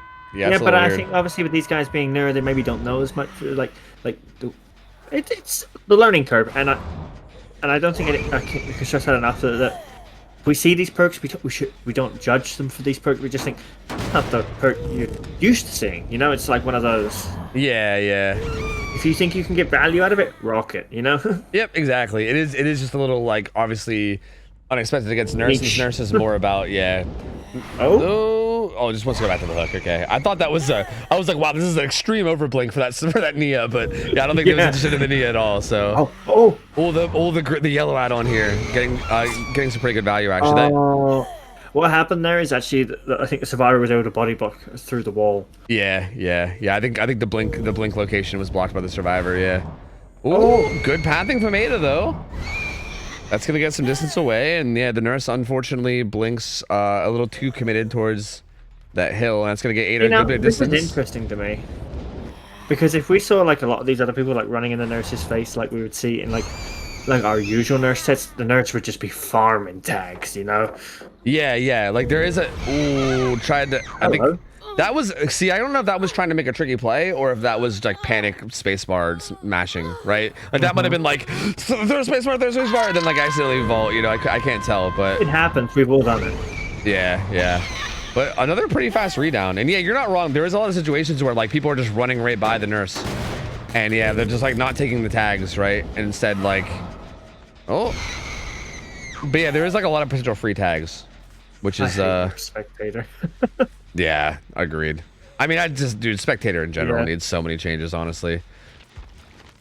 That was big pop value though, and again, like I think Nia right now is the only one progressing a gen, and that's at like 9, and that's it. Meg is like kind of hovering near, but not going for it yet.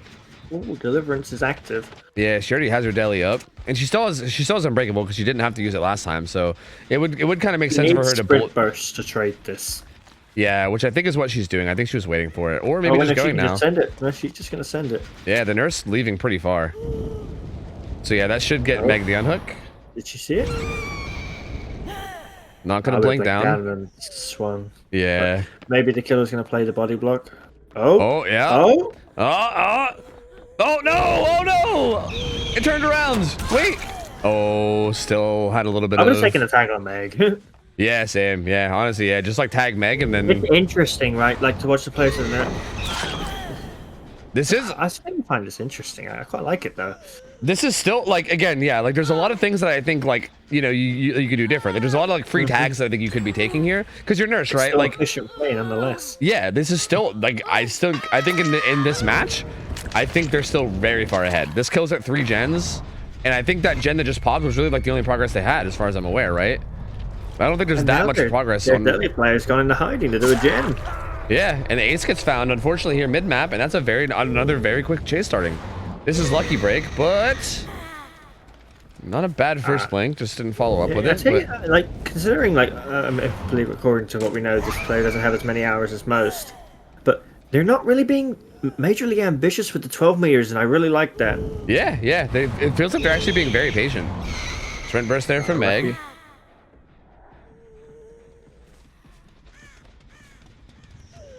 3 seconds of dying light. Put down some pressure with that. Yeah, this is where this is the kind of situation where the tags earlier would have been massive, right? Like force them to have to reset or just having them stay injured would have made all these so much better. Interesting pathing from... I'll tell you what just happened there, right? Is exactly what I do sometimes, where I blink right on their back and then I blink again and I'm like, oh damn. Okay. Yeah. Yep. Oh, can't quite put together those blinks against the Nia either, and she's gonna keep trying to get some distance. Random explosion across the map. That looks like a round of the 11 o'clock gen. Was that even a... That wasn't even a skill check. That was a heal. I think they failed a healing skill check is what that was. But the reset comes through.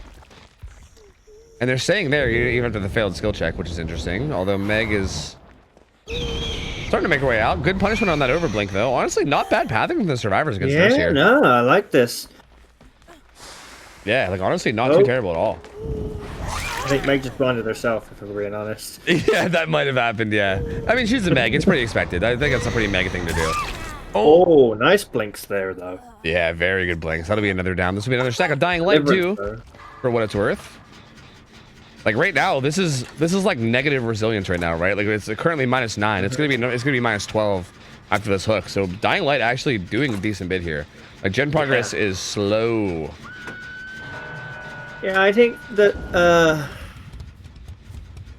the nurse here is definitely in 4K territory. Oh yeah, absolutely. It's just how many gens can we get done now? Yeah, yeah. Spots ace though. This is good pop kick.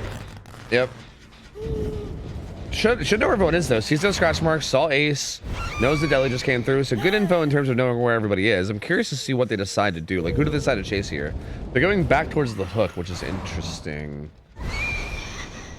And they're gonna find the Meg at 11. So honestly, this is pretty good. This is a good chase. Like she most likely doesn't have any anti-tunnel. And you can just maybe re-down her, get even more Dying Light, maybe get, that was a good set of blinks, dude. Well, I mean, I can see why they pick nurse. Yeah. Like definitely like regardless of hours, you can tell that this player definitely plays some nurse for sure. Because yeah, these are honestly pretty solid. Nurse.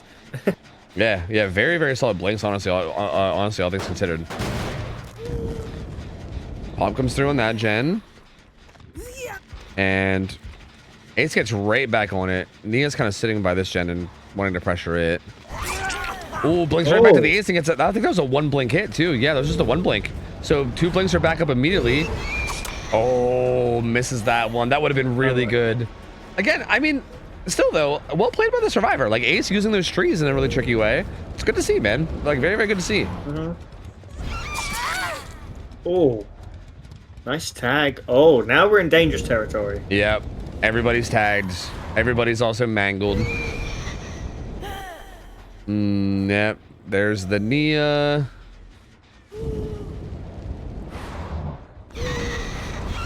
Oh, just a quick get that double blink. Nia's gonna be able to get away a little bit more. But still, like, they need to get a gen done, man. Okay, Ace almost has that gen done at 9. Or not, sorry, not 9, at 3.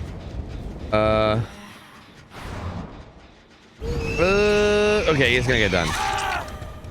So this gen's gonna be finished. Not a bad trade-off.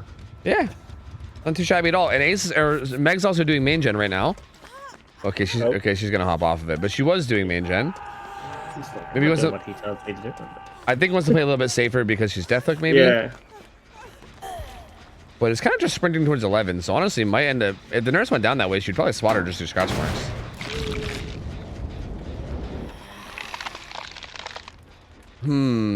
Just kind of staring at main. Doesn't really see anything yet. Oh. See, the problem with this is that no one's doing gens. Like. Yeah. Okay, these two are gonna maybe think about healing. And this is where even is it? Is this like where the fuck even are they? 8. It's 8. Oh, okay, they're at 8. Okay. Yeah, so that's rough. They're gonna heal, and then I guess one of them's gonna maybe make their way in for the unhook. I'd dry kick that gen. Yeah, right. You might as well. Well, with him about to go struggle, I mean, I don't know. Maybe don't blink at it at all. With noticing the reset, I would dry kick. Yeah, that makes sense actually. Yeah. That of course is. Oh no! Oh, that's disaster. Raise to go struggle too. That's so bad. So down goes Anna. Yeah, just pick. It's another stack of Dying Light. Yeah, another stack of Dying Light. I would have loved to see a slug there. I would have loved to see him slug and then go and then just stay on Ace and kill Ace. Because that's like basically GG, I think, if you do it. But it's 4K too if you do it this way because of the Gen 11 having progress. Yeah, I guess that's true too. I guess you do got to be a little bit worried about that Gen 11. Yeah, that's a pretty good point. So Anna gets hooked. Ace, hello. The unhook comes through from Meg, but yeah, Ace is just kind of chilling here by 11. Oh, he gets away. You go. In my opinion, you go kick 11. But... Yeah, actually just leaving 11 unkicked still, which is interesting. Like Pop was the weasels up, might as well. The slug was the play at this point. They're actually they're doubling the bottom gen while injured, or at least one of them's injured. I don't know. Was this just to try to buy time for the what? What am I? What? Maybe his DS was still up, but it just ran out or something? I don't know. I think he touched the gen. I don't think they get anything done. Yeah, she kicks his gen bottom, and that gen 11 hasn't been being progressed for a while. Their only hope now is that maybe the nurse commits to somebody like far away from one of these gens, and then they finish one of them. Like maybe if this commit is really far, then they can finish that bottom side gen and maybe turn into a 4K1. But yeah, this is definitely not looking too great. And look at this, the dying light speed, dude. Oh, well, actually, dead. This is gifts of pain. Oh yeah, that's actually, yeah, that's probably like even worse than dying light. That's like a, what even is that? It's like 16% or something. That's like a really high number. I have no idea. I think it is. I think it's 16. It's a crazy high number. So yeah, doing that gen much slower. And yeah, like again, you got to buy so much time here. Actually, nurse is going back. Huh. I mean, if they can hypothetically keep splitting pressure, maybe, but like I think Nia needs to get on that gen 11 like now, like maybe yesterday.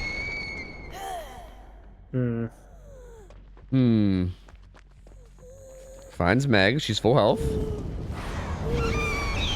Whoa, the flare out movement actually kind of works, and the nurse gets a little confused and misses that blink. Breaks the pallet too. I've had enough of that. And 11's being worked. Like this is deja vu and it's the obsession, so they're not affected. Oh, wait, that's right. Wait, sorry, there's no dying light, but they're not affected by gift of pain because they're injured still. And yeah, and deja vu. So that gen's going pretty fast. And again, Meg gets right back on that bottom gen now too. They actually could get one of these done at this point, maybe. Ooh. That's an important down. But I think Meg gets this done though. No, just stay on it. No, just stick to it. No. Megan, no. Just make it a 4K1 and not a 4K2. There's such a huge difference between a 4K1 and a 4K2. Megan, no. She's going to blink right by you to get to the unhook. Oh, well. This is like weirdly working in a kind of weird way though.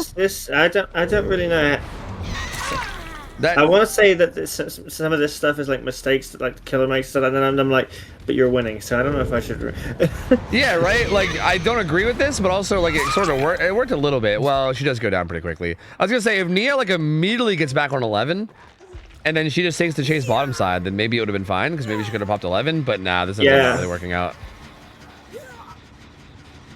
This is just gonna be a kill. We know Hatcher's gonna spawn at Shack, and yeah. Yeah, I don't think you're beating the nurse there. Or are you? Or are you beating the nurse there? Where's she going? Nurse, where are you going? Nurse, where are you going? Oh, there's not in the right position.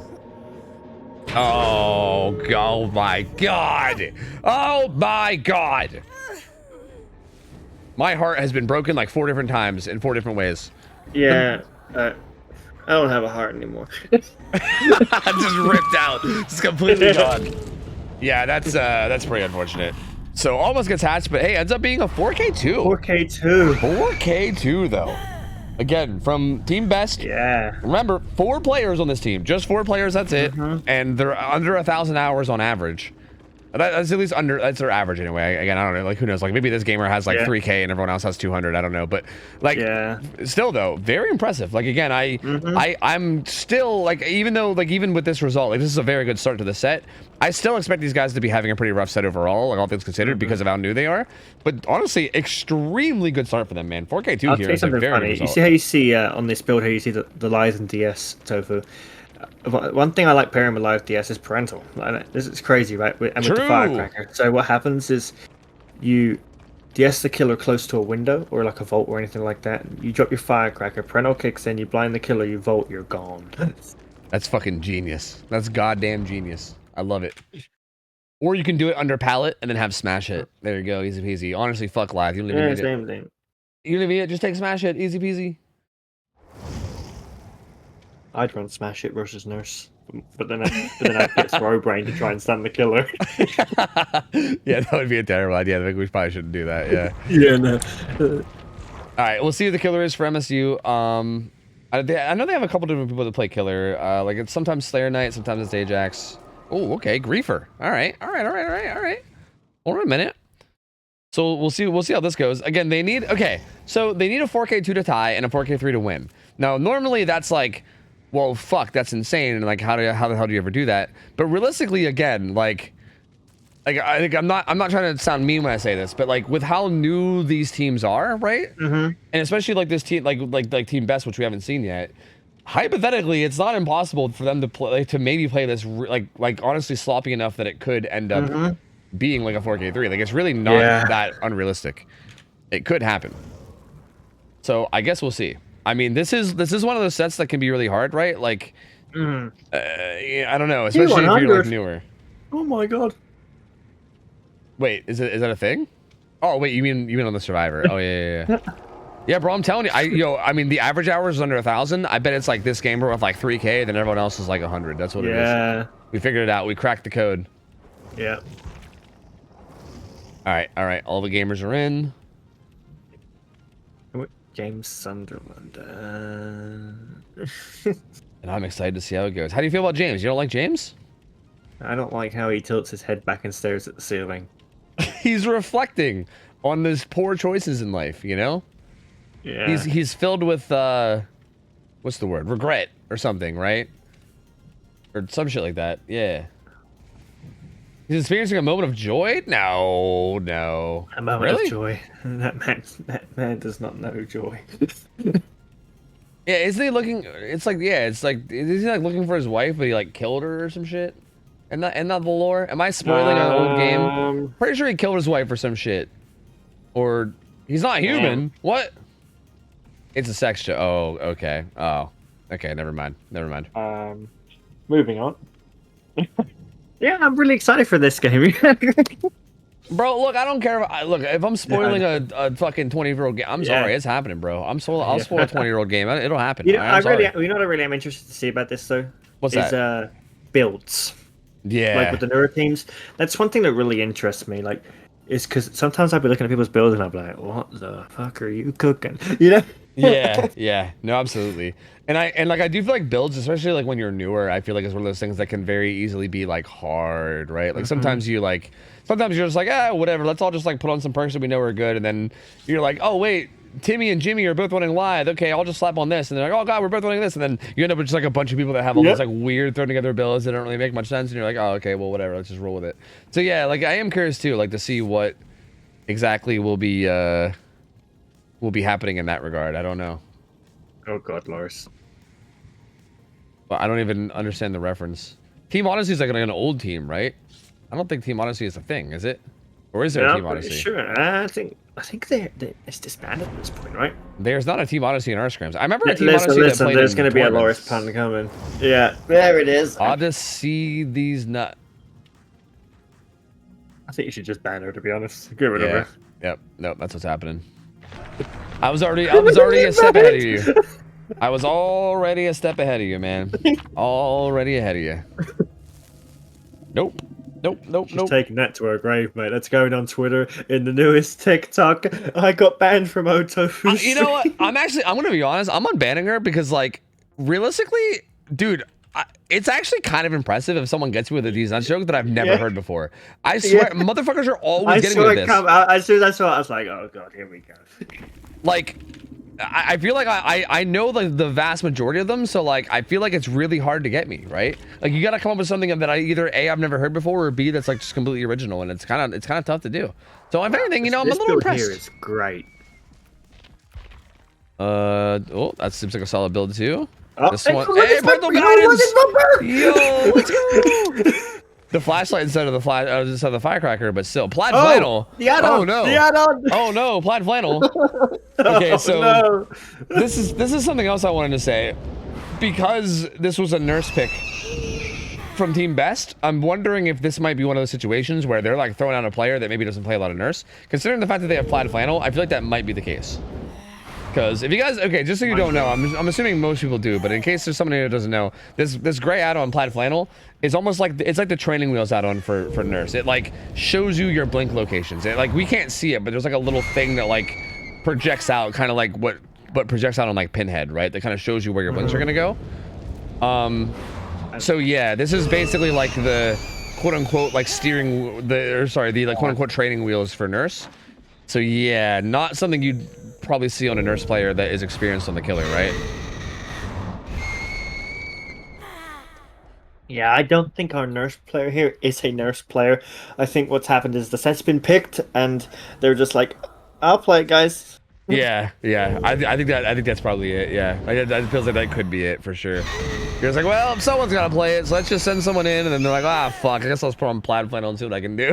Like, I don't know. That's Yeah, exactly. that's rough. That's rough. I actually okay. So what's interesting is I find that like Plaid Flannel, like anytime I ever have to run it like lately, if I'm just doing like a randomizer or something and I get it, it like. In my opinion, I think it hurts more than it helps. Like, I feel like what ends up happening is you sit there and look at the Plaid Flannel thing, and you don't look at the survivor, right? Because realistically, at nurse, you should be charging your blink, and you should be staring at the survivor, and then reacting to what they do, right? But with Plaid Flannel, a lot of times what will happen is you'll just kind of look at your blink indicator as opposed to looking at the survivor. Yeah. Which I feel like is... I can kind of feel like that might be happening to him right now. Like, I feel like a lot of these blinks feels like that might have been what's going on. Where, like, he's seeing the, like, blink thing get to the survivor, and then he just, like, releases it, and it's like, you know... But honestly, there you go. I mean, down comes through. What's gen progress looking like? They're actually cleansing the ruin, and they're okay. It's actually looking pretty good. They're cleansing ruin, and this gen is gonna be done very shortly. And that one's being progressed too. Not bad, honestly.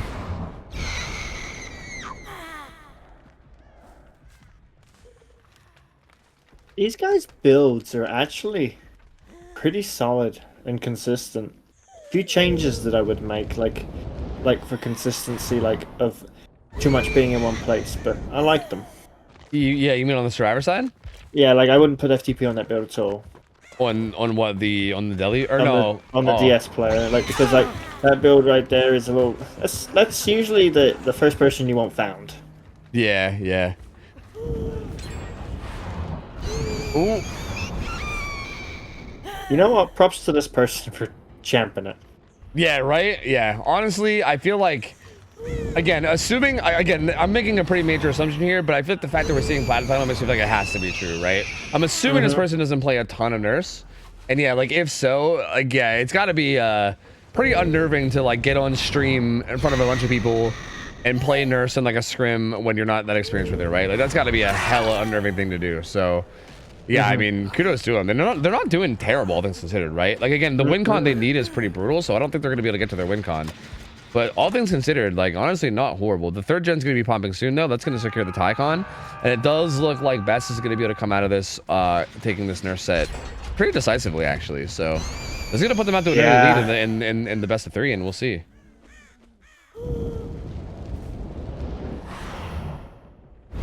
Because that's the second fresh hook. And there's no ruin or anything. Pop is up, but there's not even that many gens. Well, I guess there is kind of some gens bottom side, right? I think there's only 1 gen top. There might be a 3 gen bottom side, but so you can't even hold a 3 gen, right? Like realistically, if you want to tie, you got to kill everyone right now, which is just, there's no way that's happening, right? Like the win con is absolutely going to be coming through. They're actually healing in basement with Will Make It, and they're going to get away with it too. Trust, this is about to be like the most insane hacker video you've ever seen. I pretended to be a baby until there was 2 gens left. Yeah. Then I turned up. Then I gave super mouse on the keyboard. This will be decisive strike here. So we might see a little bit. Actually, I think you already used live, so I don't think we'll be able to see the live thing. But I think we might get a lot of parental value here. Maybe. Reefer. Actually, it was. Yeah, the chase started, but he has no idea. Yeah. He's like, what? He's like, what the hell's happening? What's going on? He's like, who just did that to me? Yeah, that unironically insane parental guidance value, and also the heal for the from the Will Make It survivor that unhooked. Oh my lord! And he's back to full. Oh my god, that was actually sick. Dude, that was actually sick from these guys. What the hell? Wow, that was actually so cool. What the fuck? I told you, insane. That was so good. So yeah, even that survivor off hook DS's into a full heal, and now they're all back to full. And Griefer has to just be like, dude, what is happening? It's okay, because that gens the win con, so it's fine. They were just committing for the win con. They were committing for the win con. It's fine. The third hook comes in, and that's gonna finish the last top side gen. All the gens are bottom side now, I believe. But I think he's just going to be taking the chase over here. The match is officially over, right? The win con's been reached, but we're still going to play it out to see what they can do. Claudette gonna take a tag. Ooh, the skill check being blown on this gen too. Kind of running right to the gen as well.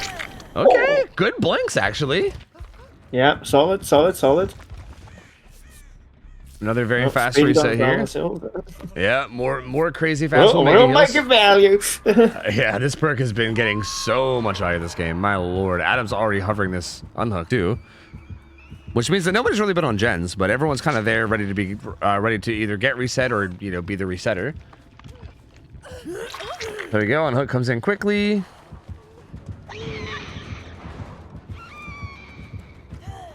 And he's just gonna slip away. Oh, try to slip away, but gets spotted. And I imagine the other two that got unhooked are probably going to be doubling the furthest gen, if I had to guess. Oh, attempt, but doesn't quite get it. That's going to be live from that Survivor 2, so he's out of there. He's gone, though. He has so much distance. And yeah, that gen at 5 is going to pop for sure. This is 100% going to get done. And I imagine Claudette even may... Well, actually, she's going to go join up. I was going to say she might go to a gate, but she's going to join up. And yeah, it's going to be a really good result here for Best. These guys are going to get out to a very early lead. Adam's probably going to be some trouble, but... And they'll probably be fine with this. Sorry, what's up? There's a huge props to this nurse player. Yeah, agreed. Again, I can tell that this is just not a killer that they haven't familiar with too much, but I think they did a pretty good job. Yeah, they did the best of what they had. Yeah, the income was rough. Yep, and again, it's got to be so like rough to like play. Again, a really like mechanically intensive killer like Nurse, where you like need to be mechanically good with her, and then if you don't play her a lot, and then you have to go play her on stream in front of a bunch of people, like it's got to be rough, right?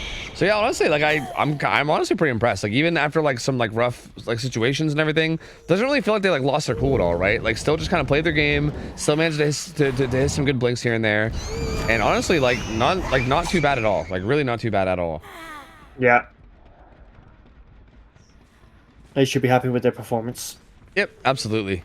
And again, this was the killer choice from Team Best. So like, even though you kind of lost this set pretty heavily, I feel like it's kind of fine, right? Like, you can kind of just be like, okay, that's fine. Let's go. Oh.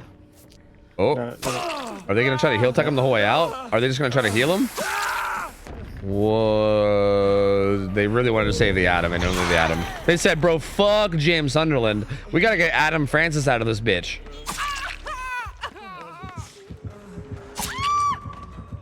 Are they wanting to slug race? Oh wait, no, they're wanting to get Deli, like get the one person Deli. I think that's what they were going for.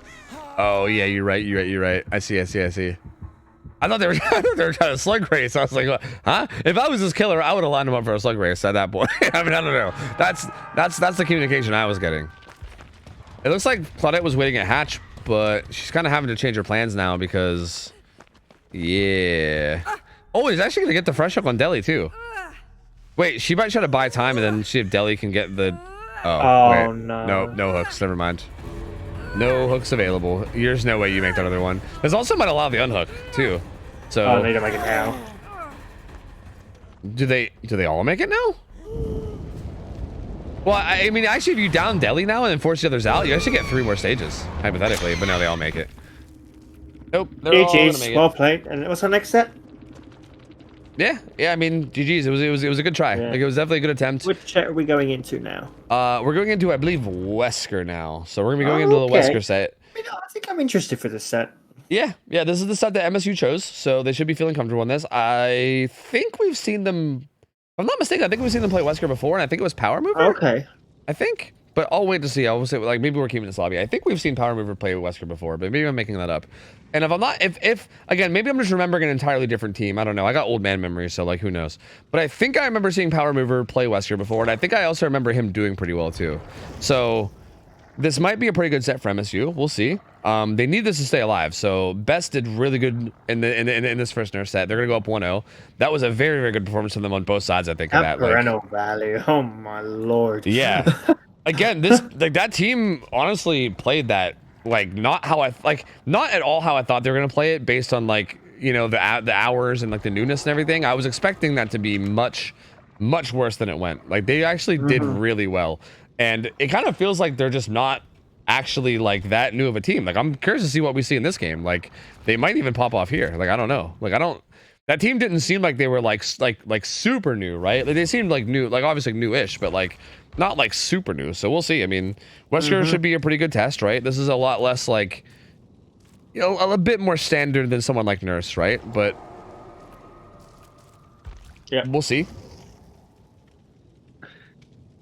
So again, this is one of those sets where I think this will be a good test to see. Like, it's quite interesting to note the fact that newer teams, very mechanical sets.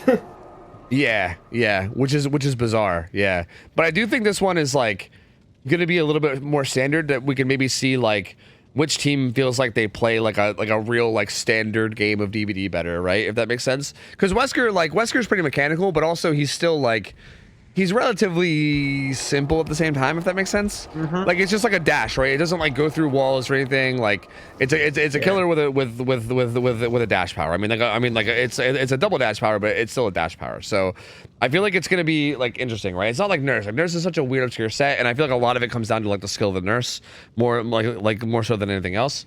Whereas with this, I'm assuming as long as both Weskers just play solidly, a lot of it's just gonna be like how these survivors handle it, right? And yeah, I don't know. It'll be interesting. I think it'll be really interesting to see. Because again, this survivor team looked pretty impressive in that last set. Like, they looked pretty good. I mean, again, it was a Nurse set, so it doesn't really tell us much about like their looping ability or anything, right? But just in terms of like what they were doing, how they were using their builds, like all the value they got, like they were doing such a good job. You definitely tell they were comfortable into their pit. Yep.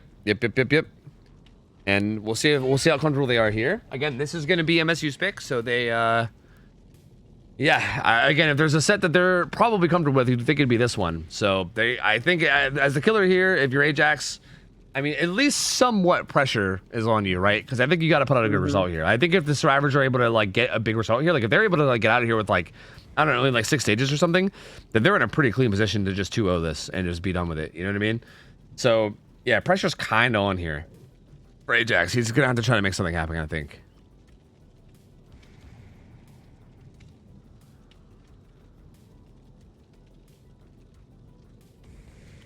There is gonna be the extra. Okay, see, and like here's another thing too. I feel like this is one of those sets I was kind of curious about, because Wesker, even though he really doesn't have that many more restrictions, right? He's tier 2, but there is still some, right? You can't run like Botany. You can't run. I think like Dead Hard was even disabled here.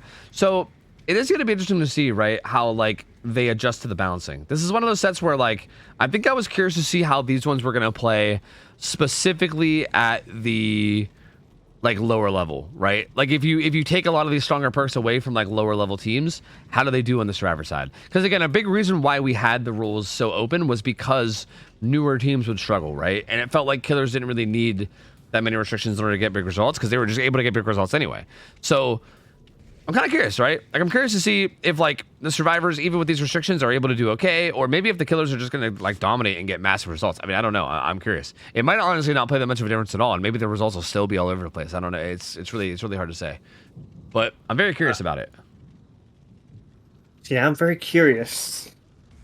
I think I would build an add-ons. Yeah, like what, you think he's going to run something like absurd? Because I feel like I think we might see something that we're not used to seeing. Add-on wise, and maybe even with build. Yeah, maybe. I think maybe build might be a bit normal, but I think add-ons, we might not see what we're usually used to seeing. But let them cook. Yeah, I mean, I'm down. I'm down to see. I'm down to check it out. Fuck it. I mean, honestly, we saw like. Again, I think like egg gloves even is a bit of a weird combo, right? We saw that earlier. Like, that's not that weird, but it's at least like a little weird, right? And like, you don't cook, you don't know. True. Yeah. I mean, how you gonna learn anything unless you, unless you try. So fuck it. But yeah, I think either way, you need something big, and I mean, it wouldn't surprise me if you see something a little bit risky. But I mean, I don't know. We'll see. You definitely need a big result. To be honest with you, I kind of wish that these guys would have picked a. Like a low tier killer in their set. Yeah. In their best of 3. I would have loved to see, like, again, I would love to see how like a trapper does with 2 of like our newer teams with all the restrictions we have. Because I'm pretty sure like we have like a very okay, so we have 4 tiers of balancing, right?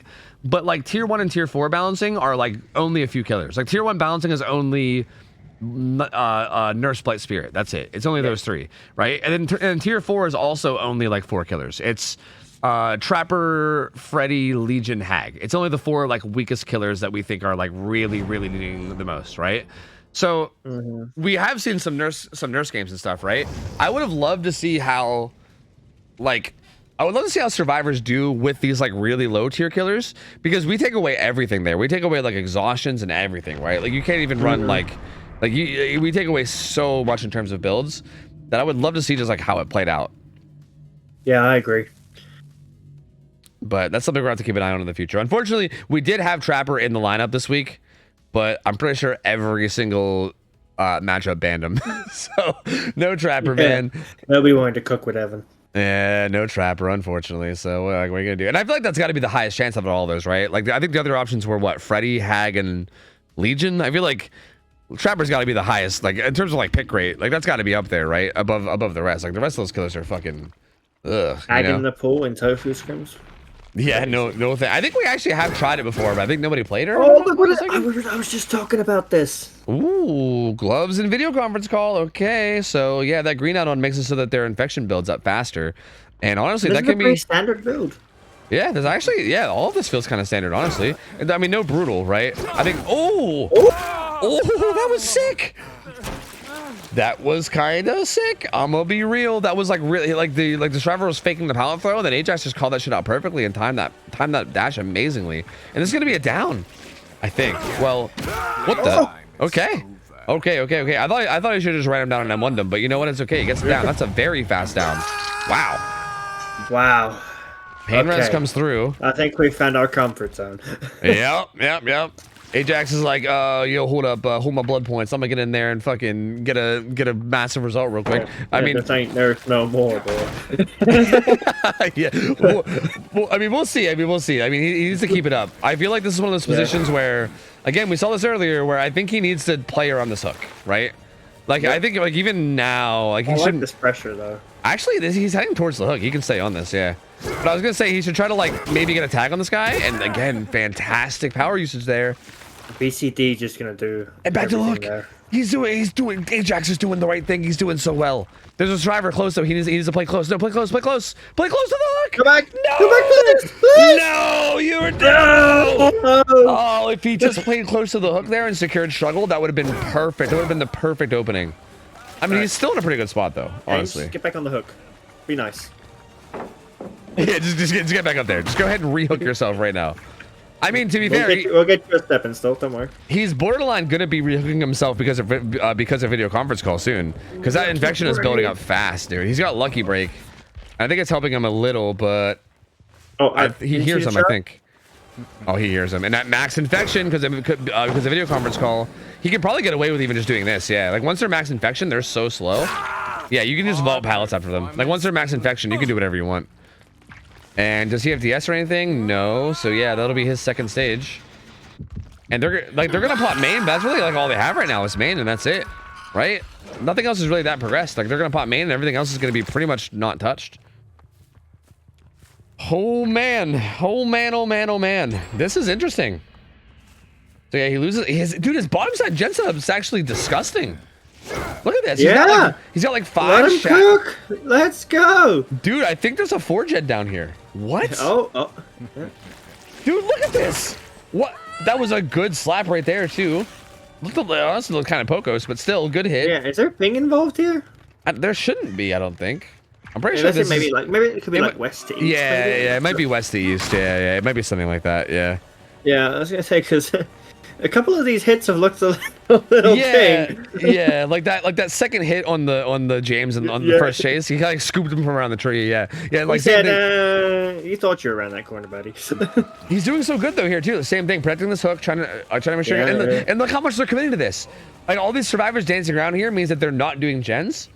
So yeah, this is huge. This is huge, man. Four gens, Tofu. Yeah, still 4 gens, and 2 people were dancing around this hook and not doing gens. So the only person fully infect on Claudette too. Yep, and Claudette was the only one that was maybe doing a gen, and even she's not doing. No one's on a gen right now. There's literally no one on gens at this moment. This is gonna be a huge result if this energy keeps up. Oh, I think maybe predicted the juke, but she didn't. Finds Zarina, who has this like discount LT wall. Oh, Lithe coming through. Oh, could use power. No, very late on it though. Oh, unlucky. Oh, this arena is actually kind of juicing here. This is actually big. They pop a I think gen. we're chasing the most experienced player here, right? Yeah, probably. I don't know. I guess that based off Like, based on from the what first game. Yeah, but I thought we were going for a crazy move. I thought it was going to be the most dumb, crazy mind game we'd ever seen. I mean, this arena is actually like holding check spots and shit really well. Like that arena, seems like a bit of a juicer. So yeah, I mean, we might be right. That arena seemed to be a bit of a threat there. Yeah, it's fine. Just slug the rest of the team, then go back and down them. Exactly. This is like the strat you do in like a public game when it's like 3 megs, you know? Like there's 3 megs, you're like, okay, let's just ignore that 4th survivor, kill all the megs, deal with them last. 3 megs and a P100 ace. You just chase the megs and then you just down the ace and he gets really mad in endgame chat. Like, why don't you chase me? exactly. That's the goal. Find the megs. Exactly. But we'll see. I mean, hey, maybe these other survivors will be juicers too. I don't know. That's the thing about this team is I really like we saw them in the nurse set, but that's it. Like not having like information on teams is really fun. That's honestly one of the things that I really love about the Sapphire division is I didn't know half the teams in there, and sometimes I'd be just sitting there watching them and going, damn, you know. yeah. It's actually really cool. But right now, this has been a big swing towards best right now. Like, there's really been no pressure. Like Adam almost has his gen. Adam has his gen very close to being done. And there was another gen that had high progress too. Like we're getting very close to having 1 gen left. Oh, and decommits here too. Oh, but finds Claudette, who's injured, which I guess is like okay, but still, you need a down and a hook like very soon. This has been a very long time with no down or hook. Okay, we'll see. Oh my. Oh, baiting it a little too early, but there we go. Maybe. Oh, doesn't get it. Oh no. Oh no, it's all crumbling. Claudette's playing this so well. Holy. I think she also has Resi. No, she actually doesn't have Resi. Kind of. It almost felt like she did. Wow, she played that card perfectly. Oh. She played that so well. Bro, I'm telling you, this team might be kind of juicers, man. They might be kind of juicers. Like again, she kind of held like the little like invisible line check spots in that car really well. Slams Zarina into Claudette, but Claudette was already injured, so it doesn't really do a whole lot. It would do a lot if you wanted to leave. Yeah. But still staying on her. Throws this God Palette. And again, without Unicorn Medallion, that God Palette I think is not even playable unless it's like unless you do something really crazy. But it should be pretty easy to play as Survivor without Uni. I think that's the gen that Adam was doing, right? So yeah, kind of running by the gen that was being worked at 5. Just walking it down, pretty smart here. Those were 2 phenomenal chases from the Zarina and the Claudette, though. Like, yeah, like very good. That's gonna be a pain, Rez. And this is weirdly enough, this is still actually a decent spot for Ajax because this is the only gen progress they have. They were both here. Is he gonna find them?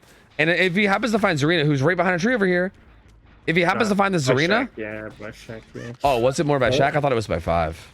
Oh no, you're right. Yeah, it was by Shaq. Okay, Zarina is gonna get away, but she's max infection, so she's gotta be extra careful. He just spotted David, I think. That Crow's gonna confirm it again. Yeah. David, not David. Adam. Whatever generic guy name, Adam, Josh, whatever the fuck. I'm just gonna throw out random generic dude names. That one guy. That guy over there. yeah, that guy. Yeah. I'm just saying names at this point, bro. I don't fucking know. But actually, like, that's a really good tag. And again, this hook is right beside the gen that had progress. And again, there was also this 3-gen bottom, so it's right by this entire 3-gen. He also just saw the spray. He knows where they both are. Ajax is doing he's handling this really well. And Zarina gets hit.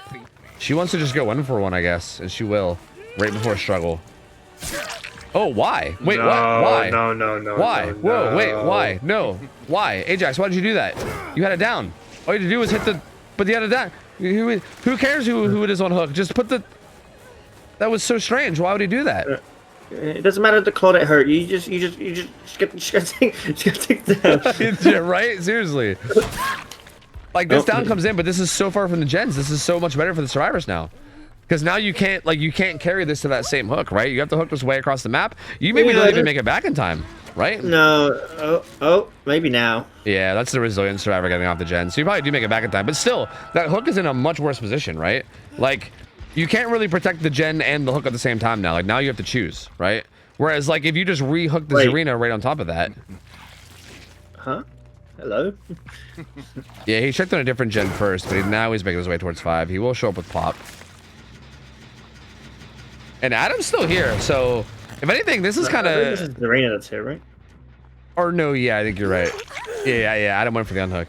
Yeah, Zarina's here, but again, this is kind of risky because now he just gets the same thing. So it ends up being fine. It ends up being fine. This was sloppy from the survivors. Yeah, I mean, he can put him right back on that same hook that was pain res, and then he has a hook right beside the gen. So yeah, he's kind of right back in the same position now.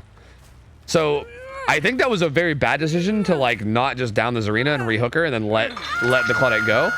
Like I think killing the Claudette there was a big throw, but the survivors kind of reversed throw here through here because yeah, her like I think her staying there. I mean, obviously if the stealth works, then maybe you're okay, but you're injured and infected. Like bro, you're loud. You can't really stealth that. Like I think she needed to get out of there. That was a good stun from Adam though. But yeah, I mean. Still, terrible spot for survivors now, right? Hook into 3 gen regressing near it. They are pressuring the far away gen, which is smart. Like I think they're doing the smart thing. Because Zarina does have a pretty much a full stick of butter, or at least she did on the hook. So now the killer base has to choose between protecting this hook or protecting that gen, and there's still plenty of time on that hook. Oh. Ooh, with power, this is a slap. Nice. And Claudette's having to rotate in to get the unhook too. Oh, and he's gonna cut that off as well. And Claudette's not Deathhook now, but still. Or is she Deathhook? No, she is Deathhook. That's right. Yeah, so she can't. She has to leave. Everybody's infected. There you go. Much better. Was gonna chase. That second win's gonna go through. Still, this feels like 4K1. This feels like 4K1, yeah. Like how they, yeah. That was another pain res. All these infections building up so fast because of like the fucking VCR or whatever, or VCC, whatever. I think it's video conference device, right? Is what it's called. Oh, no, I thought it was video conference. Wait, maybe it is VCD, VC, VC, whatever. Yeah, whatever the fuck. Video conference, that'll do. I thought it was video conference. Why did I think it was conference call? That doesn't make sense. Conference call? Catches her this little. Yeah, it's a conference call. He's just taking a quick call on the job, you know. This is gonna be the death on the Claudette. So yeah, this is basically it. There's no way now. Like not on this 3-gen setup. The only way that they get a gen done here is if the chat thought I would do you like that, man. Like what? Yeah, right. Like who are you, Loris? Please, like I don't. You ain't doing that. Please. There's no way. Oh. Does find Zarina. Oh, nice double dash into a throw. That was actually nasty. Okay. Yeah, that's it. That's going to be 4K1. This was a really good showing from Ajax, man. He did so well here.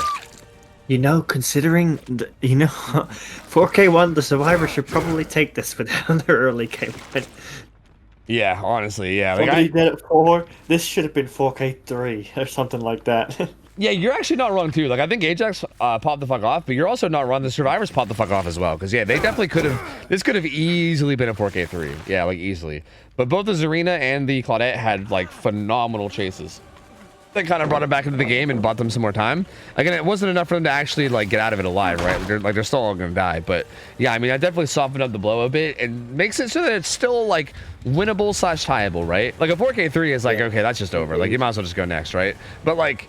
4K1 is, you know, you can like match that. You can even beat it, right? It's not unrealistic to get like a 4K2 here, right? So, yeah, I mean, they definitely brought it back in a big way. Very well. Both sides popped off in their own way. Yep, absolutely. Yeah, both sides. I feel like both sides popped off while also simultaneously fumbled. They both did both. They both did a little bit of both. They both popped off really hard, and then they also both fumbled at least a little bit and let the other side pop off a little bit. So, like, yeah, I mean, again, kind of well played by both. I mean, both sides got the better of each other like multiple times throughout the match, and then it ends up being a pretty decent result in the end for Killer. So Yeah, we'll see, man. We'll see. I mean, again, I don't think it's entirely impossible for the killer from Best to beat this. I feel like, especially if they have somebody that's experienced on Wesker, right? That's like just like pretty good mechanically with the killer.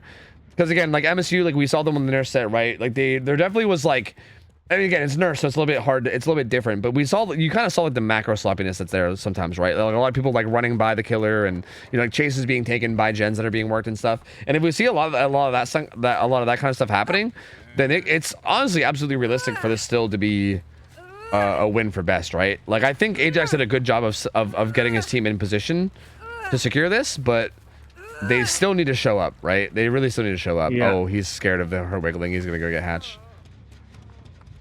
Does she have adrenaline? Imagine? No. And it wouldn't matter anyway. I think the gates are in terrible spots. But yeah, I still don't know, right? Like this still could swing either way. I'm not sure. I'm curious to see, because like the ball's in their court now, right? Like MSU, they're survivors. If they just have a good, solid, tight survivor game now, then they should be good, right? They should be fine. That's all it takes, dude. Just juice the Wesker. Smile. It's not easy. Smile. Just do that. Smile. It's easy. Just avoid getting down to the Wesker. Smile. Oh. There's the wiggle. Again, like nothing's gonna come from this though. I think it's just gonna be 1v1. Yeah, the 1v1 with the infected Zarina. With the video conf. Yeah, exactly. Oh, Gamasho! Oh, Nabo hitting walls twice. Unfortunate. Stubbing his toe. We've all been there. We've all been there. Yep. Zarina's doing pretty well, but the infection's gonna build up soon, and then it's gonna be a little hard.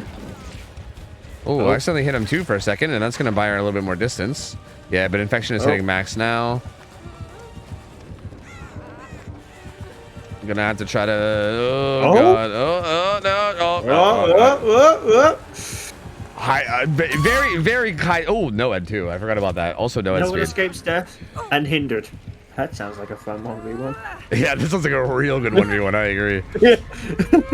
Yeah, it is interesting to see though. Like again, like these survivors, man. Like this Zarina and that Claudette especially. Like we were able to see like these guys are definitely not new. That's for sure. Like they were playing chases very well, like using check spots really well. Like these guys are clearly not new. At least those two, right? I mean, again, it's hard to say about the whole team. Like I think the first chases with James kind of all happened a little too fast. It was kind of hard to say. Like maybe the others are the same, but specifically those two we were able to see were very, very solid in that way. So this team definitely not.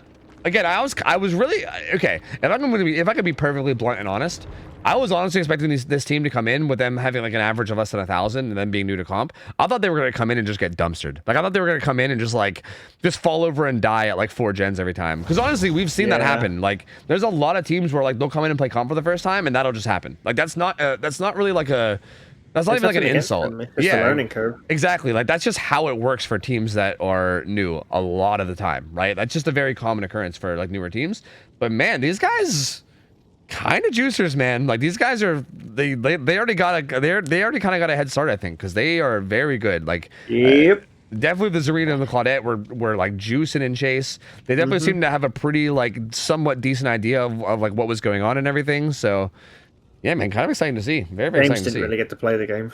Yeah, exactly. We didn't get to see much of James. Yeah, he kind of just he had a rough chase early, and then it was just he never got out of it. Back to his old ass game. Yeah, exactly. Yeah, he got fucking video conference device, fucking straight off DVD entirely. Absolutely. Yeah. Lost the license for that one. What's happening here? Who killer? Send invite. Who killer? Send invite. Fast. Why are we still in this lobby? Help. It all fell apart. It did. It all did. It all done fell apart. Not me. Oh, okay. Yo, Savage Cuddlefish, what up? Hi, hello. I gotta play some ads real quick. I'm gonna get that out of the way. So, one sec. Some fucking ads. I gotta get them done now so we don't get them in game. This will be interesting, man. This will be interesting. I'm curious to see. Yeah, no, this honestly, I'm gonna be honest, this is probably the most entertaining game of the night. Just because you don't know what's gonna happen. Right? Like like expectations are very, like there really is no expectations, right? Like I feel like I can go into games with all the other teams we had today and kind of have like at least a general idea of like how the teams are going to do, right? Like maybe they'll have a better game or a worse game than, you think, like by a little bit, but you generally know what you're in for, right? Like here, this could literally be like, because again, first off, we don't know how good or bad the killer's going to be. First off, right? We have no idea how experienced this Wesker player is. Considering that their team is 4 people, that is like hella alarming, right? Because if you don't have a Wesker player in those 4 people, like what do you do, right? A 4-man team sounds like it's rough. So yeah, I mean, first off, we gotta see how well they can play Wesker, and Wesker's also a pretty mechanically demanding killer. So like if you it's not like it's like a Wraith or killer you just pick up and play. Yeah. It's not like if you're like playing like Wraith or Freddy or I don't know, Trapper or something where you can just kind of just hop on and just make it work, right? Like you need to have some experience to really be doing okay there. So no idea what the experience of the killer's like. We also have no idea what kind of play we're gonna see out of the survivors, right? In terms of like how sloppy or how good. So really don't know, right? This could end up being like a fucking 4-stage game. This could be like a 4K4. Like we could see anything this game, like anything. I have no clue. So yeah, I don't know, man. Curious myself, very, very curious. We're gonna find out. Definitely important to note that there is not a single Iron Maiden shirt on the Survivor team. So okay, banned all of you. Yeah, not looking good. I mean, regardless of whether they're banned or not, I think that's just bad juju, right? Like, I think if you don't have an Iron Maiden shirt, I think you're just kind of like, I think you're like, it's like karma. It's like bad karma. Like, I think you're detective work. Oh, into our killer. Oh, wait, I can do that just by clicking on their name, can't I? Yeah. 770 hours. Oh, interesting. I should have creeped the hours of that Zarina player because they were a beast. Oh, I can do that too. Yeah, you should do that. I want to know their hours if it shows. But yeah, you're not wrong. Yeah. 1.4K. Bro, that guy was fucking good for 1.4K. Holy. Yeah. God damn, dude. See, that's what I mean. Like, I wonder if that comes from like investing a lot of those hours into like comp stuff, right? Because like that motherfucker, like, again, clearly knew like check spots and all that shit, right? Which is stuff that I feel like you don't really learn unless you're like looking into that kind of stuff. So yeah, that's very, like, again, extremely impressive for that like amount of time. Like, my lord, dude, that is so good. Yeah, I'm impressed, man. I'm impressed with this team. I'm excited to see how they keep going. Don't have money for the shirts. That's honestly, that's a decent excuse. That's the only viable excuse. To be fair. To be fair, any other excuse is not fair. Like, if you have the shirts and you're just not using them, then you're like, what are you even doing? Like, what are you even doing? You know? But honestly, dude, I wouldn't, like, okay, if I'm gonna really get real with you guys, all right, if it wasn't for the fact that DBD gives me free XLs, I wouldn't have the Iron Maiden shirts either, dude. I wouldn't. I'm sorry. Like, I love Iron Maiden. I love those skins. I don't spend money on skins, dude. I don't ever spend money on skins. I just don't do it. I think that shit, like, I feel like you might as well take that money outside and just fucking burn it at that point. Like, what are you doing, dude? You know? I don't know. That's just a me thing, but I don't ever spend money on skins. I think that shit's insane. And also, like, aren't these guys like a fucking collegiate team, bro? Like, like hello, they got student debt, bro. Like, they probably got student debt. If I could buy Iron Man skins, I don't think so. I don't think so, man. They're gonna be fucking broke college students that got student debt, man. They're gonna have to pay that shit off. I don't think so. So yeah, yep. Nope. No Iron skins for me if I wasn't a Fog Whisperer, honestly. Both teams are collegiate. Best is Brown University and MSU is Mississippi State. Yeah, I was told that. I saw that in their picks and bans, I think. I was creeping through the picks and bans to see like who got picked this week or whatever, and I think I saw them say that to each other. Yeah, they're apparently both collegiate teams, which is very interesting. Yeah. I didn't really know that, like, I didn't know that was like that much of a thing, especially with games like DVD. That's very interesting to see.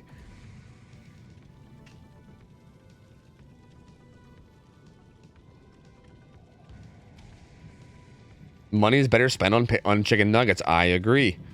Yeah, I agree, man. A fucking skin in a video game ain't doing shit for you, bro. But like a chicken nugget, that'll feed you. That'll keep you alive. You know. True.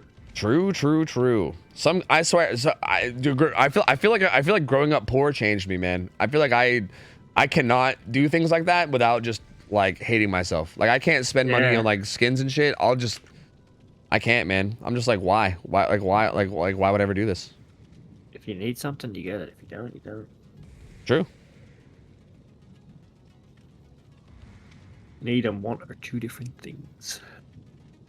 I don't know how I feel about Slayer Knight playing Meg. Is Slayer Knight usually a Meg player? Or is this one of the situations... They played Meg in the first set. Yeah, they played him in the first set, but I'm trying to think about like the previous times that we saw this team. So I have a rule. You might already be aware of this rule, but I have a rule where if somebody who normally plays a different character plays Meg, I flame them. I just flame them the entire time they play. That's how it works. Like if you're like, for instance, I'm almost positive. Maybe Slayer Knight did play Meg before. I'm almost positive that the rest of these are accurate, right? Like I'm pretty sure I always remember Power Mover being on Ace. I'm pretty sure I remember always Anna being on Nia. Like I think like for instance, I'm pretty sure like everyone sticks with the survivors that they usually play, right? But if somebody like, for instance, if like Anna would switch to Meg, right? Then like gloves are off, right? Gloves are off. Like if you're going usually an Adam player. If you're going out of your way to play Meg, then it's curtains, bro. It's curtains. Yeah. Yeah, maybe Slayer Knight did play Adam. Wait, was that a thing? So that's what somebody said in chat. Usually an Adam player. He plays Adam on Xbox, but has to play on PC for this, so he only has Meg. Oh. Wait, what? Wait, he usually plays on Xbox, so he's playing on PC? Oh, that's... Huh.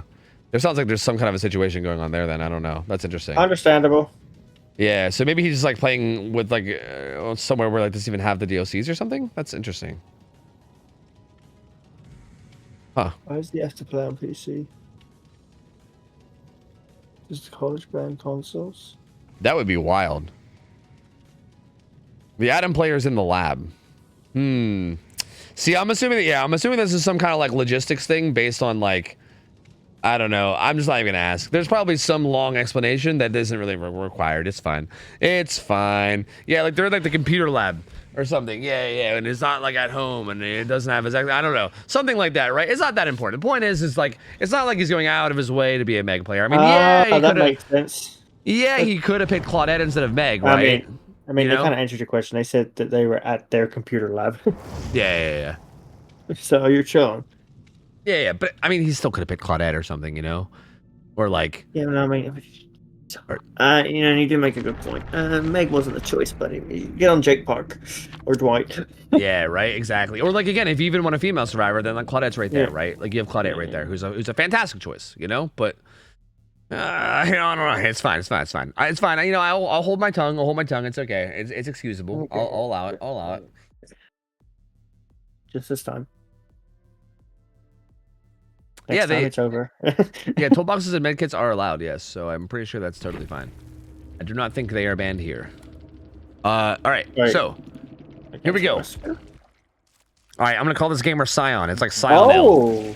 Oh, egg and then conference call. So yeah, we're seeing some very good stuff. Also, we're seeing Gift of Pain. No, they're banned. Oh, are they? Oh, wait. So do we gotta reset? Oh, maybe we gotta reset then. I was gonna say, oh, against Albert. Tisk. So are we sending one of the boys into the voice chat to tell them to reset, or like what's happening? Oh yeah, I see a gamer in there. Oh yeah, I see a gamer in there. He's letting them know.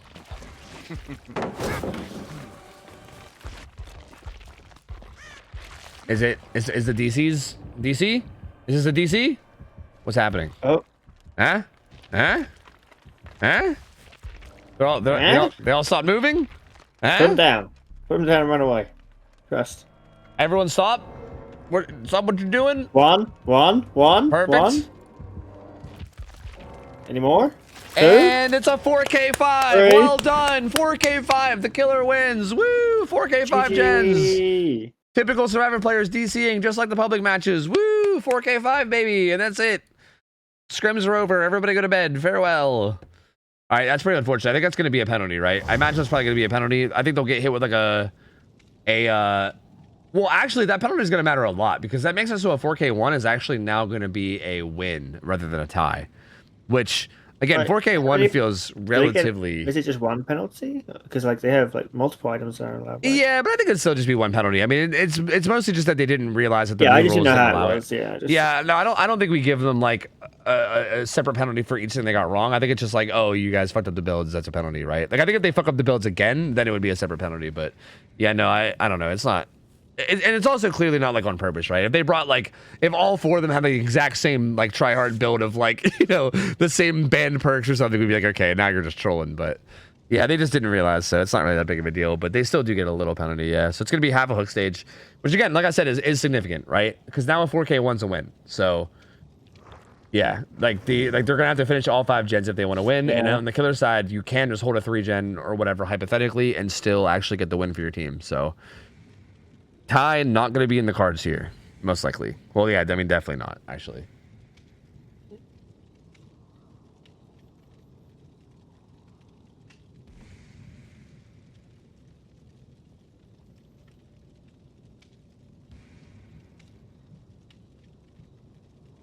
I'm actually, hold on. I'm looking. Wait, so what are the rules in terms of items? Am I dumb? Let me look real quick. So, what is it, Mastermind? Yeah. But I think here is Mastermind 2. Oh, is it like? Does it say like on the killer page as opposed to the actual? Yes. Oh yeah, it does. I see. Okay, that makes sense. Yeah, like it shows the items you can bring, which is 1 rare flashlight plus common add-ons and 1 firecracker. That's all they're allowed to bring. Yeah. I see. Aha.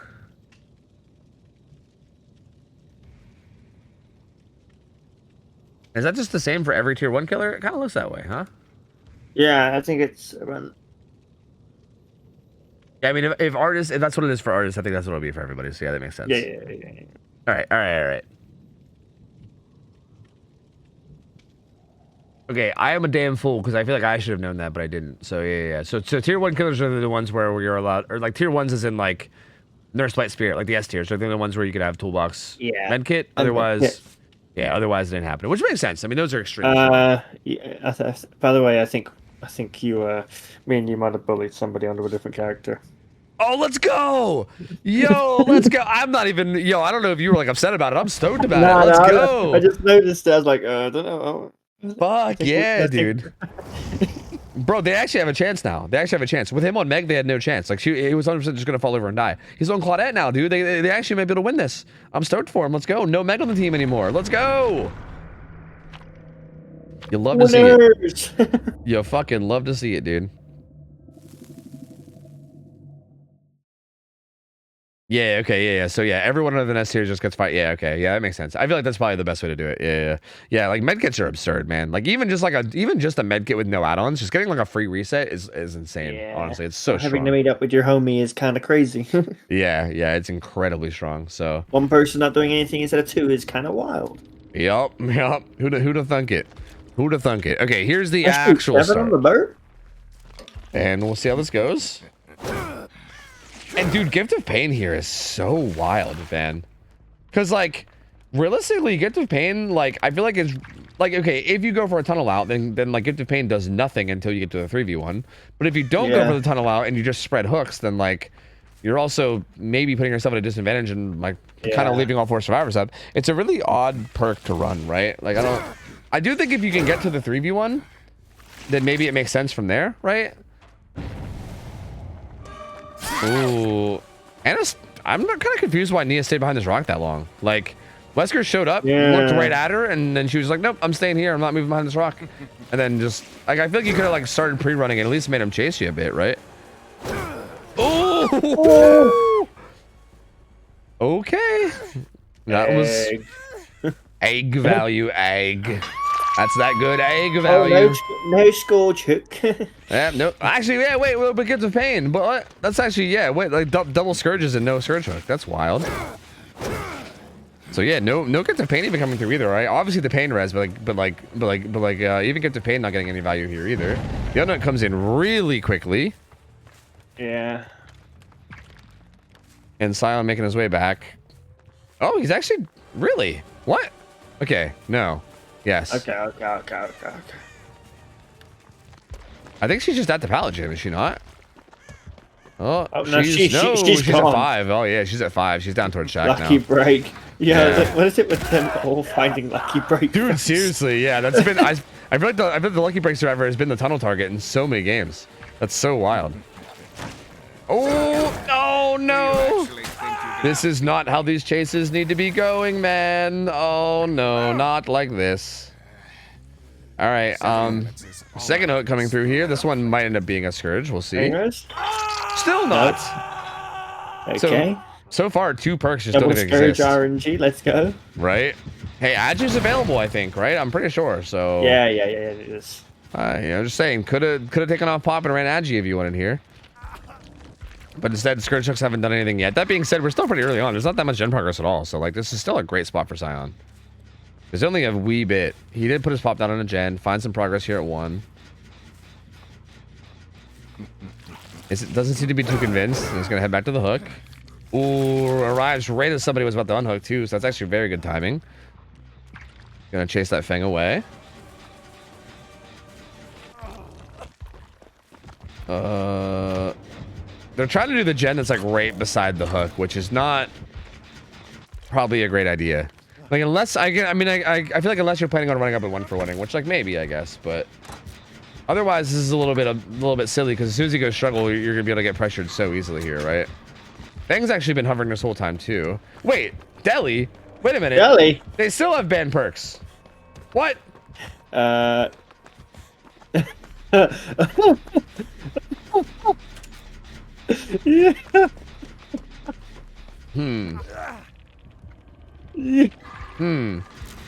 What else do they have? Too late now? -1 full hook stage. Yeah, I think so. Yeah, I think so. Yeah, that's rough. Maybe just go tell them not to use it. Yeah, or you can just tell them not to use it, and then then they're just down a perk, maybe if you want. But because I feel like if you just tell them not to use it, then like the punishment is just that they have 1 less perk, right? Which I guess is fine. Like it's a pretty, but like that's 100% a perk that you can just avoid, right? Like there's no like hidden value out of that you're ever gonna get. But that's just you can just not use it, and then it's a dead perk slot. Oh, I think that would have been them telling her, and she like stopped moving, and she's like, "Oh god, wait, are we restarting? Oh god," and then almost got hit. But Scion gonna stay on power moving here. This guy's death hook too. Oh, it hindered. Okay, if I'm not mistaken, I think build checks were optional. I think some people were asking for build checks just to make sure they weren't fucking up. If I'm not mistaken, that's what was going on, and I think maybe these guys didn't ask for build checks and then fucked up. Ooh, that was a good locker juke actually. Juke. Oh, okay. And this is gonna be a dead ace, right? I don't think he has DS or anything, does he? Or does he? Wait, maybe he does. Wait, no one has DS. Wait. No one has DS. But no. Huh. Interesting. Yeah, bizarre they didn't put DS on anybody either, right? That's very weird. Yeah. Ooh, doesn't quite get that dash, but it's gonna be a kill at 3 gens, and yeah, this is where it can start to get a little bit hairy. Did he get the pain res on him in the death? Okay, he did. So he at least got 1 pain res before that guy died, but no good to pain value at all coming through yet. That's not a good kick. Yeah, that doesn't really do a whole lot of anything, to be honest. Claudette's currently just cranking the gen at Shaq with Resi. And the gen at 1 is both Shaq and 1 both have like 50%-ish. So honestly, decent bit of gen progress, all things considered. Like Sion's gonna have to get it down like hopefully soon. Oh. Oh, reverse. Oh, almost skinny birds the whole way in, but not quite. And it does get away from that one, but it's still gonna be in some trouble here. I think we are, yeah. I think 1 and Shaq are both gonna pop very soon. This down's gonna come in, but yeah, there's Shaq, and 1 is right around the corner, but maybe pain res. It depends on where the hooks are. I'll see you dead. I don't think this is pain res, right? Wasn't this one of the hooks they used earlier? Maybe it wasn't. No. Oh no, it is. Oh. Yeah. Pain res interrupts it. So yeah, that's gonna be. Oh, does he go? He's going to the wrong side. No. Oh, he changed his mind. No. He baited us.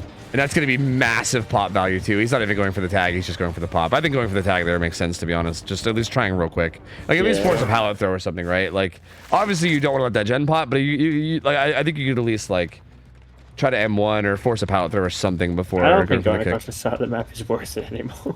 Yeah, I agree. I think you just hold this. I think you hold these 3 gens. Like, you see how tight these are? Like, this is so good. And yeah, and the gen that has progress is the one deepest in too, so you can even just kind of watch it regress. Like here, I would go back and re-kick one and then just kind of chill here. Like, actually, wait, all 4 gens are here. I didn't realize. I thought it was just 3. The other one's over here too. 4 of them over here. Oh yeah, it's just a full 4 gen up here. Oh, hello. Oh, Going the whole way to the vault. Don't mind me. Okay, good stun from Ajax. The blind coming through afterwards too. Giving a lot of space to that 1 gen. Yeah, they finished the reset. They're heading back over now. Kade is going to get cut off, though, and she's going to decide to try to bail, I think. Oh, has this pallet gym. And we'll see what she can do now. Ooh, kind of surprised he didn't just go for a double dash around that wall. That was a long wall. Like, he didn't have to go through the middle. Maybe he just didn't realize the setup of the... Overcomplicating it, maybe. Yeah, or maybe just thought that it was a different 4-lane setup than it was. I don't know. That's fair. Doesn't want to kick it, I guess. Maybe they don't know about the dry kick meta. Like, I don't know. I mean, I don't think you really need to worry about like the anti-3 gen kicking in. I think it's fine. It's only been hit by 2 so far. That only would have been number 3. Oh, hello. He's gonna go for a power hit here. Does this mean that he wants to leave her? No, because I was gonna say I think you could just take an M1 there, and then you have your power up to follow up immediately. Instead goes for a power hit, which I thought meant that he was gonna leave her, but I guess not. They pop 1 gen. 1 gen is in the gen at 1, but also 1 gen as in a singular gen. But also it's the gen at 1, the 1 gen. The 1 gen's at 1 is what I'm trying to say. The 1 gen that's at 1. And doing a really good job here, though. Sorry, I got a little lost in my commentating there. A gen's at 50%, and honestly, this is getting a little hairy, man. Like, Nia did a really good job in that chase, and it's starting to look a little sketch now. San's gonna make his way back. Oh, didn't quite get that. That other gen had a good. Wasn't the other gen the one that was more progressed? Yeah, the gen at 10 getting cranked right now. MSU is actually gonna be able to do this, I think. He needs to leave and go to 10 like now, or either that or get the Scourge Hook. They're dead. No, they're doubling it. Ooh. If he can get him on that Scourge Hook in time. Wait. Oh, just barely not in time. Oh my god, that was like literally a millisecond. Holy shit. Wow, that was close. And that's gonna be it. MSU's gonna take the Wesker set. Wow, interesting. Very, very interesting. To be honest, this was like the start of this game. I thought this was gonna be like a 4K2 or like a 4K1 or something. Like, this was looking really good for Sion, but yeah, just couldn't quite keep up the pressure, man. Again, I don't know why he didn't like kick the gens that he kept wandering around. Like, he kept passing by gens that had a bunch of progress and just refused to kick them for some reason. So we're on set 3, right? Sorry, wait, what's that? Hey, we're going to... Oh, set 3, SNG, yeah. right? Oh, yeah, Singularity Considering set. we do that, I might leave you for the last game. Oh, are you heading to bed?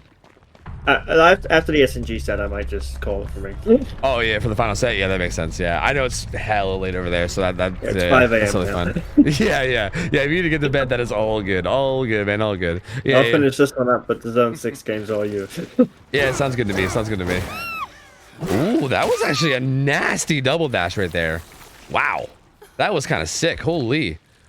And Claudette's gonna have to run over there and try to get the gate herself. Again, none of this really matters too much because the win con was just finishing all the gens. At this point, nothing else really matters too much. We're also going to make sure that MSU is aware of the rules because they did not seem to be totally in line with the rule changes that we had in terms of balancing, because yeah, that was 2 things that they messed up, right, with the items and then also bringing in deli. So I didn't even notice deli the first time. Yeah, me neither. Like, I don't know if it was there. I just didn't notice it. I guess we saw the toolboxes and we were just like, oh, what's going on there? Yeah. Claudette, what if he wants to get this? What's happening? You want to get the save? What's going on here?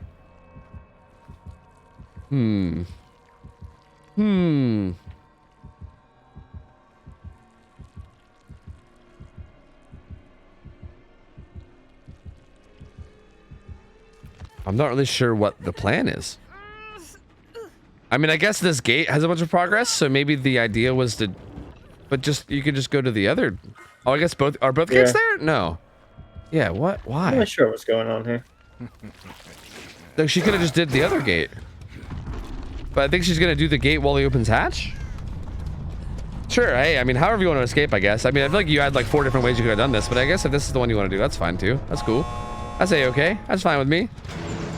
And there you go. That's gonna be a fresh hook out after blinding himself, or maybe not blinding himself. But there you go. He's gonna be out, and that's gonna take us to game 3. So singularity set gonna be being played between these 2 teams.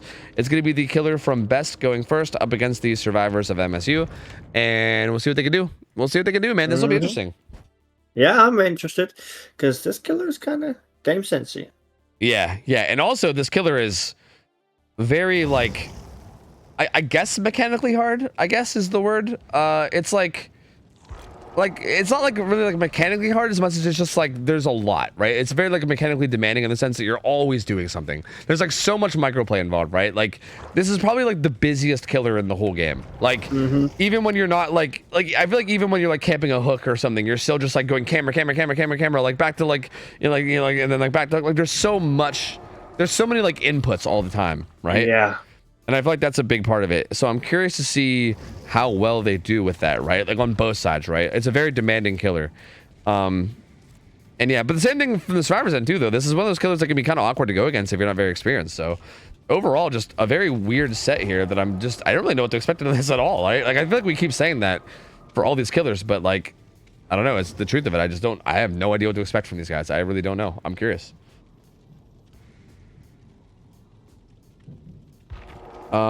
Singularity looks like he's in what, tier 3 balancing?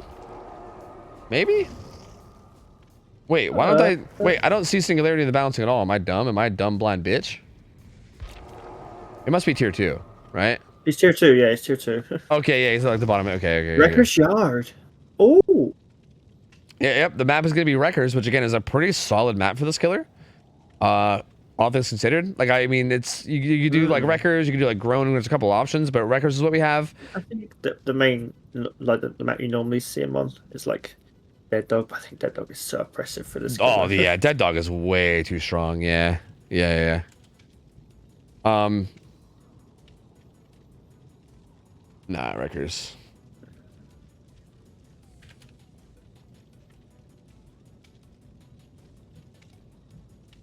So yeah, there is a good bit of bans though, right? In terms of like things that are banned for these guys. So like less fast resets and stuff, right? In terms of like, you know, like no botany or anything. Obviously, like no deli. Really hoping to see DS with their builds this time around. It was kind of odd to not see DS last time. Yeah. So hoping that they incorporate that somewhere here. Oh yeah.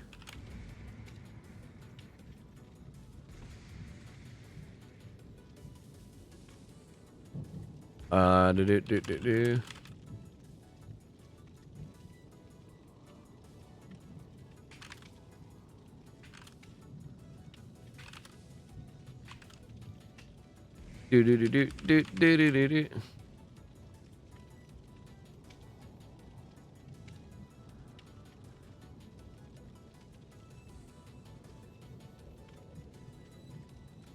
All right. We'll see how this goes. Are there any skin bans as well? What? No. What? Why would we do that? The fuck? No. Yeah, Meg. Actually, yes, Meg. You can't play Meg. You can't play any variation of Meg. Someday I'm gonna add that rule. Someday, I'm not joking. Someday we will have the rule that survivors can't play Meg. I don't know when that's gonna be, but someday. I don't know. Gamers were asking about like the new Survivor Sable or whatever, whether she's gonna be banned or something when she comes out. Hell no, bro. If anything, I want 4 Sables. 4 Sables and no Megs. All right, that's what I'm hoping for. Oh yeah, true. That's a good point. Yeah, you can't have Jill and Feng with the same cosmetic. Yeah. That's actually a good point. Yeah, specifically because Feng does all those like cosplay skins where they look exactly like other survivors. That shit can get real confusing. So yeah, we don't allow that either. But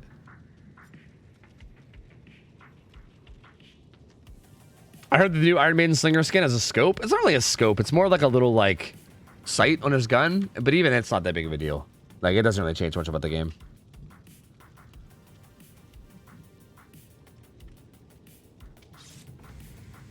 I honestly prefer the guns without it.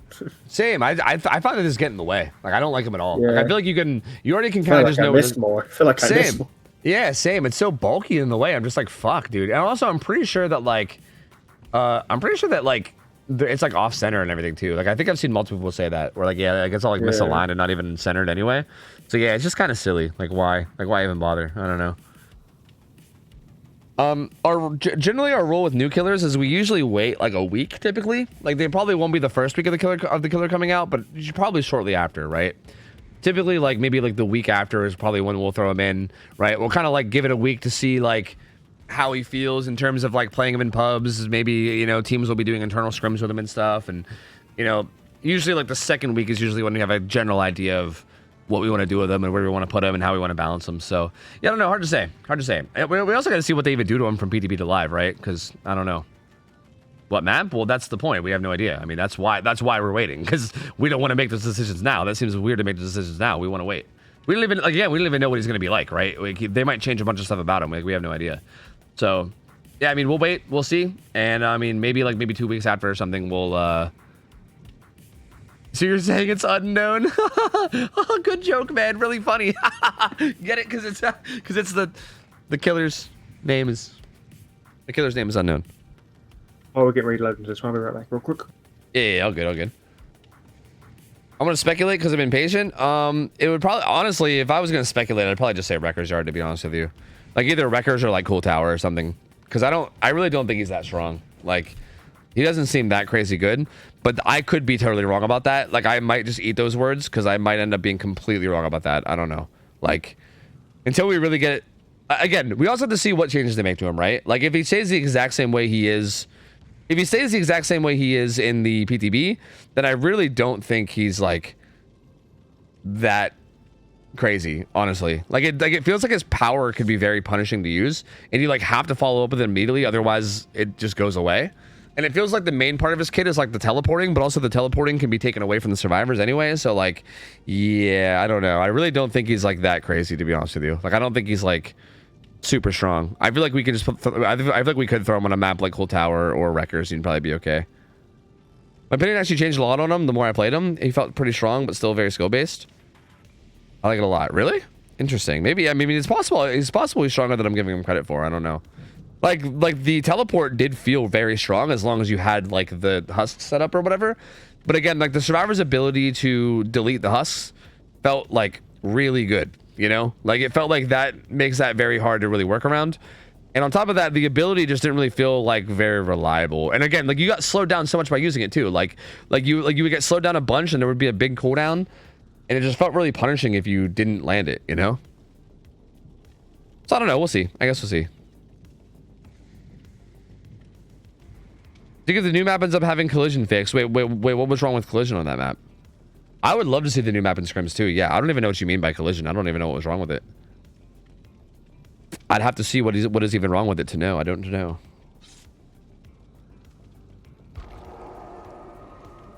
Rubus. Is that an invite to a game or an invite to like? That's not a friend. No, that's an invite. Sorry, Rubus, it ain't happening, brother. I want removing hallucinations to make survivors weak. Oh, that would be kind of cool. That would be interesting, actually. It does kind of feel like, I don't know. Like, again, it does feel like the hallucinations feel like the main strong part of his kit, right? And again, it's, keep this in mind, it's possible that I just didn't learn to use his power well enough, right? Like, maybe his actual, like, range power is actually insane, and I just didn't get a chance to, like, master it. Like, totally open to the idea of the fact that maybe I just sucked at using it, and I needed to take longer to learn.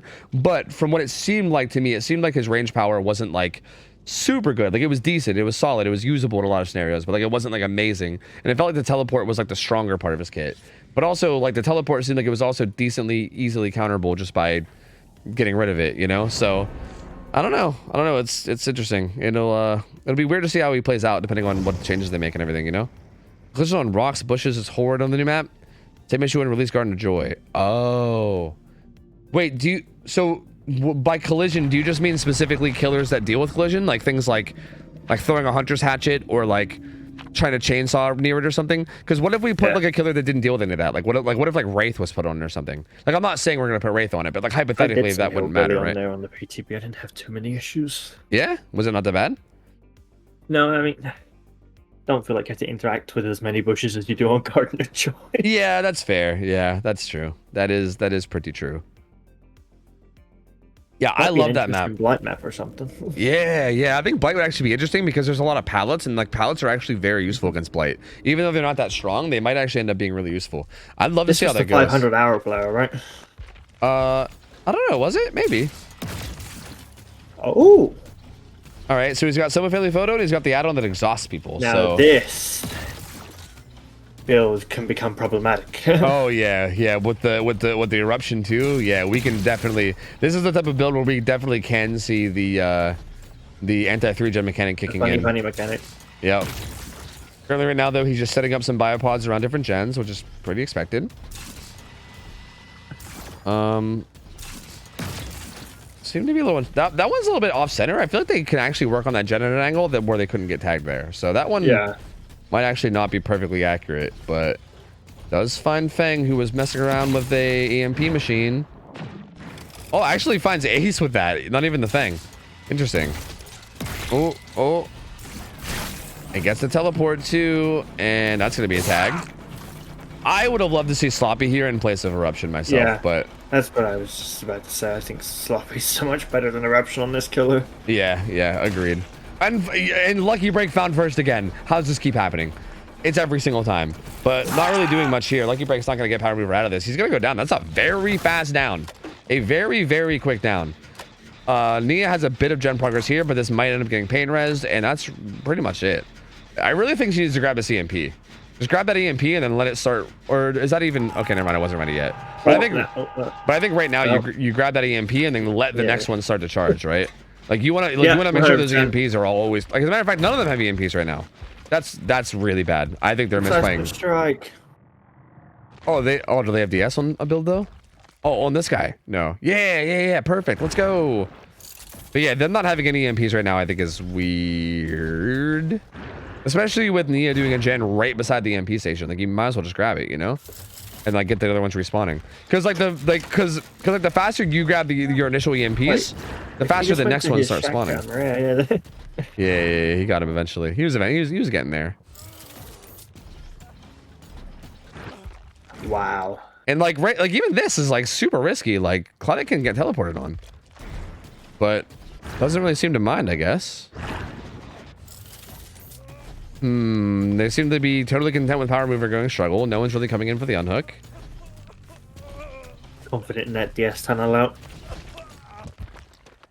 Yeah, looks like DS tunnel out goes like two different ways. You either get like instantly just destroyed, or you just get away. Yeah, exactly. It feels like, oh god, I hope this isn't the strategy that they stick with. Because it seems like what happened is Claudette ran to get an EMP when she got stuck, and then was like, oh, okay, I'm fine now. Then went back to the gen, and they're not like, it doesn't feel like they're preemptively grabbing them. It feels like they're just like, we'll just get it whenever we need them, which is not good. Like, right now is the perfect time to be grabbing EMPs, especially if you're near one, right? Like kind of like this. Like if you were just kind of near one, it's like the perfect time to just grab it and then get the next one kind of going, right? Because again, they spawn passively. Can't actually pick one up with a flashbang, right?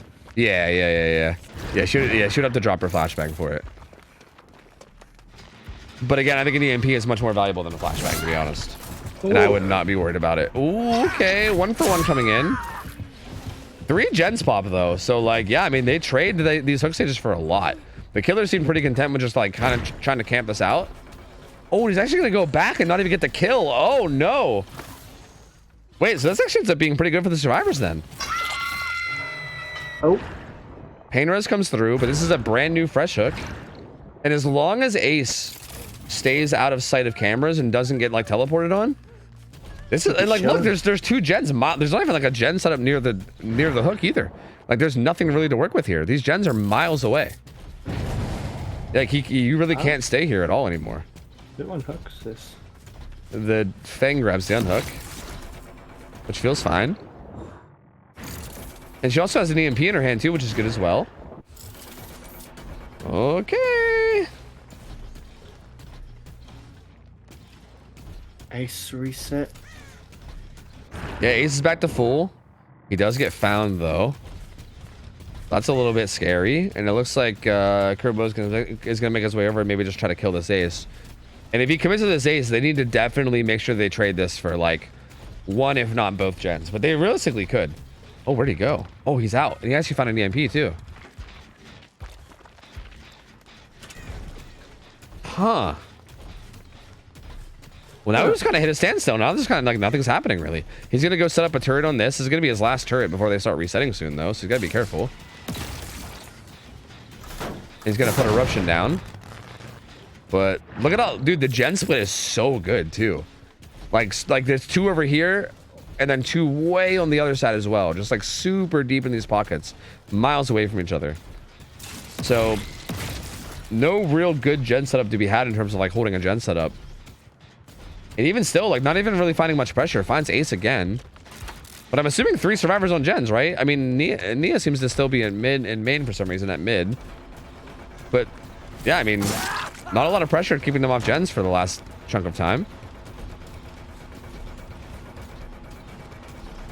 Ace taking this chase to Shaq. I think still has God Palette. Gets stuck. Oh, I would just be staying near God Palette if I were you. I think he kind of is, which is good. Oh, the EMP. Okay, I think that's maybe what Neo was doing. Oh, the head on. Oh, and the flashbang. Oh, no, it all makes sense. Oh, ners. Optimal. Okay, that's going to definitely get Ace out of there. The EMP and then the head on flashbang. That's a lot of stuff. But that must mean that somebody else EMP'd, right? I think that means that there must have been a second survivor there for the EMP. So there was only one survivor on a gen for a chunk of that time, but still they pop a gen. Ooh, Ace even avoids that stick too. And yeah, all 4 survivors still alive. And final gen is being pro ranked. And yeah, Kerbo's gonna discover it with that camera. But yeah, Ace is pretty much safe now, right? You can't really justify chasing Ace with the progress in this gen. So MSU's in a really good spot, man. They're gonna be able to get a pretty good result here, I think.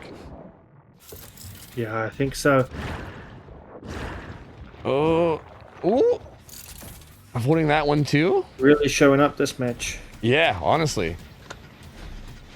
I do feel like this was played a little bit wrong from Kerbo still though as well, right? Like there was definitely a lot of misplays from Kerbo here. I feel like the inexperience is showing a little bit. Yeah, exactly. Like I kind of started camping that first hook right from the get-go. Like, for instance, one of the gens that they were progressing was Shaq. Like, you could have harassed Shaq a little bit, especially towards the beginning stage, right? Like, if the survivors unhook within the first, like, 10 seconds of the hook coming in, that's kind of fine, right? Like, you can take the first, like, 10, 20 seconds of the hook stage to kind of go, like, pressure the nearby gens, especially if they're working them, right? Like, they were working Shaq gen when that first hook came in. You could have harassed Shaq gen a little bit, kind of gotten some pressure, kind of pushed him off of it, like, slowed down progress, maybe even got a tag or two. Ooh, the EMP from Ace there is really good. And then kind of came back and like secured. Like I don't mind securing the states and everything. As a matter of fact, I think it's good to do that with how early the hook came in. But I think the early stages you could have delayed the gen progress a little bit. Mm-hmm. But honestly, very good on the survivors to handle this well. I mean, they kind of just had no issue with the survivor going struggle. Just like let them go struggle, slam gens, and yeah, I mean they kind of handled the situation correctly themselves. So yeah, very very well played for these guys. Now he's got to commit way over here, but that means that Claudette is going to preemptive. I don't like the preemptive EMP, but it's at this point they're so far ahead that it's probably fine. I think you can just hold your EMP and wait for the actual camera to stick you and then EMP it, rather than like preemptively doing it. But this is fine too because yeah, I mean no matter what they're going to get the final gen done. And at this point you need to get out. You don't want Ace anymore. You want anybody but Ace. Like I don't. At this point, this is like this is like another experience thing where like if Ace can keep looping here, even if he dies, who cares? It's one stage. Like ideally, you want literally anyone but Ace or who was it? Claudette, I think, or no, Feng, right? I think Feng was the one that won for one, but maybe no, it was Claudette. It was Claudette the one for one. Yeah. So you basically want Nia or Feng ideally. Even Claudette would be better than nothing. Yeah, there's gonna be 4 stages. I think everyone else is getting out. They're waiting just in case Blood Warden, you know, you never know. And yeah, that's going to be 4 stages. Incredibly good result from MSU. Yeah, you really actually do never know. I saw a 4K with Blood Warden in comp once. Yeah, dude, that would be amazing. I would love to see that. Holy shit, that'd be awesome. But, dude, this is... again, this set is just full of surprises, man. You know, I don't know. Like, it's just full of surprises. MSU really showed up on the Singularity set. And again, Singularity, again, a bit of a hard killer, right? Like, not exactly an easy killer to be playing. And they just kind of show up and get the job done. And they looked really, really good there. So, yeah. I mean, again, very, very wild stuff, man. And that's going to make it so that the killer now from MSU needs, what, 5 stages or 4 stages to refresh to win, which is not much at all. As a matter of fact, you can kind of slap on Noah and probably just get this guaranteed, I feel like. Yeah. So, we'll see. I feel like I didn't really do too much that game, like, in regards of, like, pressuring people.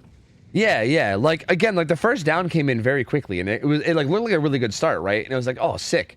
But then, yeah, it seemed like they were, like, they kind of just let them come back from it, right? Like, they kind of just sat in front of the hook and kind of like checked cameras here and there. But other than like just checking cameras here and there, they didn't really leave the hook at all. And other than checking cameras, they didn't really pressure the map. And they let them just do 3 gens for free, right? Before the unhook came in last minute. But I think the big thing is, even when the unhook came in last minute, I think they should have just committed to that and killed the person, right? Like, if you're going to commit all that time to camping that guy to struggle and getting him almost dead, and then they unhook last minute, just to then let him go, like, that's kind of... I think that was the biggest issue there more than anything, right? Like, I do think they could have spent, you know, more time on that early hook stage, maybe pressuring. But I think the big thing is they should have just secured the kill on the person. Like, Ace should have been committed 100%. To and just kill him. Like, you should have just killed him and then made it a 3v1. And then from a 3v1, anything can happen from there, right? Like, once you get into a 3v1, at any point it can snowball into a 4K if you can start to, like, slug people and find people, you know? Like, it can get out of hand really quickly once it gets to that stage. So, yeah, I think...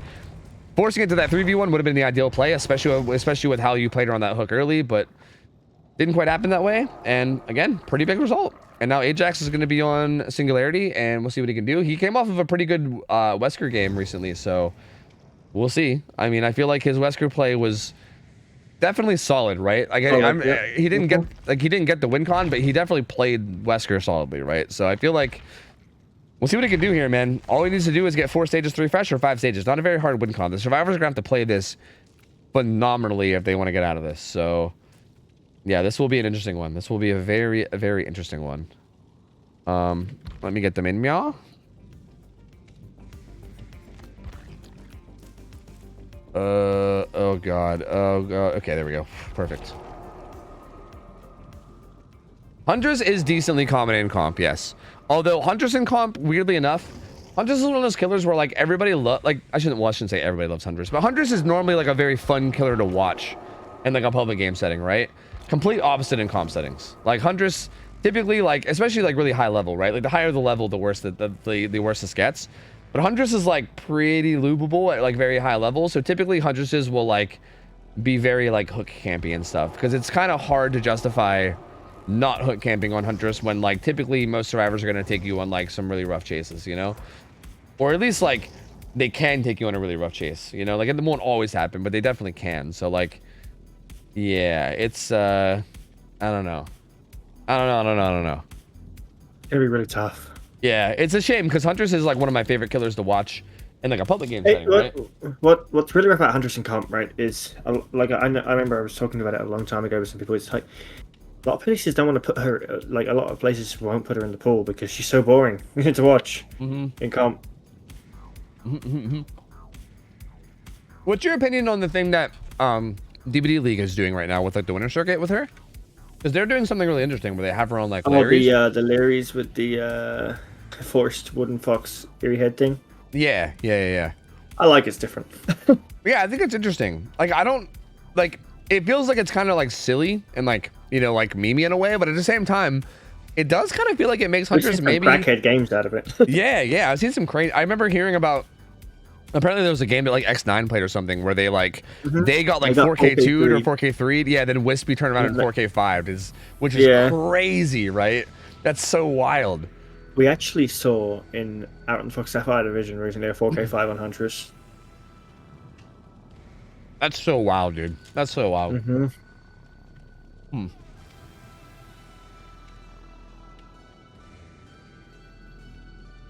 Yeah, I feel like, I don't know if, like, maybe there's, like, a better map that you can just put Huntress on where she can do a little bit more. but it does feel like Huntress is like in this just unfortunate place where it feels like most, especially like really high level games of Huntress, it does just end up being like fighting for your life for a down, and then once you get a down, you like don't want to give it up for free, so you just kind of sit there and chill near with hatchets while everyone bashes gens and someone goes down. Aha, well, hope you had as much fun as you were gonna have. Yeah, exactly. I hope you like hanging out on the hook while I stand here with a hatchet, because yeah, that's pretty much how it always goes. And again, it's hard to blame them, right? Like obviously it's what makes the most sense to do, but like I always wonder if there's some kind of a way to balance it where like that's not the best player, right? Like maybe if there's a map you can give her. Like I've heard that Dead Dog is apparently better for, in the sense that like you can venture off and not protect hooks as much because it's like a little bit more reasonable to not and stuff. I mean, I don't know how true that is of Dead Dog, but like it feels like there's got to be something there that you can give her, right? Where you can maybe justify not just, you know, playing in like the most boring way possible that you know is efficient. But I don't know.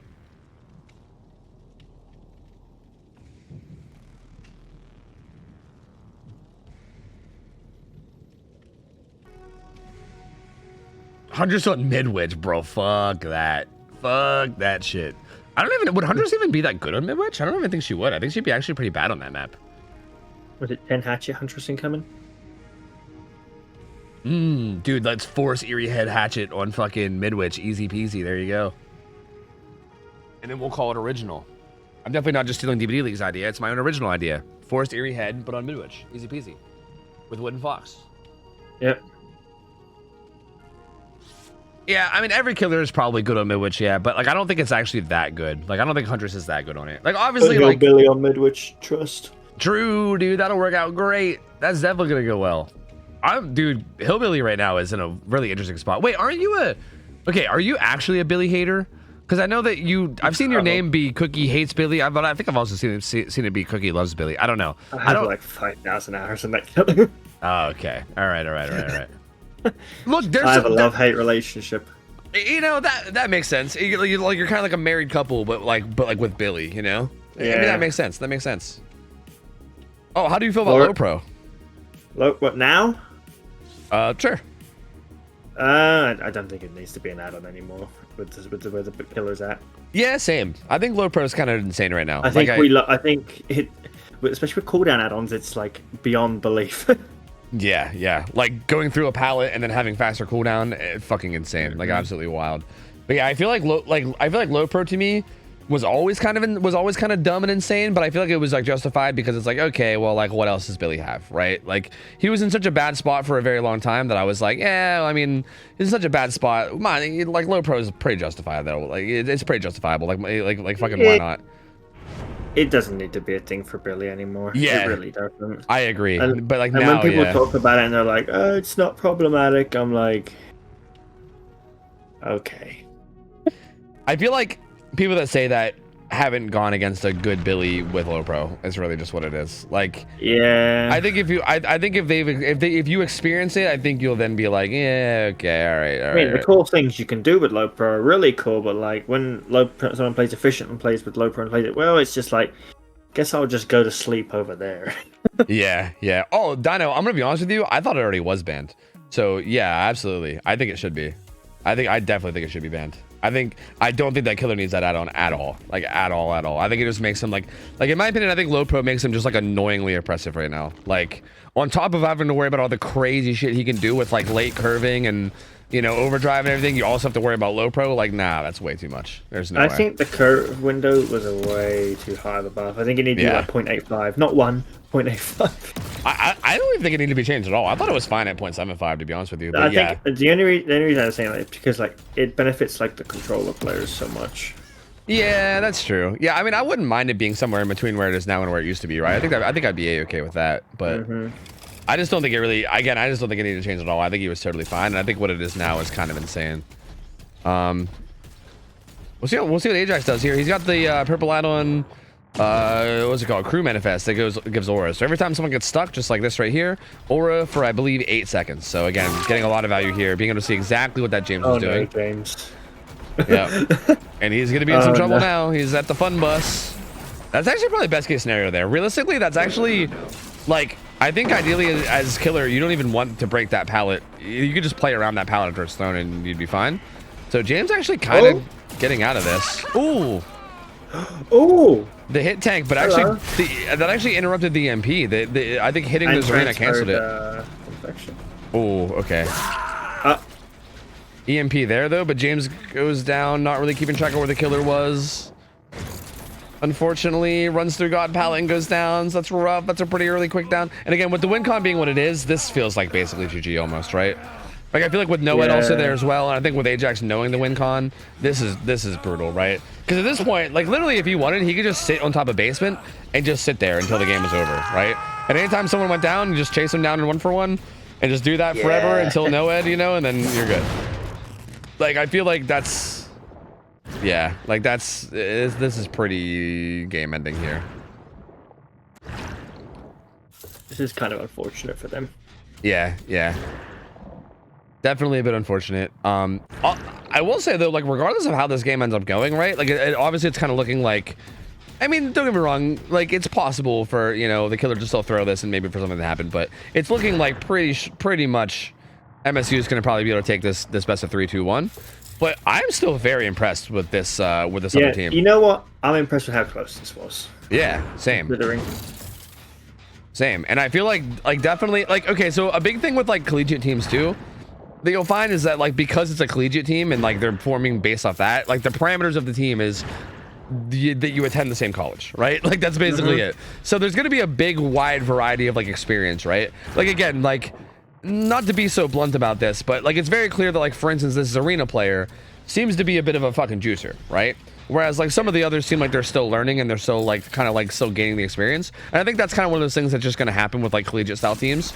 But you could definitely it's good to have a player like that though. Yeah, exactly. Because I think if you have a player or two like that, then that helps the other players learn. So like this team does definitely like give me a lot of hope that I think as long as they keep grinding, this team feels like the type of team that could be a force to be reckoned with, right? If you give them some time. Like if they like train amongst themselves and, you know, like do like inner team ones and and they actually commit to it and put time into it. Yeah, because they have a good starting foundation. A couple of their players are already really good in like the micro game, which is probably the hardest part, right? Like I mean, if like I think being oh, whoa, what the how did that just work?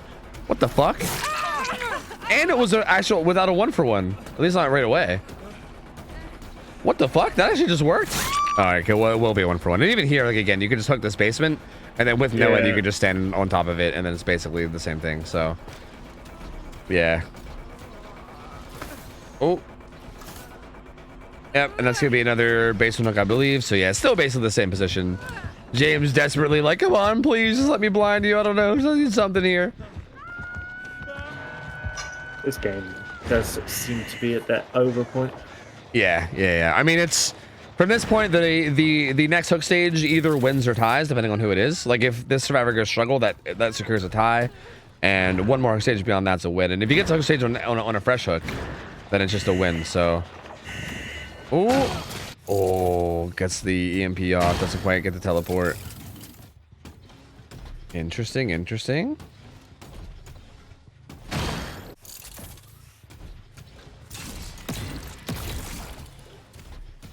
Kind of just shoots out some turrets, but I think just doesn't want to step away from this basement, which kind of makes sense. Like honestly, I think this is like, as much as this is like kind of the boring way to play this, I think this is the smart way to play it if you just want to make sure you win, right? Like I think if you play this some other way, like you're like, oh, I'm so far ahead, I can go out there and just do whatever, it's fine.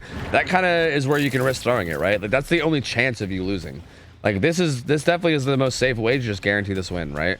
And even here, like this Claudette 1-for-1 doesn't even get them. That doesn't even save them. Like as a matter of fact, this Claudette 1-for-1 literally gets them the loss because that's just the last fresh hook he needs. So also she went struggle anyway, but even if she didn't go struggle, right? Like even if that unhook came in time and she didn't go struggle, this would still be fresh hook number 3, which would be the win con anyway. So yeah, like no matter what, it's just over. Yeah. And that's gonna be it. Ajax gets the 5th stage. They pop very well played. For the gens. Teams played extremely well. Yeah. Excited to see where they both end up.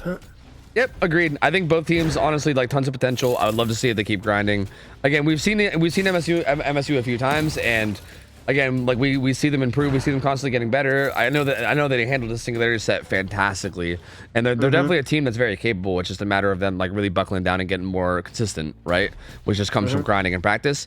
And this team, again, it's our first time seeing best, but they looked really, really solid. Again, I cannot begin to say like my expectations going into this, based on them being like under 1,000 hours average and being like new to comp or whatever, I really thought that this team was just gonna get fucking rolled, dude. Like I thought every game was gonna be like a 4K3, 4K4 or something. I thought it was gonna be like really bad, but these guys look pretty solid, honestly. Like they really do. They look like a decent, solid team. This is cheeky from Ajax. Yeah.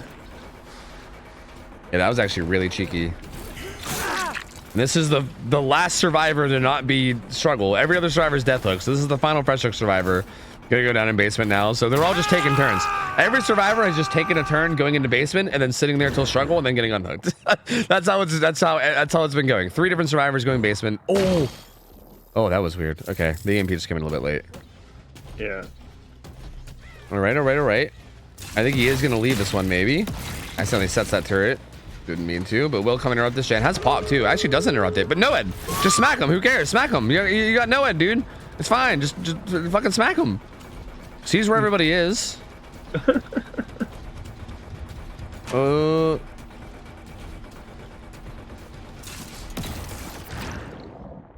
that's a weird position for that. It like went over the first.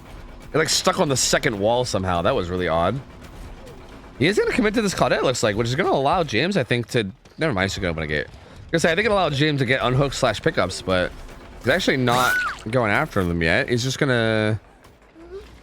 I guess they're probably just not too worried about it. He's just going to go ahead and hook Claudette. She's death hook. Everyone's death hook except for the guy that's already unhooked. So basically, anybody that gets hooked from here just dies. Dude in basement goes struggle. I think James might just bail. Well, he can pick him up, actually. So yeah, they're going to get 2 out. They're going to get 2 stages out. It'll be a 10-stage game, 10 stage 4 fresh, which again, solid result, honestly. Like, yeah, actually just a solid result even without the win con being what it was. Just a pretty solid result from Ajax. Yeah, very solid performance from both sides. Yeah, I feel I didn't really have to do too much considering his win condition.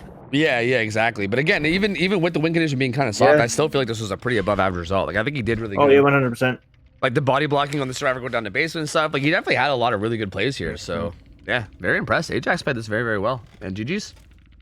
That's gonna be the best of 3 being over. MSU's gonna take it 2-1. So GG's. Good try from best. It was good seeing them playing scrims. Hopefully we'll see them come back.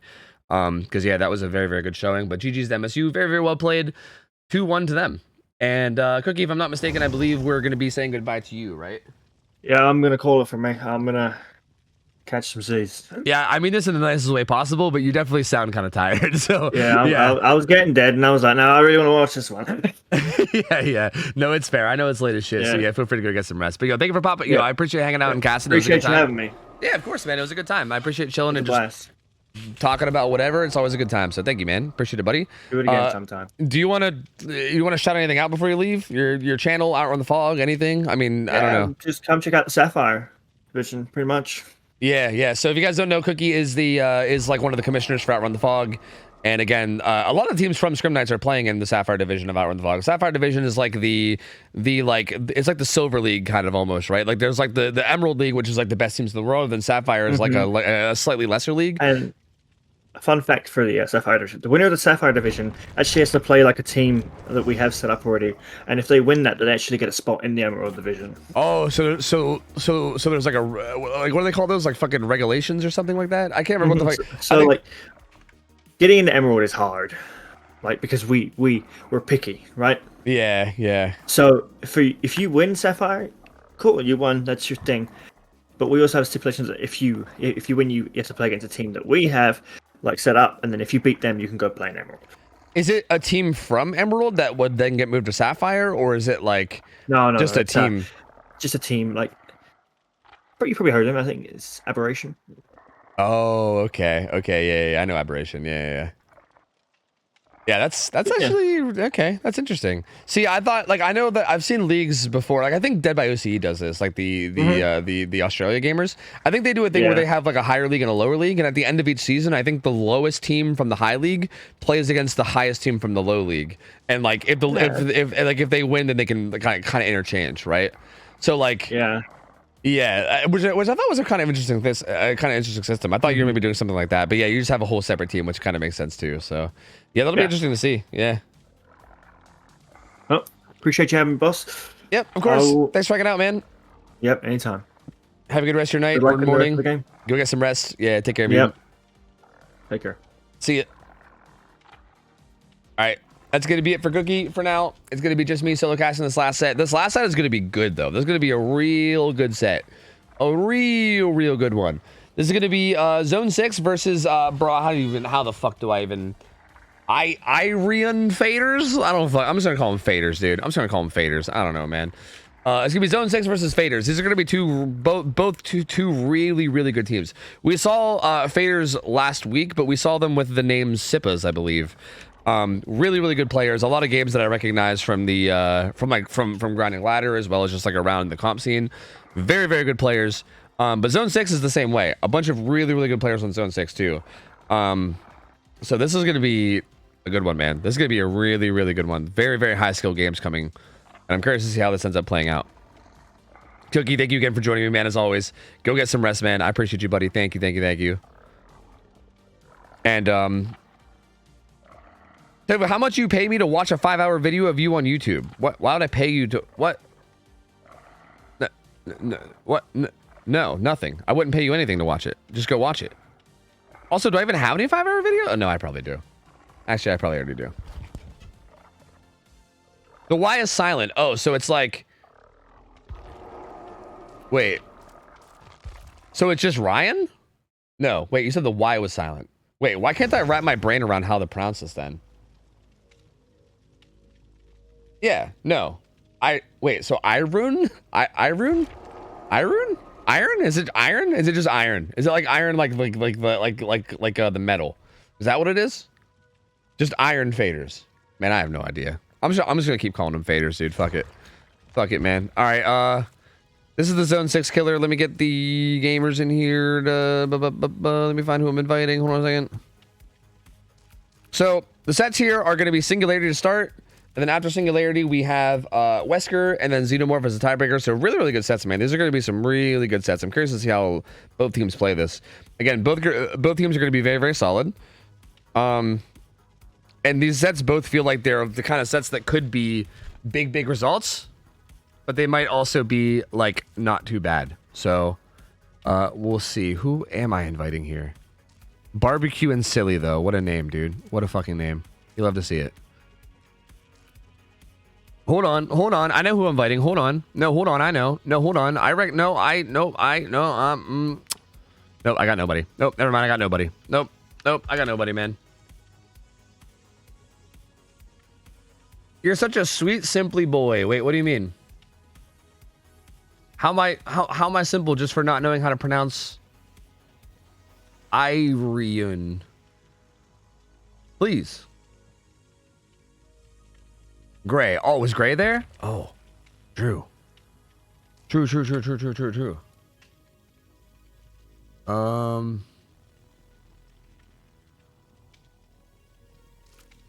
Yeah.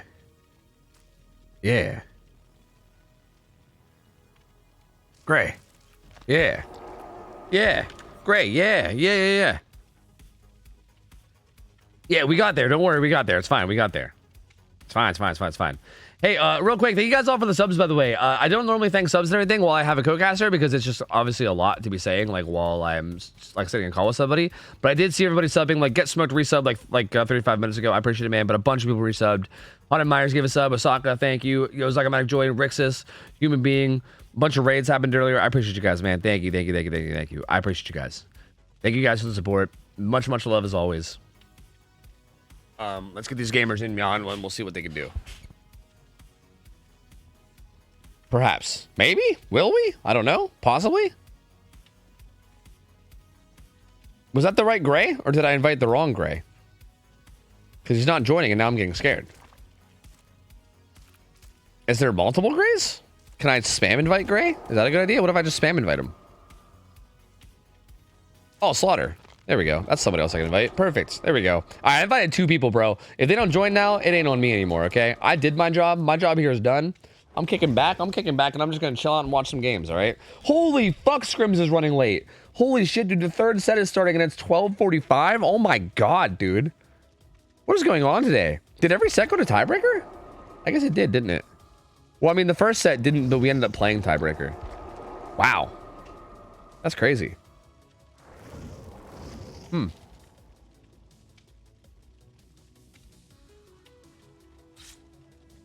It's been a long night, dude.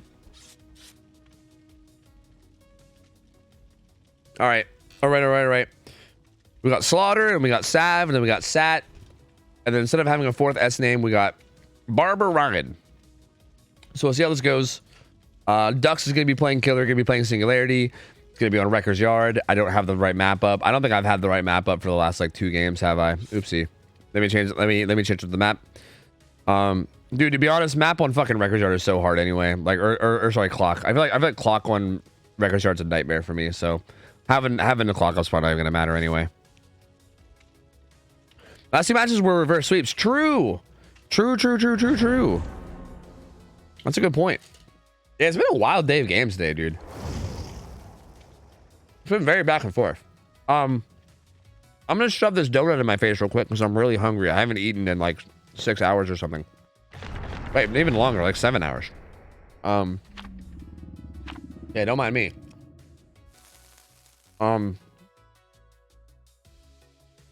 Why Wreckers instead of Groaning? I don't know. Why not? Why not Wreckers? Wreckers is a pretty good map. Like, is there a reason to not use Wreckers?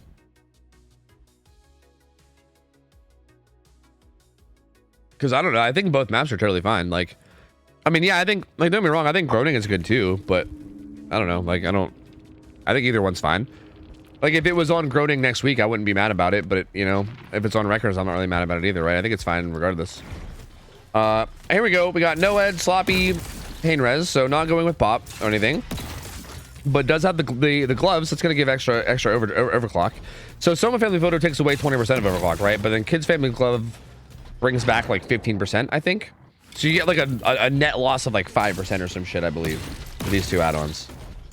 So that's up 2 turrets on Shack. I think, if I'm not mistaken, I think you can put like one in the rafters, right? Didn't we discover that recently? To protect Shack with only 1 camera. Ooh, good find on the Slaughter though. Gets a tag, resets the turret. Oh, okay. Thought he was gonna get that teleport, and Nia said, "Hold on a minute. Hold my locker real quick. Hold on 1 second." This should be a hit though. So playing around this tile, and just gonna get the M1 tag.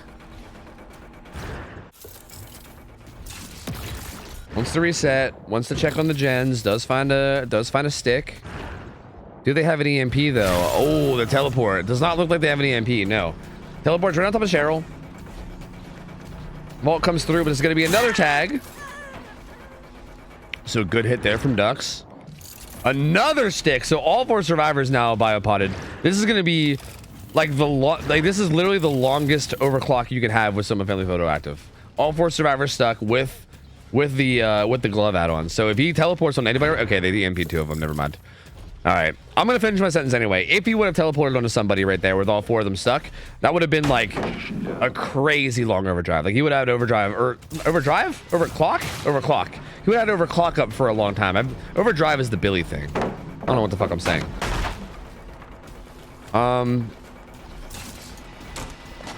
Finds his chase on to Sav though, who does avoid getting hit. He was the only one stuck. Corrupt Intervention now gone. And this is going interestingly. I feel like at some point he really needs to commit to somebody, right? Like, I think somebody really needs to just be committed to at some point. Like, maybe we'll see it here. I don't know. But, like, he got a tag earlier on one of the survivors, but then didn't commit to it.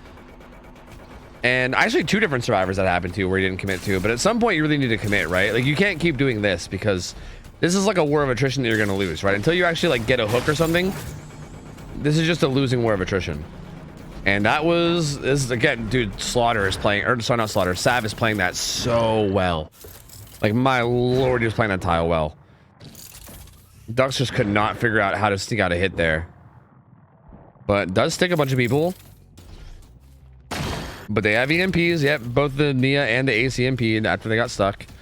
that's gonna send Ducks back in, having to like, and again, this is what I'm saying about never committing, right? Because like nothing's really happening now. And now Sav can almost surely just hop on a gen on the other side of the map too, right? So again, gen progress going up, but nothing else is really happening so far. Ducks has got to commit to somebody eventually.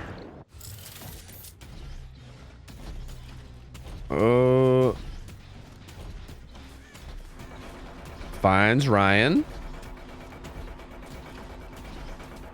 Oh, doing some funky mind games here. But Ryan actually not falling for any of it, and gets the quick and quiet vault. He was the head on survivor, so yeah, quick and quiet coming through. Seems like it caught Ducks off guard a little bit. Almost got like a fucking stick through the wall somehow. Had like a wall hack fucking stick. Ace gets stuck, but he doesn't have any MP anymore. But Gen's got to be popping soon, right? Yeah, these guys are doubled on a Gen. Ace had a good bit of progress on his. This is still a long time without really anything happening. Sav's gonna go grab the CMP, and he might even go help out Ace and Chase. Ace and Chase. Nia's also grabbing an EMP real quick. But no, it looks like they're gonna let Ace fend for his own for now. He's gonna get hit, but I don't think he's gonna be able to break vision. He should get teleported right back onto. Yeah, Shaq. He'll have Shaq pallet he can throw. Ooh, Ducks manages to swing in and get the break though. That's really good. He does get some distance still though. And he'll be able to make this window. Ducks gets the teleport on the other side. EMP though. Oh, but it doesn't matter because it goes down anyway. Oh, that's so sad. I mean, that's so sad if you're the survivors. I guess that's Pog if you're the killer. Because they like actually took the time and resources to EMP there, but the EMP didn't really matter anyway because the down happened. So first look comes in. This is going to be a pain res. And honestly, only one gen done. It's really not that bad, but I think there's a lot of progress. Even though there's only one gen finished, I'm pretty sure there's like a lot of progress around the map in terms of gen progress, because that took quite a while, right? Like, yeah, he was pressuring a lot, right? He was getting a lot of tags. He was getting a lot of sticks. Like, it wasn't like that was all just gen progress time or whatever, but that was still a decent chunk of time for them to, like, get some stuff done around the map. Yeah, like that gen right there has a good bit of progress that Sat's on. And it seems like he wants to, I don't know, I was thinking, I'm not sure how I feel about the way he's playing this. Like, I think staying close to this hook. Like, at this point, he's going to try to force struggle, I guess, but you're going to be losing a lot of gen progress for this, man. Like, a lot of gen progress. Oh, that was a potential teleport, but he didn't want to take it, so he let go immediately. Oh, gonna force the 1-for-1.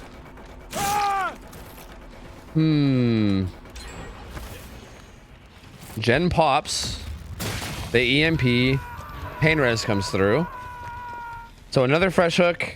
There are 2 gens left. This hook is also pretty far away from the majority of the gens, right? Like, yeah, well, actually, never mind. I take that back. Never mind. They're actually pretty close. Finds a stick on the sat. Gets a teleport too. Doesn't have a whole lot out here. There was an EMP, I think, over there that he was trying to make his way towards. Has his 4 lane with the really shitty pallet. Actually, that pallet's been broken, right? I'm pretty sure that pallet's gone. So yeah, Saturn doesn't have much to work with here. He's gonna get hit at least once for free. He's gonna make his way back into that corner, actually. Duck's not committing though. Maybe he wants to catch the survivors rotating for this? What are they doing? Sack gets back on the gen. And no one has the unhook yet. Nia hops on... What's everyone been doing this whole time? Nia just now hopped on Shaq gen. And Slaughter grabbed an EMP. And Sav is going struggle, it looks like. Huh. Interesting. He's gonna EMP himself as well as that camera up there. So that will force the killer to have to reset the camera. And still saving sprint burst. This is the most patient sprint burst use I've ever seen in my life. I think he might even wait for him to teleport. Like, I think he might have been waiting for him to teleport onto him and then sprint burst. He actually sticks everybody else. Ooh, all that waiting, and then he, oh no, not like this. He's gonna have the 1-for-1 if he wants to save here, I think. Ooh, the body block. Can he even? The other side seems way less body blockable, right? Yeah, no, there's no way. He's gonna be able to get the 1-for-1. There we go. Sav gets off hook. He's death hook. But they're gonna get this gen done, and Shaq's got a good bit of progress too. This isn't a pain rest because Slaughter's already been pain rest. So this Shaq gen actually is most likely gonna get done. He's actually carrying him further in this pocket.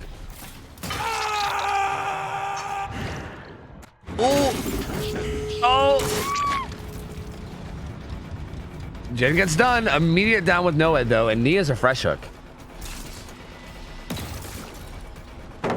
This is interesting. He's staying. He's at least sticking Dwight. Nia being a fresh hook and her being down right on top of basement, though, like that's interesting. And there's also he also sees the blood of Cheryl heading over that direction. Like ideally, I think you want Cheryl or Nia here, who are the fresh hooks, right? Like this is extra. Oh, we find Cheryl too. If you get down her as well. Oh, both fresh hooks are down. Dude, that's massive. That's so big. And Sav is. Oh, you might actually get all 4 of them. Oh no! Even if he doesn't get Sav here, this is there would only be one stage that gets out. I think he's gonna get all 4 of them though. Oh no! Whoa! That somehow breaks the pallet. That was very disorienting. What the fuck? That was super disorienting.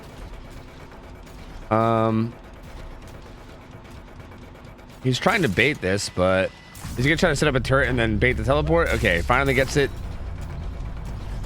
And I feel like you don't even teleport there. I feel like you don't even teleport and you just keep him at that pallet. Because teleporting kind of allows him to do this, right? Like, I think teleporting and breaking that pallet with the teleport allows him to actually, like, get ahead of you and then, like, get some distance away. What I think is if you just, like, bloodlust that pallet and just, like, maybe just, like, zone him there, then they're kind of just boned, right? But, I mean, it's kind of still feels like they're boned, right? This is definitely not great. That was, I think, balanced from Sat. But again, might be able to juggle another survivor. I think gonna go pick up the... Maybe? The Nia? No? No, yeah, I think it's still gonna be a 4K. Maybe just trying to buy time for Nia's bleed out? No, she's right there. There's no way. Oh. Yeah. 4K 0 ends up being. Which is really interesting.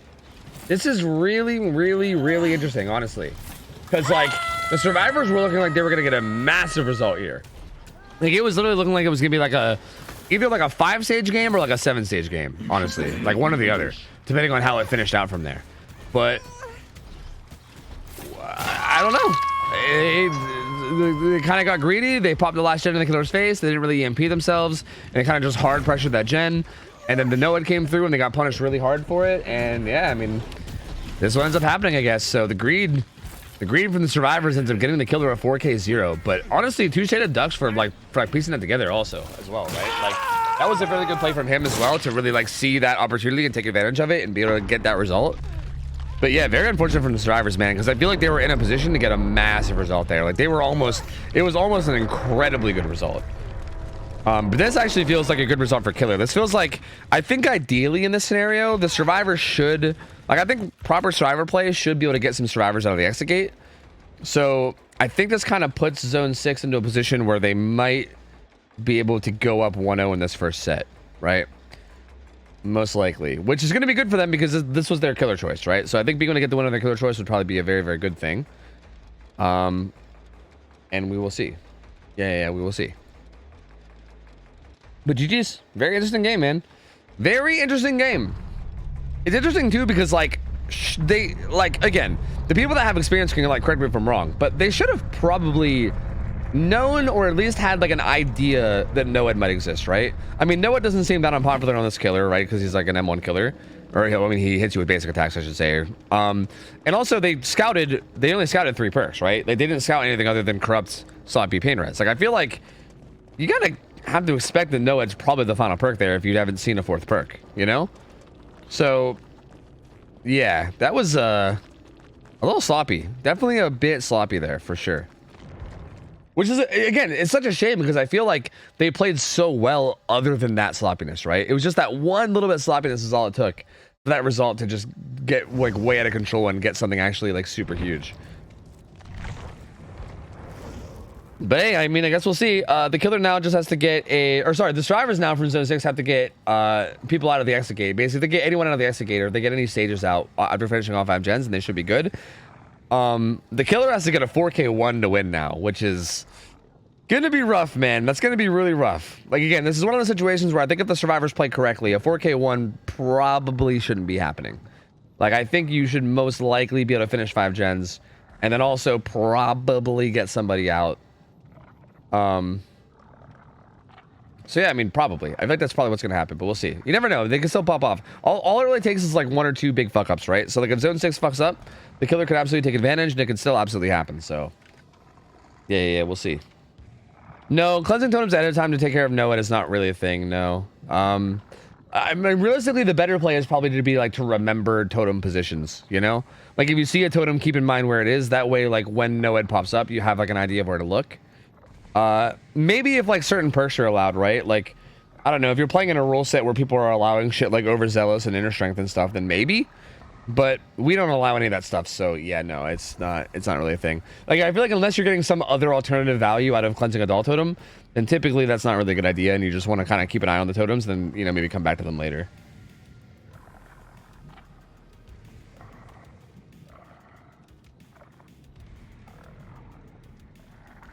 Every team needs to agree to agenda to know it at least once to learn a lesson. I mean, those guys are pretty experienced. I feel like that's probably not been their first time. Like, I doubt that was their first time ever greeting agenda to know it. You know what I mean? I mean, it's an easy mistake to make, dude. Like, trust me, I get it. Like, sometimes you have the gen almost done, and then, you know, you let the intrusive thoughts win, and you just don't want to let go. It happens, man. It happens. But I mean, they're pretty experienced. I feel like they've probably. I'm willing to bet they've probably greeted agenda to know it before. You know? Yeah, I'm sure it's probably happened. Let me get the gamers in Mya. I think I can just get Zaphis in here, right? Alright. Slaughter's gonna be on killer. Last time we saw Slaughter play killer, it was very, very good. Ronnie Fig? Is Ronnie Fig the same Ronnie that I know, or is this some other Ronnie? Like, is that Tremor Ronnie, or is that a different Ronnie? Can anyone confirm / deny this? Different Ronnie. Okay. I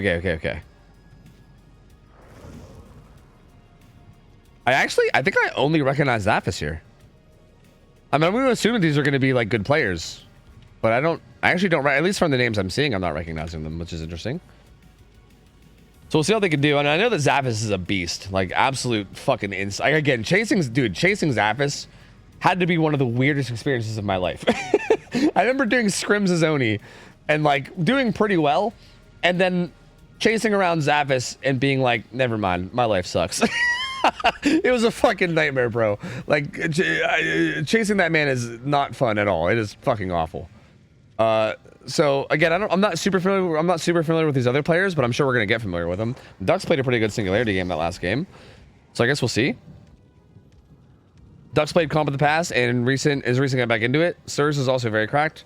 They're all just juicers. Yeah, I kind of assumed they'd just all be juicers. Yeah, I don't claim to know every single juicer that exists. So like, I'm sure there's plenty of juicers that I've never seen before. So I'm excited to see them, man. I'm always down to meet more juicers, dude. Sign me up. Sign me up. Is self-care allowed? I know it's the most powerful survivor perk. I wasn't sure if that's legal or not here. Yeah, you think we're gonna allow the most overpowered perk in the game, self-care? Absolutely not. But like, actually, we don't. But like, actually, no, because it's the most overpowered perk in the game. Clearly, dude, that shit is busted OP. Like, hello? Like, next thing's next, you're gonna ask me to allow. I was gonna say buckle up, but buckle up's good now. Wait, shit. Wait, if I ever want to make a joke about a bad survivor perk, what perk do I use now? Oh god. Wait, what's the worst survivor perk now? Oh no, I'm like having a fucking crisis right now. Oh yeah, no, either. That way, yeah, I would say, wait, yeah, that's probably a good one. Yeah. Urban Evasion? What? Urban Evasion's good. What do you mean? Urban Evasion's the shit. Urban's so good. This is not happening. Yeah, there you go. This is not happening. Yeah, that perk sucks. True. That perk's ass. True. The new basement heal perk. What? Yo, that perk was actually pretty okay, I think. That perk didn't seem that bad. Like, I don't think it was amazing, but it wasn't horrible. Like, hey, you happen to be near basement, you just pop into the stairs, and then you get a 60% self-care, you know? Like, ain't too bad. That's not too bad at all.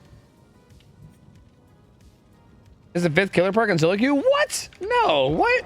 Are you sure you're not thinking of the ritual perk where you like do a little salt circle or whatever? I don't know, man.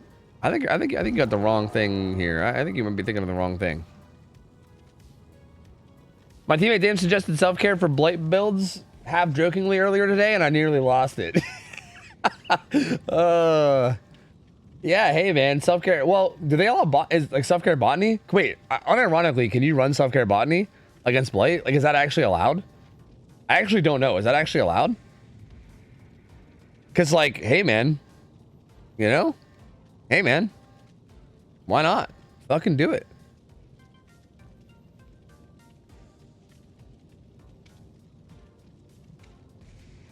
We have self-care and new balancing tier 4 builds. Interesting. Interesting. Wait, what is happening? Oh god, what is happening? Oh no. Oh no. Everything's going terribly. Everything's going terribly.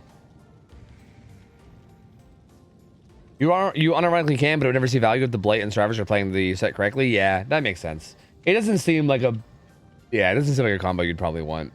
I think Blight is way too fast-paced for that. Because even with self-care botany, doesn't the heal take like? It's still like almost like it's like round about like 30 seconds, isn't it? To heal even with self-care botany or some shit. So like, yeah, I feel like being able to sit there and heal yourself for 30 seconds is not really. Yeah, like Blight is too fast pace of a set. There's no way. Give me a sec. Okay. Zavis just doing some shit. He's just kind of out here doing shit.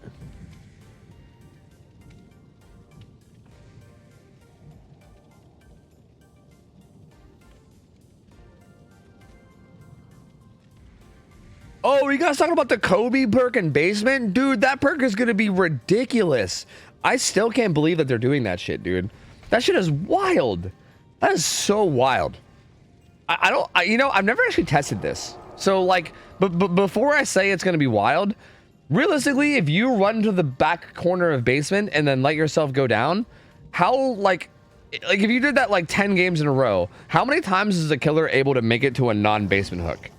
Like, I know that basements usually make it so that hooks don't spawn that close around them. I feel like it probably depends on the map a lot too, right? Like certain basements are even harder to get out of than others. Like if it's like Suffo basement or something, like best of luck, you know? Are you gonna general ban it? Oh, fuck it, absolutely. There's no way in fuck that's being allowed in scrims. No way, dude. Like literally zero chance of that shit. That shit is dumb as hell, dude. That shit is dumb as hell. Yeah, I feel like you wiggle most times, and I feel like even if you don't wiggle, one body block would be a wiggle every single time. Like every single time, no doubt, one body block's a wiggle if you try to go anywhere else. But even if you don't body block, you're probably still wiggling. That's so insane, dude. Like I feel like, again, in like an if it's like an organized team, right? Like obviously, like I know that like you're not gonna run into this kind of thing very often because you know a lot of teams, even like Swifts, are not exactly the best players a lot of the times. But if you get a team that's like actually playing together and somewhat organized, and if they just like loop around a bit until they think they're gonna die and then like just go basement and just run deep into basement as far as they can and die basement and get hooked there and then self unhook while everyone cranks gens, bro, like best of luck doing anything against that as killer. That sounds like a nightmare. I feel like unless you're playing a really high tier killer, like if you're playing a killer that actually can't like control that kind of a thing, like a killer that's like decently loopable, dude, you're fucking done. So like that shit is oof man. So why, when I was curious about the new balancing rules, I couldn't find it on Discord? You tell me, why couldn't you find it? Are you still not able to find it? Because it's there in Discord. I'm not sure, man. You'd have to tell me that one because I'm not 100%. All right, eruption here instead of anything else, right? You can run Noed, you can run Pop, but eruption is the choice for Slaughter. Eruption, definitely a little bit of a scary perk now because it builds up that anti 3-gen mechanic very, very quickly. Ooh, the stun from Ronnie coming through. You can stick him with this though, and he will. So there you go. The other add-on, by the way, is the one that exhausts you. So right now, like basically, if you stick somebody, they get exhausted for I think 6 seconds. So right now, Ada's exhausted. She can't use whatever exhaustion that she has. So that perk just makes this kill, or sorry, that add-on. I mean, sorry, I think I said perk. That add-on makes this killer's already strong chase even stronger, which is really, really nice. Kind of deletes the ability to just like exhaustion perk away. But Ada's still doing a pretty good job of buying time here. She'll be able to make this bus pallet too, I'm pretty sure. Or never mind, she'll get hit. Just kidding, I lied. Ooh, good teleport. Reinforcement in the corner too. That was super good from Slaughter. Oh, and the freezing of the window too. Slaughter. He's oh, it's a Slaughter. Don't worry, I'm gonna make that joke probably like 5 times. But that was a really good down, and that's gonna be Pain Res coming through. And that was a very, very early first down there, and he's gonna check his cameras, see what's going on. Probably wants to go set up some other cameras on some of these other gens. Okay, taking a quick peek. Not a crazy amount of gen progress, really. Like, there's like 2 gens at like 50. And then, dude, this fit on Zaphis. Oh my god, who is this? This is Ace? What is this Ace fit? What, what is this Ace fit? I didn't even see this. Oh my god, that is amazing. Wow, that is amazing. The unhook comes in though, and it only a tag for it, not even a 1-for-1. So honestly, looking pretty good right now. Like zone 6 looking to be in a pretty decent spot. Like that unhook and then getting away from that is actually kind of massive. Because if they don't get a clean unhook there, then this becomes a little bit hairy. Good use of that camera though. Getting Ada as she goes by. But she did manage to make it into like the deep 3 pocket. And she's probably content with just dying here. There's already 2 gens. There's already 2 gens popping. She is gonna die under pallet. Ooh. The sprint burst isn't up. Oh. Oh. Wait, she has DS. It doesn't matter. Dux is here to tank a hit, to flashlight. What's he there for? I don't know. To get on the gen? Oh, to get on the gen. The answer is to get on the gen. So they want to take the chase over there at first until the DS, I think, and then after the DS, they want to take the chase away. Because I think they want to make sure they get a gen done over there on that side, I believe. But Slaughter's actually going to change targets. He's going to head after Zarina now, I believe. And it's going to be a forced pallet throw. Zarina doing a good job so far, though. Honestly, this feels like one of those tiles where you maybe just don't. Yeah, I was gonna say like you maybe just don't even teleport, because I feel like you can maybe outplay this just M1, right? It's hard, but you can do it. Unless this Zarina's a fucking god, which it feels like she might be. There's a teleport though. Does she make this window? She does. Ooh. Finds Ace, but gets back on Zarina.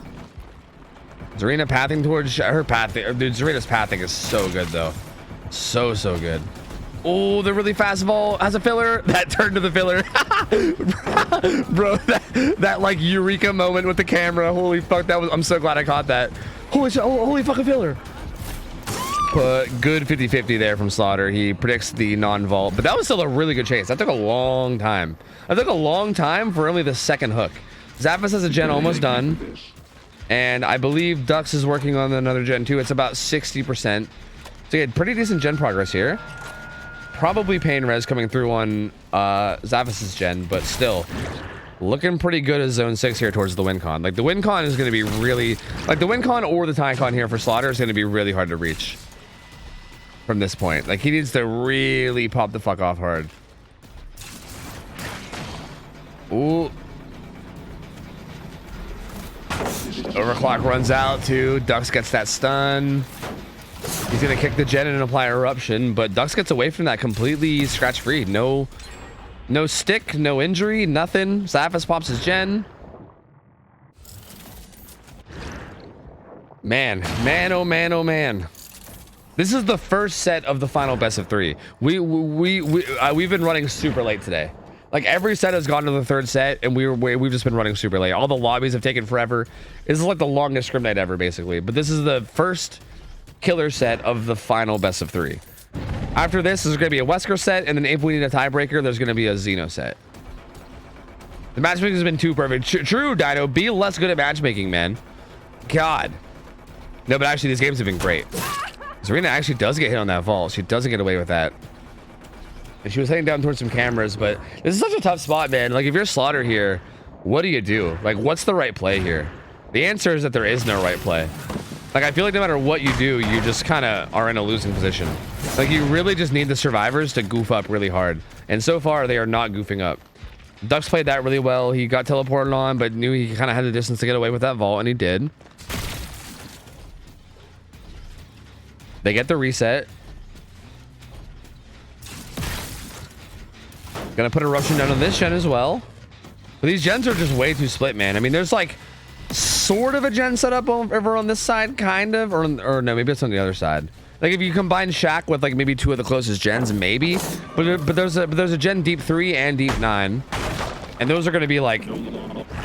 Oh yeah, okay, so yeah, it's over on that side. Yeah, over on that side, there's like sort of a kind of a shitty 3 gen. There's a really bad one. But yeah, there's not really much to hold here. And again, no one's even that close to death either. Like there's only 2 stages. No one's even close to death hook. Zavit's gonna get teleported on. He'll take a tag for this.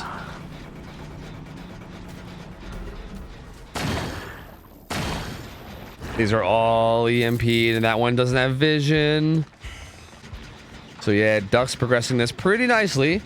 Coming along rather nicely for Ducks here. Who's also playing this rock pretty well too, just trying not to get hit. Has sprint burst too. Will get away. Has a pallet here as well.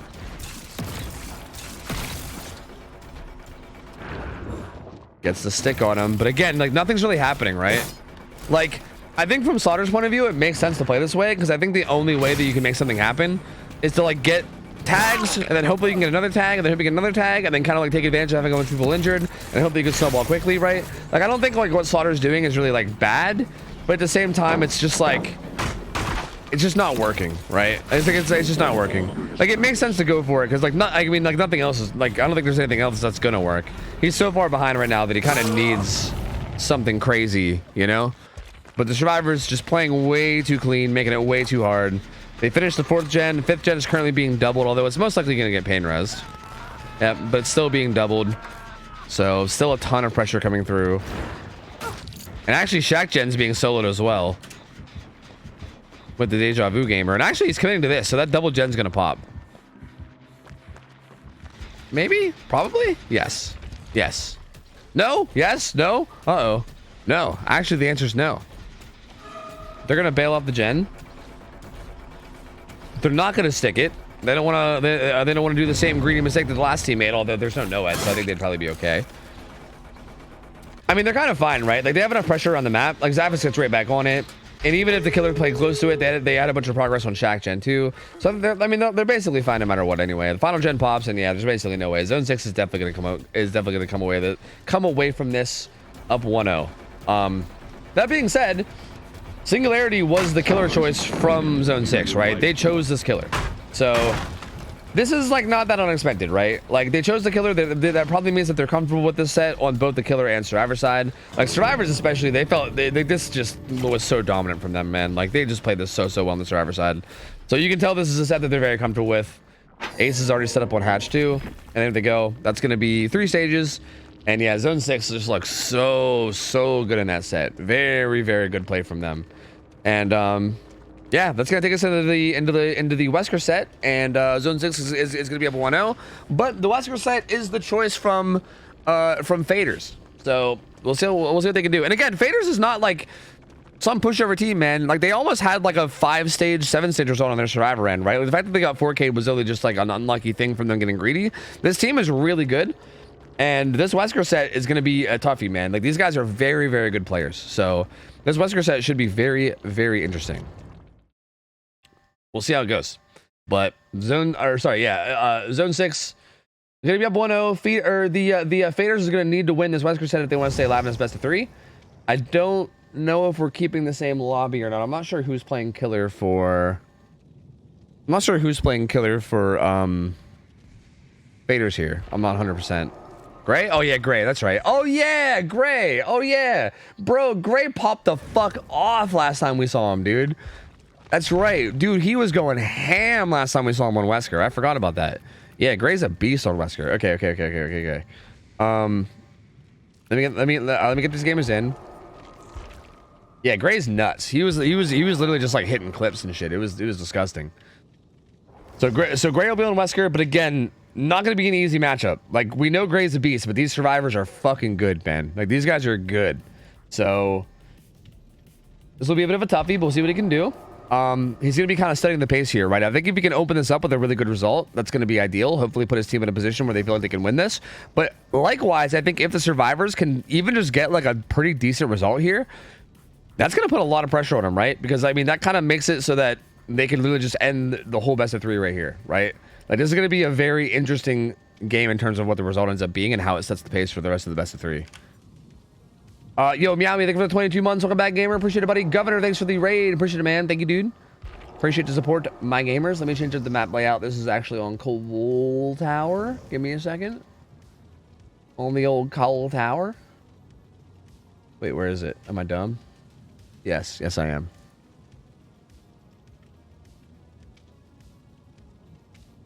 Which team has gray again? That is Faders. Faders has gray. Yeah. Coal Tower, yes.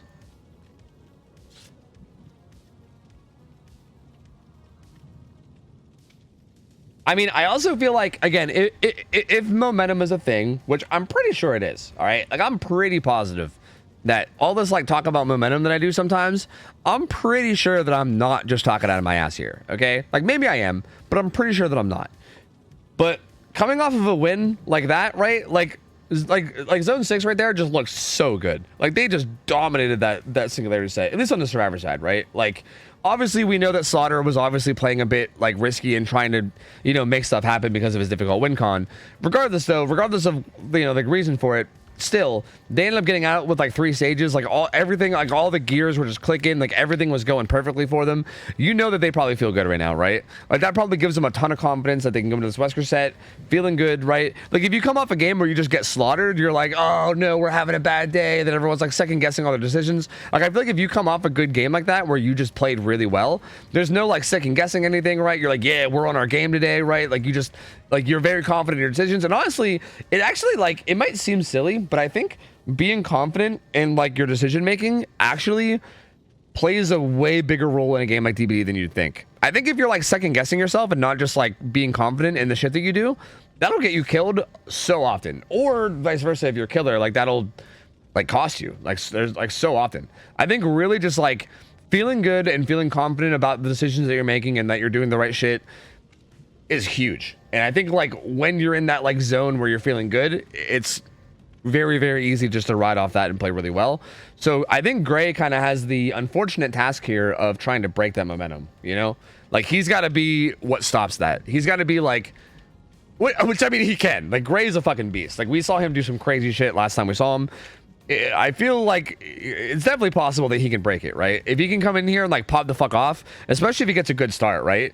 Like, if he can come out of the gate and just, like, get it down quickly and kind of get the ball rolling quickly and then, you know, kind of stop that momentum and shift it a little bit, then this really could end up being a crazy set. But he's really going to need to, because if these survivors come out of here and if they come out here and have a really, really good set, this is going to be really tough to come back from.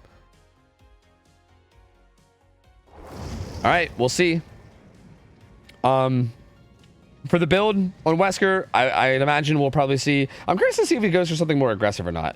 I mean, we're almost definitely going to see Corrupt Intervention, Pain Res, Brutal Strength, and then probably the last perk would either be No-Ed or Pop, depending on how confident he's feeling. Like, it feels like No-Ed's like the more safe bet, whereas Pop is like the more aggressive bet, like thinking that you're going to do well.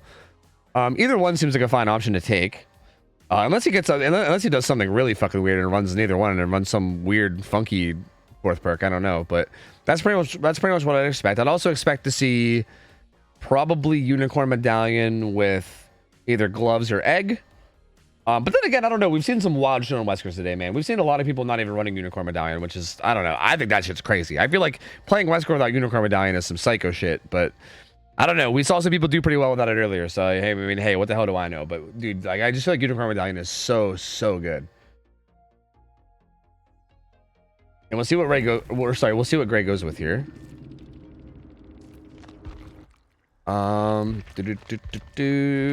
Okay. And yep, Unicorn Medallion egg. And yeah, I think the more aggressive build. I think this is the more, like, confident build, right?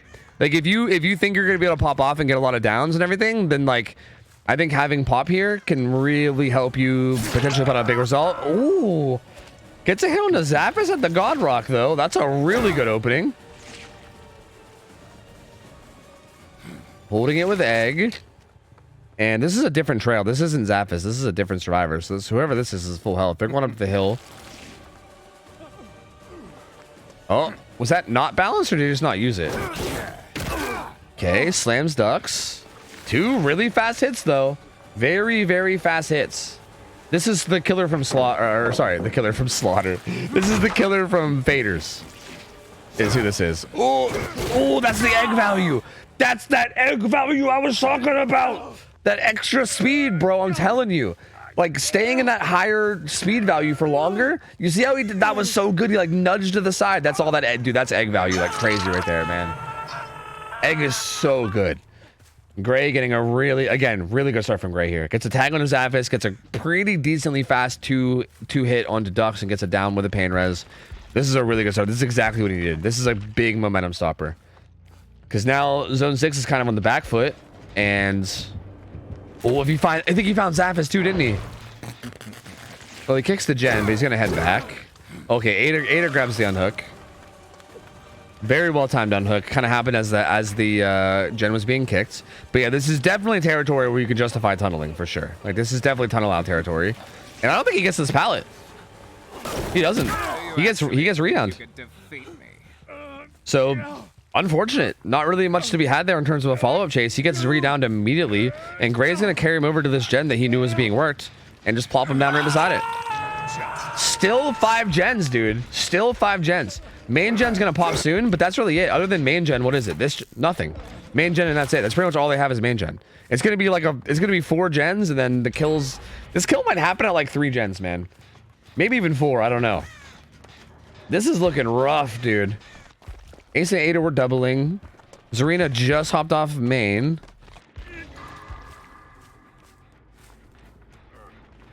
He's gonna quickly just hit the gen at 5 real quick, because why not? See some scratch marks over on the bottom left. It's trying to just feel out the map, see where everybody is. Sees Ada, that's huge. That's a huge spot. Sees Ada, knows that there was someone at down on the bottom left too, so he knows where 2 people are. There's only 1 person he's missing. And yeah, he wants to secure this kill. He wants to either secure this kill or punish the unhook, and they're actually just gonna let him die. They're gonna let him die, but they don't have that much gen progress, dude. They're split on 3 gens. Zappis is working on 11 right now, and it's at about 70%, but that's mostly it. Like 11's at about 70, and that's like everything else is like it was like 1 like 40 maybe. Oh, dude, Gray's in such a good spot here. These guys need to have some crazy good chases. But Gray, all over to mind games, testing the check spots. Oh my God, this motherfucker is nasty, dude. God, he's gross. God, he's just gross. He's just fucking gross. He's so gross. And that's going to be another rehook. That's going to be pain res. Does Zappis even finish that gen? The pain res hits Zappis' gen, and he might be able to carry that pop. If he can, he's going to carry the pop to Ada's gen. Dude, what the fuck? Literally, the gen with the most progress gets hit by pain res. Second most progress gen gets hit by pop. Literally stalling out the progress of these gens as effectively as humanly possible right now. Zappis still will finish the gen in 11. But dude, this could be like a 4K... This could literally be a 4K3. Realistically, it's probably going to be like a 4K2. Probably. Like, probably like a 4K2, maybe a 4K1. Like Zone 6 might be able to turn this down to a 4K1, but this is looking really rough. Like, this is looking really, really rough. He knows where they both are now, so this unhook becomes basically impossible. And he also knows that there's not a lot of gens being worked, so like... Wow, bro, I'm at a loss, bro. I'm at a loss. I mean, I don't know. The man just doesn't miss, you know? Like, he just don't miss. He just don't miss. That does allow the unhook to come in, but Zappis does get tagged, and now he can stay on Zarina if he wants, which looks like he is going to opt to go for. Trying to set himself up for some kind of a play here. Okay, I'm taking notes on my notepad because that was a very interesting way to play that loop. Because he actually did set himself up in a way to outplay that, weirdly enough. This I-tile typically really hard to outplay as Wesker. And gets the follow-up dash, and that's going to be another down. Gen progress, non-existent. They basically spent this time resetting Zappis, so no real gen progress to speak of for this chase.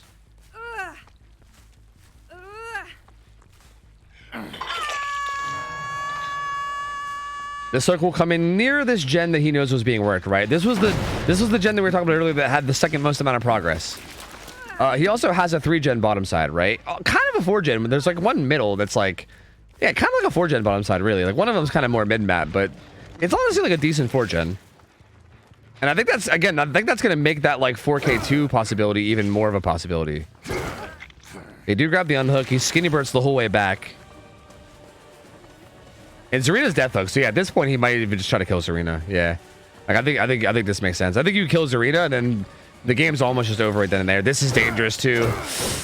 Dude, he's just on it, bro. He's just on it. He's got the fucking hypotenuse bot, bro. Like he's just got it.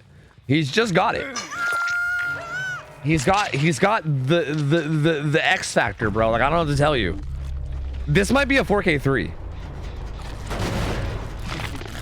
I felt like 4K2 felt like the more likely option, with it maybe being a 4K1.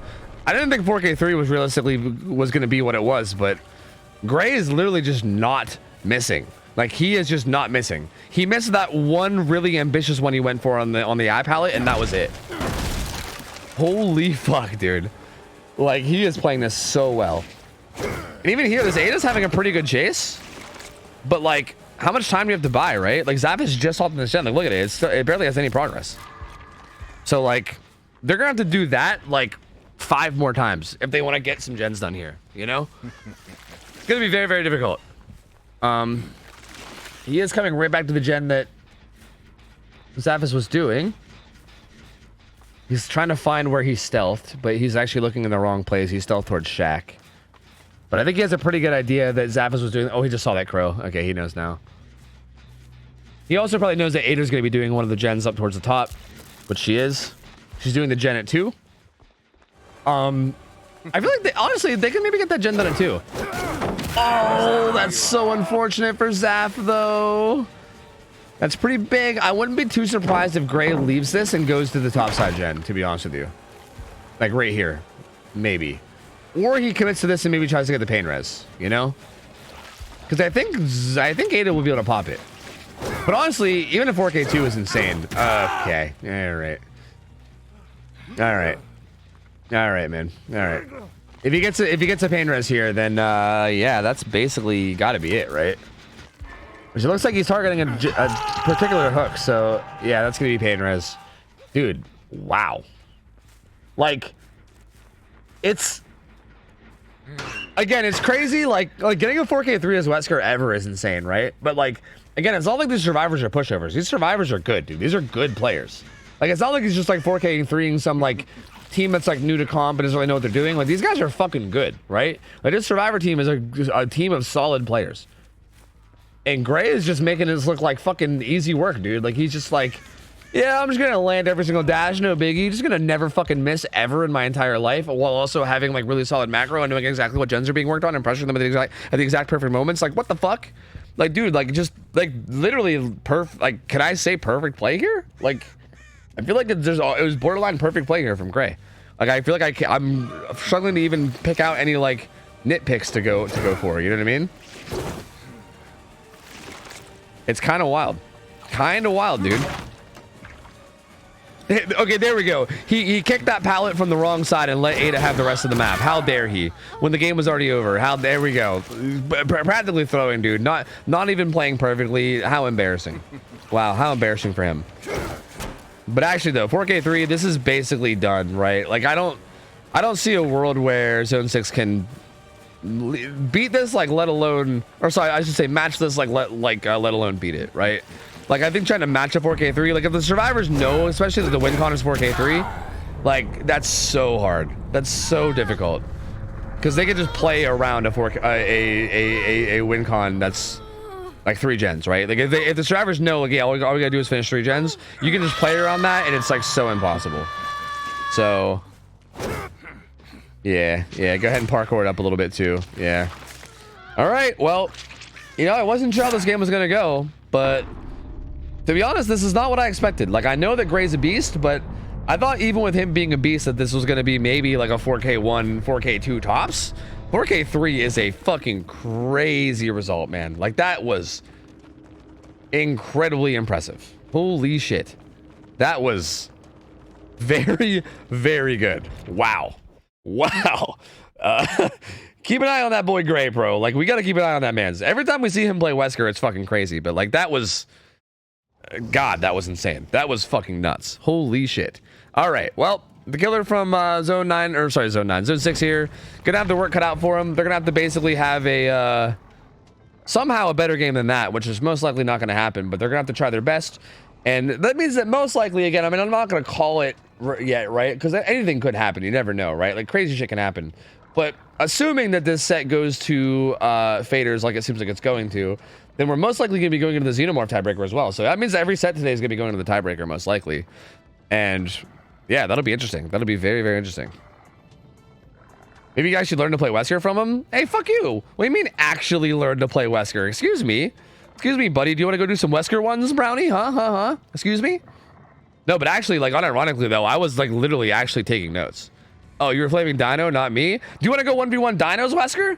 Because I'll spectate it. I don't even care if you're flaming me or someone else, bro. Like, what are you? Who are you flaming, bro? What? Dino's a beast on Wesker too. Excuse me. Excuse me. Hello. I'll watch you do ones with Dino too, bro. I'm down. Anyway. Unironically though, I was taking notes. The way he played that eye palette was actually really sick. Like, he like baited them into like the perfect position around the loop, and then he tried to like unicorn medallion, just like take an angle on it, and it like was literally like a split second away from working. Like, it was fucking wild, honestly. It was very, very close.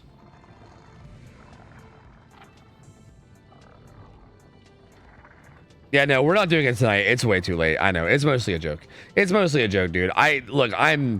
I'm hopping off the second these fucking scrims are over, man. It's been a late night tonight, dude.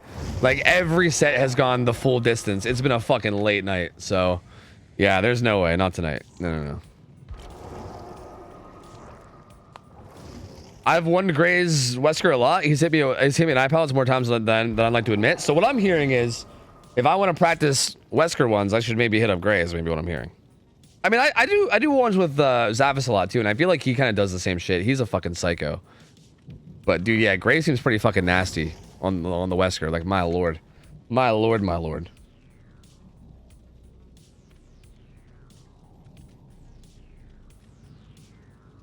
All right, it's gonna be Diablo's on killer.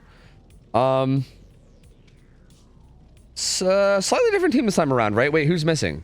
Slaughter, Sav, Gray, Sat, Gray. No, who was? Somebody was in Gray's spot last time, right? I can't remember who it was though. Am I dumb?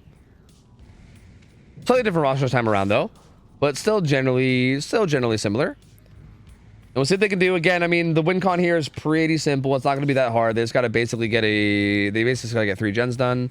Oh yeah, it was Ryan. That's right. You're right. Yeah. You right. Yo, my frog, thanks for the resub. 13 months. Welcome back, man. Appreciate the support. Thank you, dude. Mystical Merlin, thanks for the 501 bits as well. That says Slobby Badger best mod? What? Excuse me? What? Huh? That's a first time. That might have been the first time I've ever heard that ever, actually. That's crazy. Hey, thank you for the 501 bits, man. Appreciate it, buddy. Thank you, dude. Thank you. I mean, look, hey, I love my boy Slobby, but best mod? Slobby Badger? Good one, man. Good one. But yo, thank you for the bits. Appreciate it, dude. Don't disrespect Slobby. Hey, I love Slobbers, all right? Slobber's a good buddy of mine, all right? But come on. Best mod. Okay, to be fair, Slobby actually does do a good job of adding 7 TV emotes, okay? Actually, unironically, you know, best mod is definitely a bit of an aggressive stretch, I think, but like, he's a good mod. He actually is a good mod. Unironically, you know? Let's be real. Why does Slobby still mod for you? What do you mean? Dude, me and Slobby are buds. I mean, realistically, Slobby has friend mod. He doesn't even actually have to do mod work. Like, Slobby is just actually, like, I like hang out with Slobby on the weekends and shit. Like, he doesn't even have to do mod work. He's just like, I feel like if I have someone that I'm like close with, like friend wise, I just like hang out with on my free time. They kind of just get friend, like a friend mod, you know? Like, if you guys ever see BJ in here, right? Like a healthy normal BJ, like, he's friend mod. He's not required to do anything. He's just a mod because I've been friends with that motherfucker for like 7 years now, you know? So yeah. Panda, you're actually just unironically a great mod though. So like, we didn't even have to make any jokes for you, you know? Like, you're actually just a great mod. Why wouldn't you VIP them? Because, bro, what the fuck VIP? I'll just give them mod. Who cares? Fuck them. Like, why not mod him? You know? Anyway, Diablo's here. He's got Tendril and Unicorn Medallion. Tendril's a weird add-on to see. You know, I would actually love to hear from like Wesker mains about this add-on, because I remember hearing that it was dog shit at first, and then I think people like changed their mind about it, and now I think a lot of Wesker players actually like it or something. So like, I don't know what to think about this add-on. I really don't know. I think there's a dude. Is there a 5-gen topside? Kind of. There's like a really tight 4-gen and then kind of a 5th kind of close. But even with a 5-gen topside, you would still have to have a fucking phenomenal, perfect game here to be able to pop off. Guys, Slobby's a good mod too. I know Slobby's nice. I love Slobby. He's good peoples. Look, I defend Slobby up and down. Do you know the amount of times that people beg me to unmod Slobby so they can ban him? They're like, Tofu, please let me ban Slobby. He needs to be banned. And I'm like, no, not my Slobby. That happens like every other day, probably. Like, unironically, that probably happens every other day where they're trying to get Slobby, you know? No, it's not just Kyle. I think Tess has done it too, maybe. Or maybe Shay. Yeah, maybe Shay too. There's like multiple people, okay? But no, I got Slobby's back. I love the boy Slobby, all right? I'm just saying, I don't know. Slobby best mod was just funny to me, that's all. Anyway, he finds a chase to where it's at. Ooh, doesn't quite find that hit. Balance landing is gonna get him around the killer into the Orman tile. We'll have to wait for the cooldown at least for a little bit. Close over Tendril, egg over Tendril. See, that's what I was thinking too. But like, I don't know. Apparently some people like swear by Tendril, which is weird. I don't know. Sat makes it to this pretty decent filler. Diablo's just gonna head around and kick it. But even this chase already. Ooh, okay. Backs him into the corner and zones him and then gets the down. But even that, right? Like, they're gonna have a decent bit of gen progress, right? Maybe not actually. Not a whole lot. I thought they'd have a little bit more, to be honest with you. It's really not a terrible start, but Diablos is gonna have to basically continue to pop the fuck off with no slowing down at all for the whole rest of the game in order for this to be anywhere close to like even tie conditions. So yeah, we'll see. Yeah, we'll see. Throws a pop down on that gen to barely any progress, but might as well, right? Yeah, might as well rest it a little. Fuck it.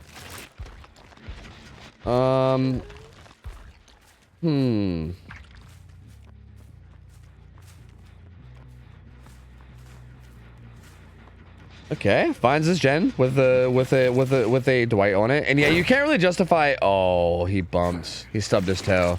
You can't really justify like playing around the hooks here, right? Like, again, if this was like the first Wesker game of the set, I think this is a spot where like Diablos could easily just play around that hook and try to get a tunnel out, and then try to like play around that or whatever. But I feel like I don't think you can justify doing that, right? Like, the survivors know what the win con is, and again, that's why I said that like. The survivors knowing what the win con is makes that so much harder. Because, like, for instance, Gray got his big result by getting a tunnel out and then, you know, kind of going from there or whatever. But like here, like, if you kind of like try to commit to that and the survivors are like can tell that you're committing to it, they're just gonna like let the dude sit and just fucking bash gens across the map, and they're gonna finish 3 gens. It's gonna be ridiculously hard to make something like that happen. So yeah, already kind of happening here. He is staying on sat though. Gonna just kick this Orman tile. Ooh, takes the vault in. No egg means that he can't follow that up though. Gen number 1 gets popped. Oh. Parkour. Nope, no parkour. Balance landing though from Sat gets him some distance. Actually gets away without getting hit. And jukes that as well. Okay. Cheryl kind of giving the juice. Gen number 2 pops, so that secures the tie. That means that we're going to set 3 no matter what. But I'm pretty sure we're going to be going to set 3 with the actual score tied, because yeah, like there's no way. They're definitely going to be popping at least 1 more gen. This game is most certainly over. But we'll see. We'll just see what Diablos can do anyway. So this team, like this Survivor team, feels like they feel like the type of like team that's like really good micro-wise. You know what I mean? Like, I know that I've gotten my ass kicked by Sav on the ladder quite a few times. Like, I know that motherfucker is insane. And the others seem pretty much similar, right? So, like, this feels the type of team where, like, a Wesker set feels so perfect, right? Like, you have Gray being a fucking god. And it feels like on the survivor end, like it all feels like they are very comfortable, like survivor wise, right? Like they yo, can we get an entity blocker on this killer, by the way? That was 3 vaults, I believe. Can I get an entity blocker on that window, please? Yeah, it feels like this team just feels like they're going to be excelling like very heavily in these like very micro heavy sets like Wesker. And I think we're seeing that here, right? Like Diablo's doing a pretty good job, but these survivors making it really fucking hard. I don't know if I'm crazy, but I really didn't think that hit was that crazy. I mean, it was a medium vault. I feel like medium vaults happen like that all the time. I don't know. Like it was definitely like a little bit of a spicy hit, but medium vaults are fucking shit, dude. Like I feel like you get hit on your side with medium vaults all the time. If that was a fast vault and that happened, then I'd be like, yo, what the fuck? But medium vaults, I don't know, man. I feel like that just kind of happens. That just kind of be the old medium vault way, you know? Oh. Gray trying to hit him with the flashlight, trying to help Sat get away, but they do pop gen number 4, and yeah, this is where like the tunnel out becomes like probably not worth it. Dwight already on the final gen, it's already at about 60 or 70, so yeah, this chase is gonna take us an end game. Even if he gets this down pretty soon, he's not gonna be able to get this down and make it to that gen in time to kick it with pop. No matter what, we're going to the end game here, and this is gonna end up being a big result. This is gonna end up being, it might be 3 stages. It might be 3, it might be 5, it might be 6. But seeming like it might even just be 3. It looks like he's just sticking to Sat and just kind of chasing him until the end at this point. Vaults it into him, but he has the jungle gym pallet here too to work with.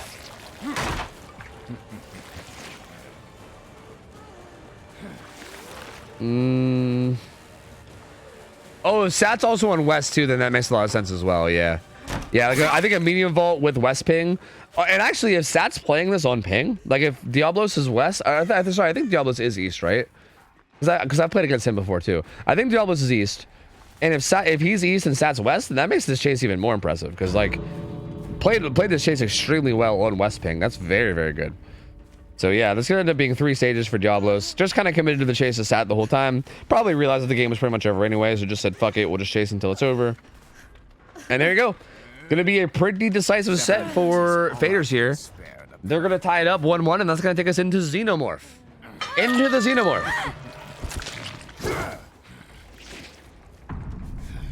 And yeah, man, I mean, now what, right? Like, here's the momentum again. Like, the momentum from the Singularity set I was talking about was, like, all for Zone 6, right? And I was like, like, the Faders are gonna have to break this momentum that they have built up. And then Gray came in and was like, all right, let me just do that real quick. And then he broke the momentum. And now I feel like it's the opposite. Now I feel like the momentum is heavily in the favor of Faders, right? Like, that was a fucking phenomenal showing right there. They just did so well. Between Gray popping the fuck off on Killer and then the Survivors doing really well there, this is gonna be heavily momentum for them going into the Xenomorph set. And yeah, this will be the final set of the night, no matter what.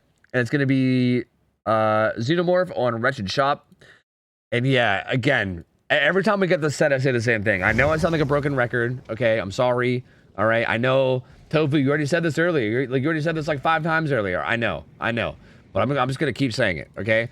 Xenomorph is one of those weird killers where you might get like a big early start and then end up being in a position where you can like maybe like 4K, you know, like even like 4K1 or something if you really pop the fuck off early.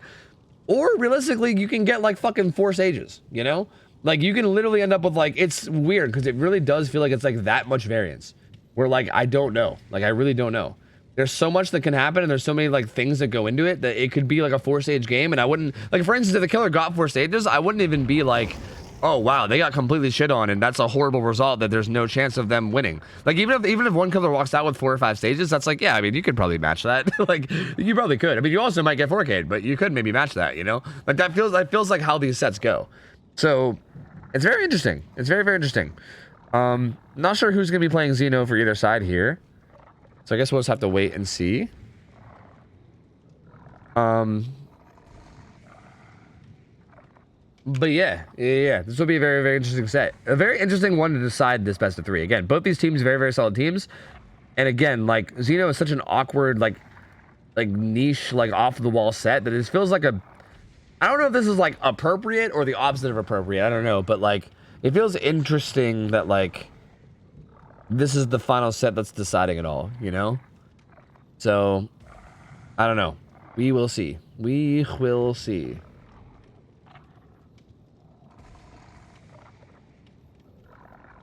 I'm glad I put him in the pool, but nice to see him in tiebreaker time. Yeah, I really didn't think we'd see him at all. Like, I really didn't think we'd see Xeno at all. Like, I feel like, unless like Insta-Dodge is playing, because you know that like Ray loves Xeno. I feel like if like Insta-Dodge isn't playing, then I'm always like, yeah, I don't even know if we even see him at all, right? Like probably not. But yeah, we actually seen him a good bit this week, which is kind of nice. We actually had a good bit of variety this week all together. I mean, we saw, I think, almost every killer except for Trapper, right? We saw Nurse, we saw Clown, we saw Ghostface, we saw Xeno, we saw Mastermind, we saw every killer except for Trapper actually this week. They were like pretty good variety. Kind of sad that nobody picked Trapper, you know? Join Slaughter. Oh, he's sending me a Steam invite and not a. Oh, I'm a dumb bitch. My bad. I'm a dumb bitch. My bad. I was looking for the in-game invite, but he sent it to me through Steam. Everyone's waiting. Holy shit. Yo, my bad. I'm here. Oopsie. Oh, yo, my bad. I'm a dumb bitch. All right. Duck's gonna be on killer on Xeno. Oh well. I don't think it really matters, right? I'm pretty sure it was. No, never mind. This is right. I was gonna say I thought it was gonna be the other killer, but no, that's actually right. Yeah. So yeah, it'll be the killer from Zone 6 first, up against the Survivors and Faders, and then we're gonna flip flop. So yeah. Take a look at the pool asset and balance discussion when you get a chance. I gotta post that shit real soon. Okay, I'll just take a look at it now. Even. I'm sure it'll probably be okay, but just let me go look.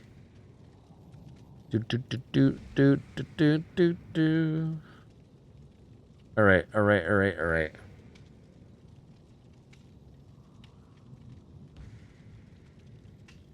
Oh, you're actually doing it? Oh, you're actually putting them in? All right, yeah, I mean, yeah. Where's Bucket Man? Where is he? Where's Bucket Man? Yeah, I mean, that looks good to me. Yeah, I mean, you have one tier 1, you have one tier 4. So, like, we have chances to see both of those, and then, yeah, just a bunch of other just solid, good killers. And, yeah, I think it, yeah, I think this looks good. Billy's in there, too, which is exciting. I mean, that's a minor spoiler, but, like, Billy's in there, too, which is exciting. I kind of want to see some Billy scrims. Now that Billy's been out for a bit and people have had a chance to fuck around with him a bit, I'm definitely down to see some Billy scrims, too. That should be interesting. I think all that should be interesting. Yeah. I am down.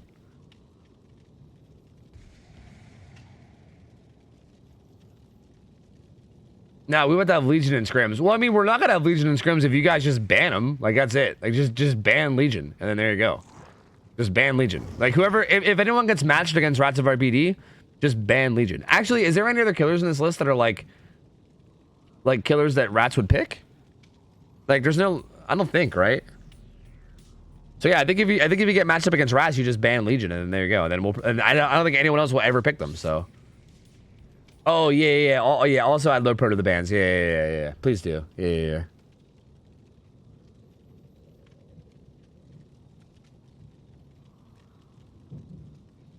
Yeah, I don't think any of the other killers on that list are really the ones that Rats would probably want to play other than that. I think it's probably like the one that they would want. So yeah, maybe, man. Maybe that's the play, you know? How much is permabanned? Well, I mean, not permabanned. She's just probably never going to find her way into a pool of killers. So basically, yeah. Although, Sunday... No. Okay, look, Dino's saying she's permabanned. Sunday, Prism is doing a Skull Merchant game in OTF. Oh, fuck, I forgot to play ads. I'm going to play them now. I don't care. It's happening. They're playing a Skull Merchant set in OTF. And hey, you never know. Like, we're probably going to watch it on stream. And if it ends up being an exciting set, which it probably won't. But if it ends up being an exciting set, you know, we'll see. You know, we'll see. We will see. Tofu wants Skull Merchant? I don't want to say it. I have like this like morbid curiosity is what it is. I wouldn't say I want Skull Merchant. I would say I have a morbid curiosity towards what Skull Merchant scrims would look like. You know what I mean? That's more what it is.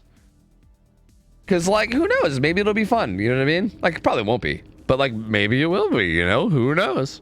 You never know. You know what I mean? All right. Anyway, here we go. Xenomorph gonna be Ducks on Xeno. He's got Ruin with Pain Res and Agi. That is interesting. Ruin on a AutoHaven map too. Because again, totems on this map are not going to be very hard to find. Like realistically, it probably will not be very difficult to find this totem. Not going underground or anything though. Just staying above ground. Totem is at the truck. His add-ons are flame resistance and oh, they just wasted firecrackers on accident. Oh no. Oh, they done goofed. Was that like something to do with the turret? Oh, now they're doing the thing where there's like 2 people in one doorway. Oh my god, what am I? And he destroyed the turret by hitting him. What is happening? What are they doing? What are they doing, dude? Oh no, and this pal is really unsafe against Xenomorph. This is a super dangerous pal against Xenomorph. Like, you're basically dead here. You're basically fucking dead here. And Dux knows it, and he's just gonna take the kill. Wow, dude. Wow, what a bad start. That was also a kill through live, too. That was an attempt at living away, but yeah, the hit came through from Dux. Extremely good start. Wow, they were goofing. Wow, are they goofing. And he's gonna add him to the middle of the map, probably a pain res. He also still has Ruin up, too. The hit tank is not gonna come in. Probably realized that it wasn't gonna save him, so he bails. But also, he's close enough that you can maybe get a tag here. Dux is a little bit concerned about the unhook coming in quickly. But gets one tag on the Slaughter. Actually is maybe sticking around for more. I thought he was going to go right back, but it's sticking around for more. Ooh, what? Did he slow vault that, or does he have quick and quiet? Wait, hold on. Oh, yeah, it's quick and quiet. Okay. He is the head-on gamer, but he's going to go down there, so... Another pretty quick down, and he can just take Slaughter right back to that middle hook, too. That same pain res middle hook if he wants to. But he might actually... Okay, he took a quick peek at Ruin. Yeah, I think he's just going to carry him right back real quick. And Sav gets off the hook. He's going to be getting healed. I wonder if because Sav used live... I think he noticed live anyway. Like, if he knows live on Sav, I wonder if he'll be worried about Sav potentially having DS. Because... Right? Like, maybe.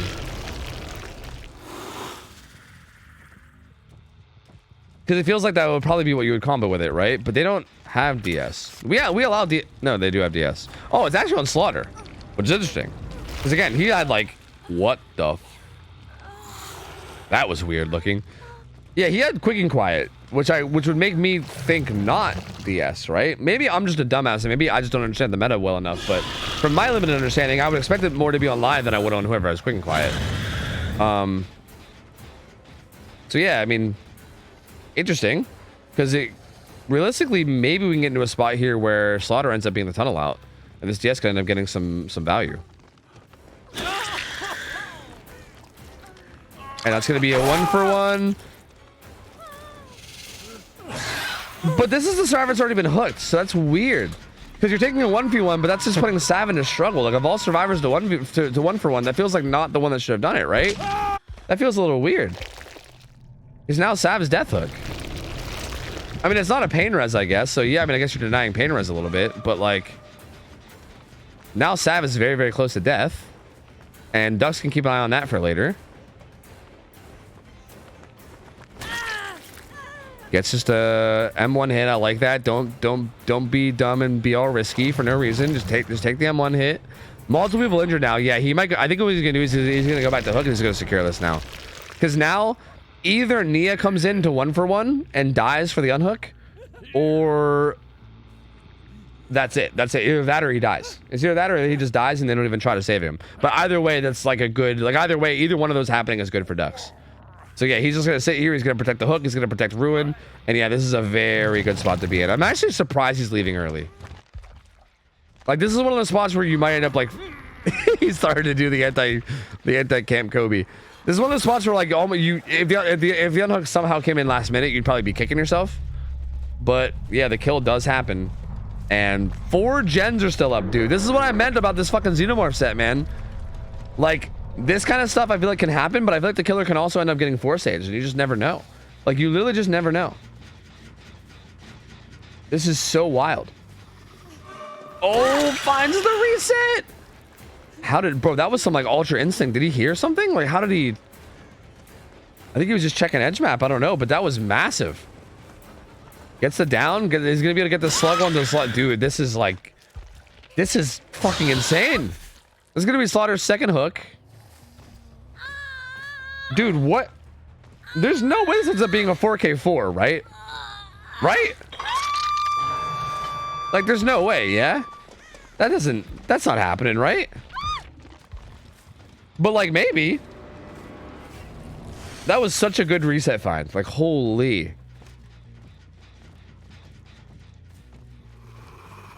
And now Slaughter's on death hook. They still have a survivor injured and survivor pull up, and Ruin's up this whole time. So like right now, all the gens are regressing. Like there was regression happening at all times because of ruin too. So yeah, this actually is probably gonna be a 4K4. Like the fact that the regression is like, look, like he's like Cheryl just hopped on a gen and it's a fresh gen. Dude, this is probably a 4K4. This is wild. Yeah, I'm really confused as to why they sent Sav for a 1-for-1 whenever he was already down a hook stage. That felt very bizarre to me. Dux is gonna try to body block this one, maybe? I don't know. Yeah, maybe. Oh, no. No, not at all. I don't think he realized where the hook was. I didn't really realize either. Slaughter does have DS. So they might be able to do something around that, maybe. Ooh, goes for a little bit of an amphibious hit. But there's not really a whole lot of pressure on Dux here, right? Like, if you get a 4K3 instead of a 4K4, I don't think you're too mad about it, right? So, like, this DS will come in, and yeah, like, maybe Cheryl's gonna finish that gen. But then, like... But then what? Like if you're Dux, I don't think it really matters a whole lot. That was smash hit, though. That was actually really good. Right? What's that? Yeah, that was smash hit. So, yeah, DS is into smash hit, so that's going to be a ton of distance. That was a really good play from Slaughter. What was the play? How did this happen? Well, you see, Dux came out of a tunnel, and two survivors were like bumping into each other, and one of them had a turret, and they both tried to go to the same pallet, but they did the thing. Like, you ever see the thing where two guys try to go through a doorway, but they don't fit, and they're kind of bumping into each other? That's what they did, but with a pallet. And then one got hit, and then the other one threw the pallet, and then got hit with a tail attack, and also broke the turret, and then it all just kind of, I don't know. And then everything just started snowballing. I don't know. At one point, they sent in a survivor to 1-for-1, but that survivor had already been hooked, so they kind of just gave a second stage for free, like early on, and then that was also, I think, a big mistake. And yeah. And then also he found a reset edge map, which was really good too. It kind of just feels like everything's been going Dux's way this game, to be honest with you. Like, kind of feels like literally everything is going his way. He's gonna find Slaughter again. He's gonna kill him now. So now it's a 2v1. A 2v1 with 3 gens up and Hex Ruin still up. So yeah, this is a 4K3. This has got to be a 4K3, right? There's no way. There's no way. This is this is 100% just over. And what a fucking crazy game this was, man. Like, absolute. And he finds this reset too, bro. He just like actually checked this man's PC. What is going on here? Every reset, he is there. He just knows. This motherfucker knows, dude. So finds that and gets that hit, and now he's just gonna slug him and head after Ryan, and yeah, that's gonna be it. 4K3. So this is gonna make this win con, like, again, going into a game knowing that your win con is just to beat this, right? Like the survivors from Zone 6 now can go into the game being like, yeah, our win con is just finishing 3 gens, right? Like, you don't have to worry about too much. Even if someone like takes it down early or something happens bad early game, you could be like, yeah, like, who cares? Like, if the killer tries to camp you, we just bash gens and then we win, right? Like, finishing 3 gens being the win con is such a good, valuable piece of information to have that it's going to be next to impossible to actually stop this, I think, from faders. So yeah, man, I mean, I don't know what else to say. This was fucking crazy. This was a crazy game. Like, absolute wild performance. I mean, I don't know. So well played by Dux. I mean, he did everything he had to do here to get this win. Again, I'm always skeptical to critique, because I feel like these players have to know better than I do. But at the same time, sometimes I see stuff and I'm just like, what, huh? Because, like, I'm just so confused on why, like, again, like, maybe it was just, like, the positioning they were in that no one else was in position for it or something. I don't know. But it just felt so weird to send Sav for the unhook. Because basically the position was Sav had been hooked, and then he got away, and then somebody else had got, I think Slaughter got hooked. And then he was trying to secure struggle on Slaughter, and they sent Sav into 1-for-1. But that just gave him struggle on a different survivor, which was, like, weird. Like, if you were going to give him, like, I feel like sending in Sav for the unhook was pointless, because if you were going to, like, do that, then you might as well have just let Slaughter go struggle, right? Like, why not just let him go struggle at that point? Because you're still doing the same thing. You're still giving him a struggle hook survivor. Like, it just felt so pointless to do. Like, you might as well just not even unhook at all and just do gens. Or send somebody else to 1-for-1. Like, I think that was, like, the biggest... Like, obviously, the early game little mix-up was weird, but I think that unhook was just the weirdest part of the whole game, and I think that was what really made this a really, really bad result. Because once that happened, the game was just done so. Yeah, very strange. Very, very strange. And yeah, now we'll see what We'll see what the killer can do from zone 6. I think I already got the invite to the lobby. They're already in there. They're already ready to go. So let me go hop in. Hold on a second. Okay, so I mean now the killer from faders, or sorry, not from zone 6. The killer from faders is gonna have to get like a 4K4 to win, a 4K3 to tie, which is a pretty insane ask, you know? Like that's pretty wild. That's most likely not going to be happening, but we'll see. You never know. I mean, we've seen some pretty crazy shit happen here and there. Oh god. Oh no. Yep.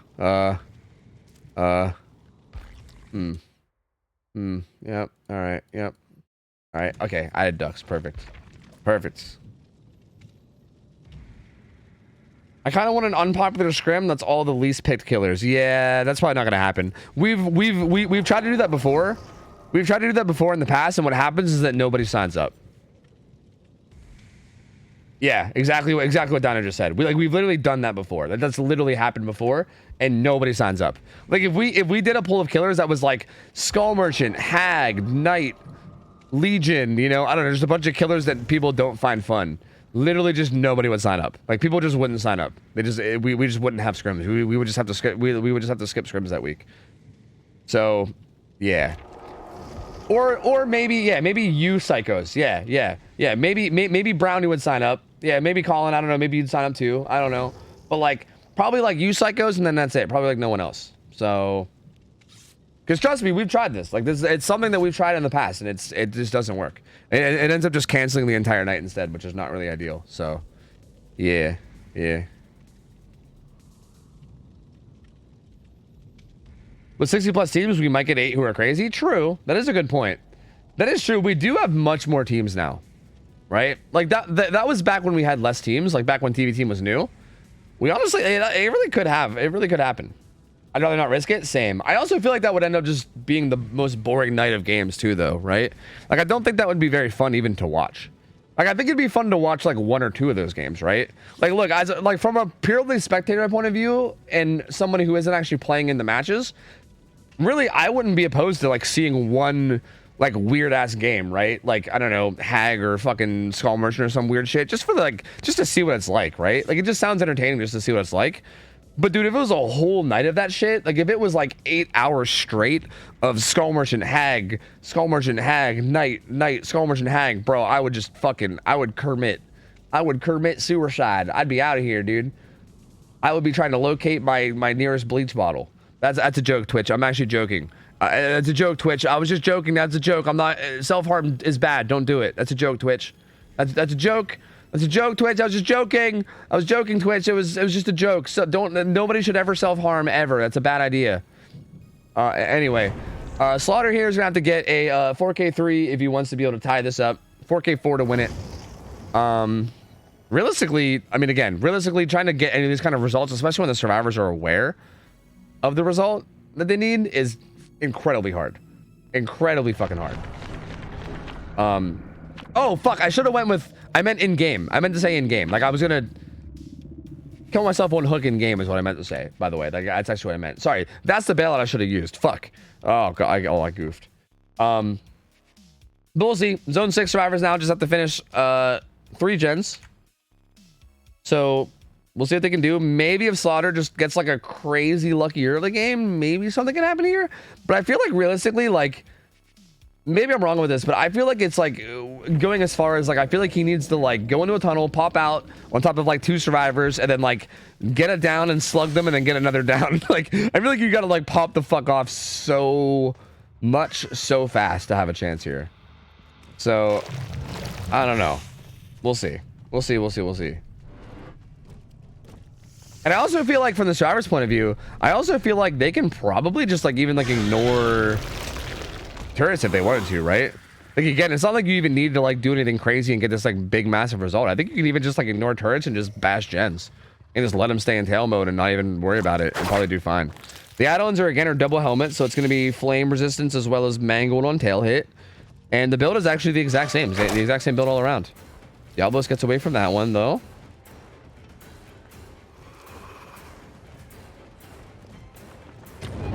Oh, they do have a turret down, but it's just going to get broken. Then it's going to get Diablo some distance, though. It's going to give him another loop around the bus before he's in any danger. So he'll go ahead and take that.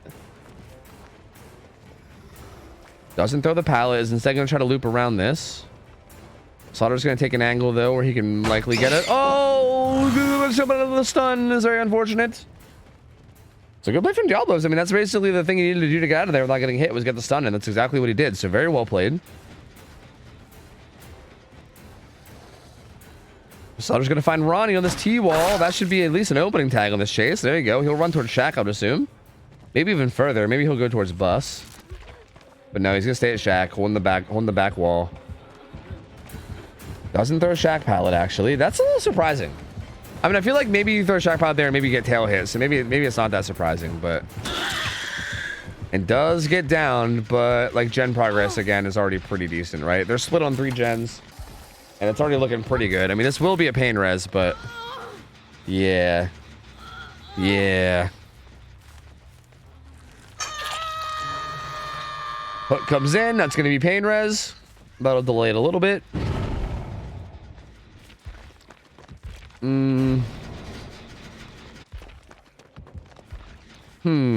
Finds Nia. She finds the totem. If that means anything. Probably not. And this should be a tag. Actually goes for a tail hit, too. Doesn't even go for the safe M1. The other note comes in, though, and yeah, she uses it. Oh, nice. Gets the hit on the other side of God Pallet. That's really good. I was going to say, like, this chase needs to end, like, now if there's even any hope. But even still, there's probably no hope, you know? This gen and mid was regressing a little bit from Ruin, but not a whole lot. Still gets caught at about 70. Pain res, possibly, though. Ruin is working the 3rd gen that was being worked. Working the 3rd gen that's being worked. Regressing the 3rd gen that's being worked is what I meant to say. So Ruin definitely getting some good value. Oh, but they're cleansing it. Slaughter knows. Yeah, and that's tough because like now they're also pressuring Ruin too. Ruin played a big role in why our last killer was able to get the big result that he got too. So like, yeah, like them getting rid of Ruin is actually pretty big. It looks like they're already on it. Like Ruin does end up being really valuable in these sets if it stays up. But Zarina's gonna break it. That's a good turret setup around the back of that loop that buys Diablos a lot more distance. Oh, he doesn't want to get... Okay, greeting it again. Doesn't want to get caught in the throw. Good juke from Diablos. Goddamn, brother. Goddamn with the goddamn. Hit him with a little 2-step. And...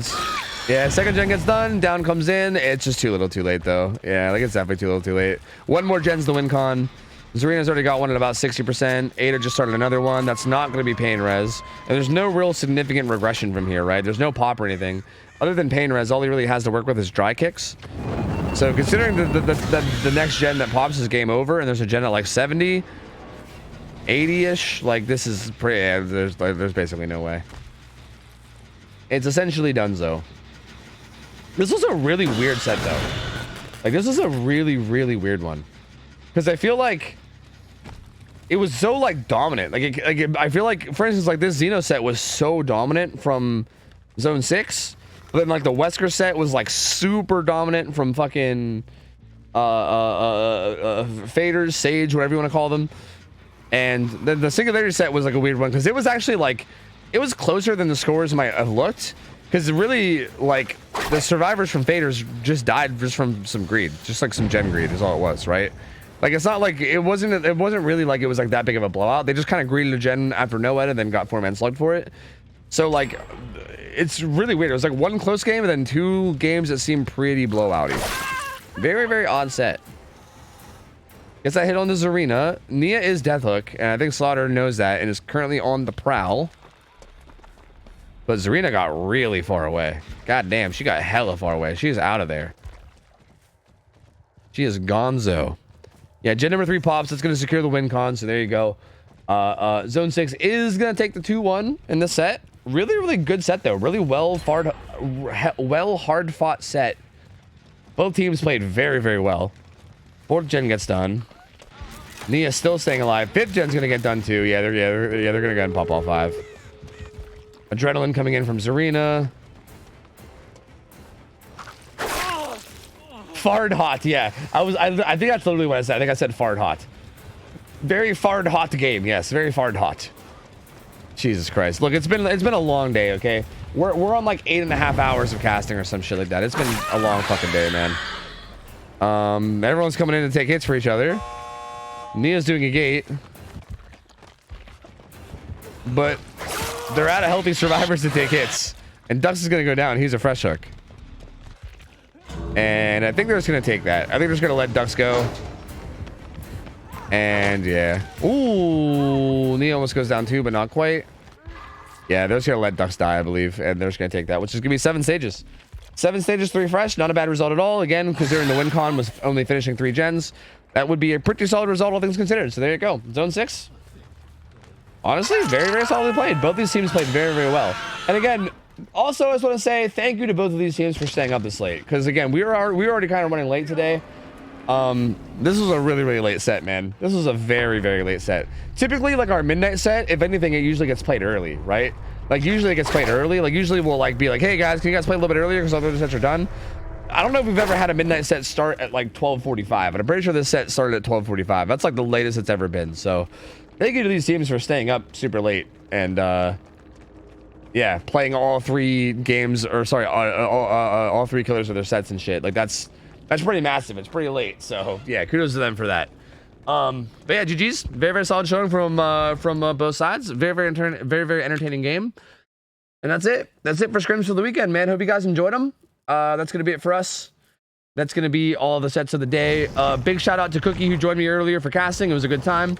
I still gotta look into cast. I gotta look into getting Spooky back on again. But I'm gonna be kind of like scoping out guest casters again. It's kind of something I enjoy doing. It's always good to have someone come on and hang out and talk while we cast. It's been a nice way to just to hang out and chill with people on the weekend, you know. But it was a very long day. Big shout out to all the staff behind the scenes for helping everything run. Panda and Monkey Burrito and Dino. Dino literally left to go play like a tournament and then came back to run shit again. Like all the gamers that were helping run shit tonight. Thank you guys all so much.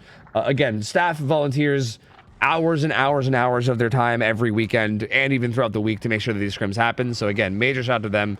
Definitely show them your appreciation if you haven't already. Without them volunteering their time and doing this completely for free, we wouldn't have any of this shit. So yeah, I mean, they're massively appreciated. And yeah, we'll have more next week, every Friday. If you guys enjoyed it, feel free to follow. Every Friday we run these, so I'm sure we'll have more next weekend. And let me figure out who I want to raid. Just give me a minute. Give me a minute. Let me figure out who I want to raid. Give me a minute. But thank you guys all for chilling. Again, remember to follow on the way out and everything. It is late as balls, dude. Holy fuck, this went so late. Wow. Wow. I'm gonna throw you guys over to I'm gonna throw you guys over to Demonic Freak. He's a Billy main. I think he's Australian, right? I think he's from Australia, I'm pretty sure.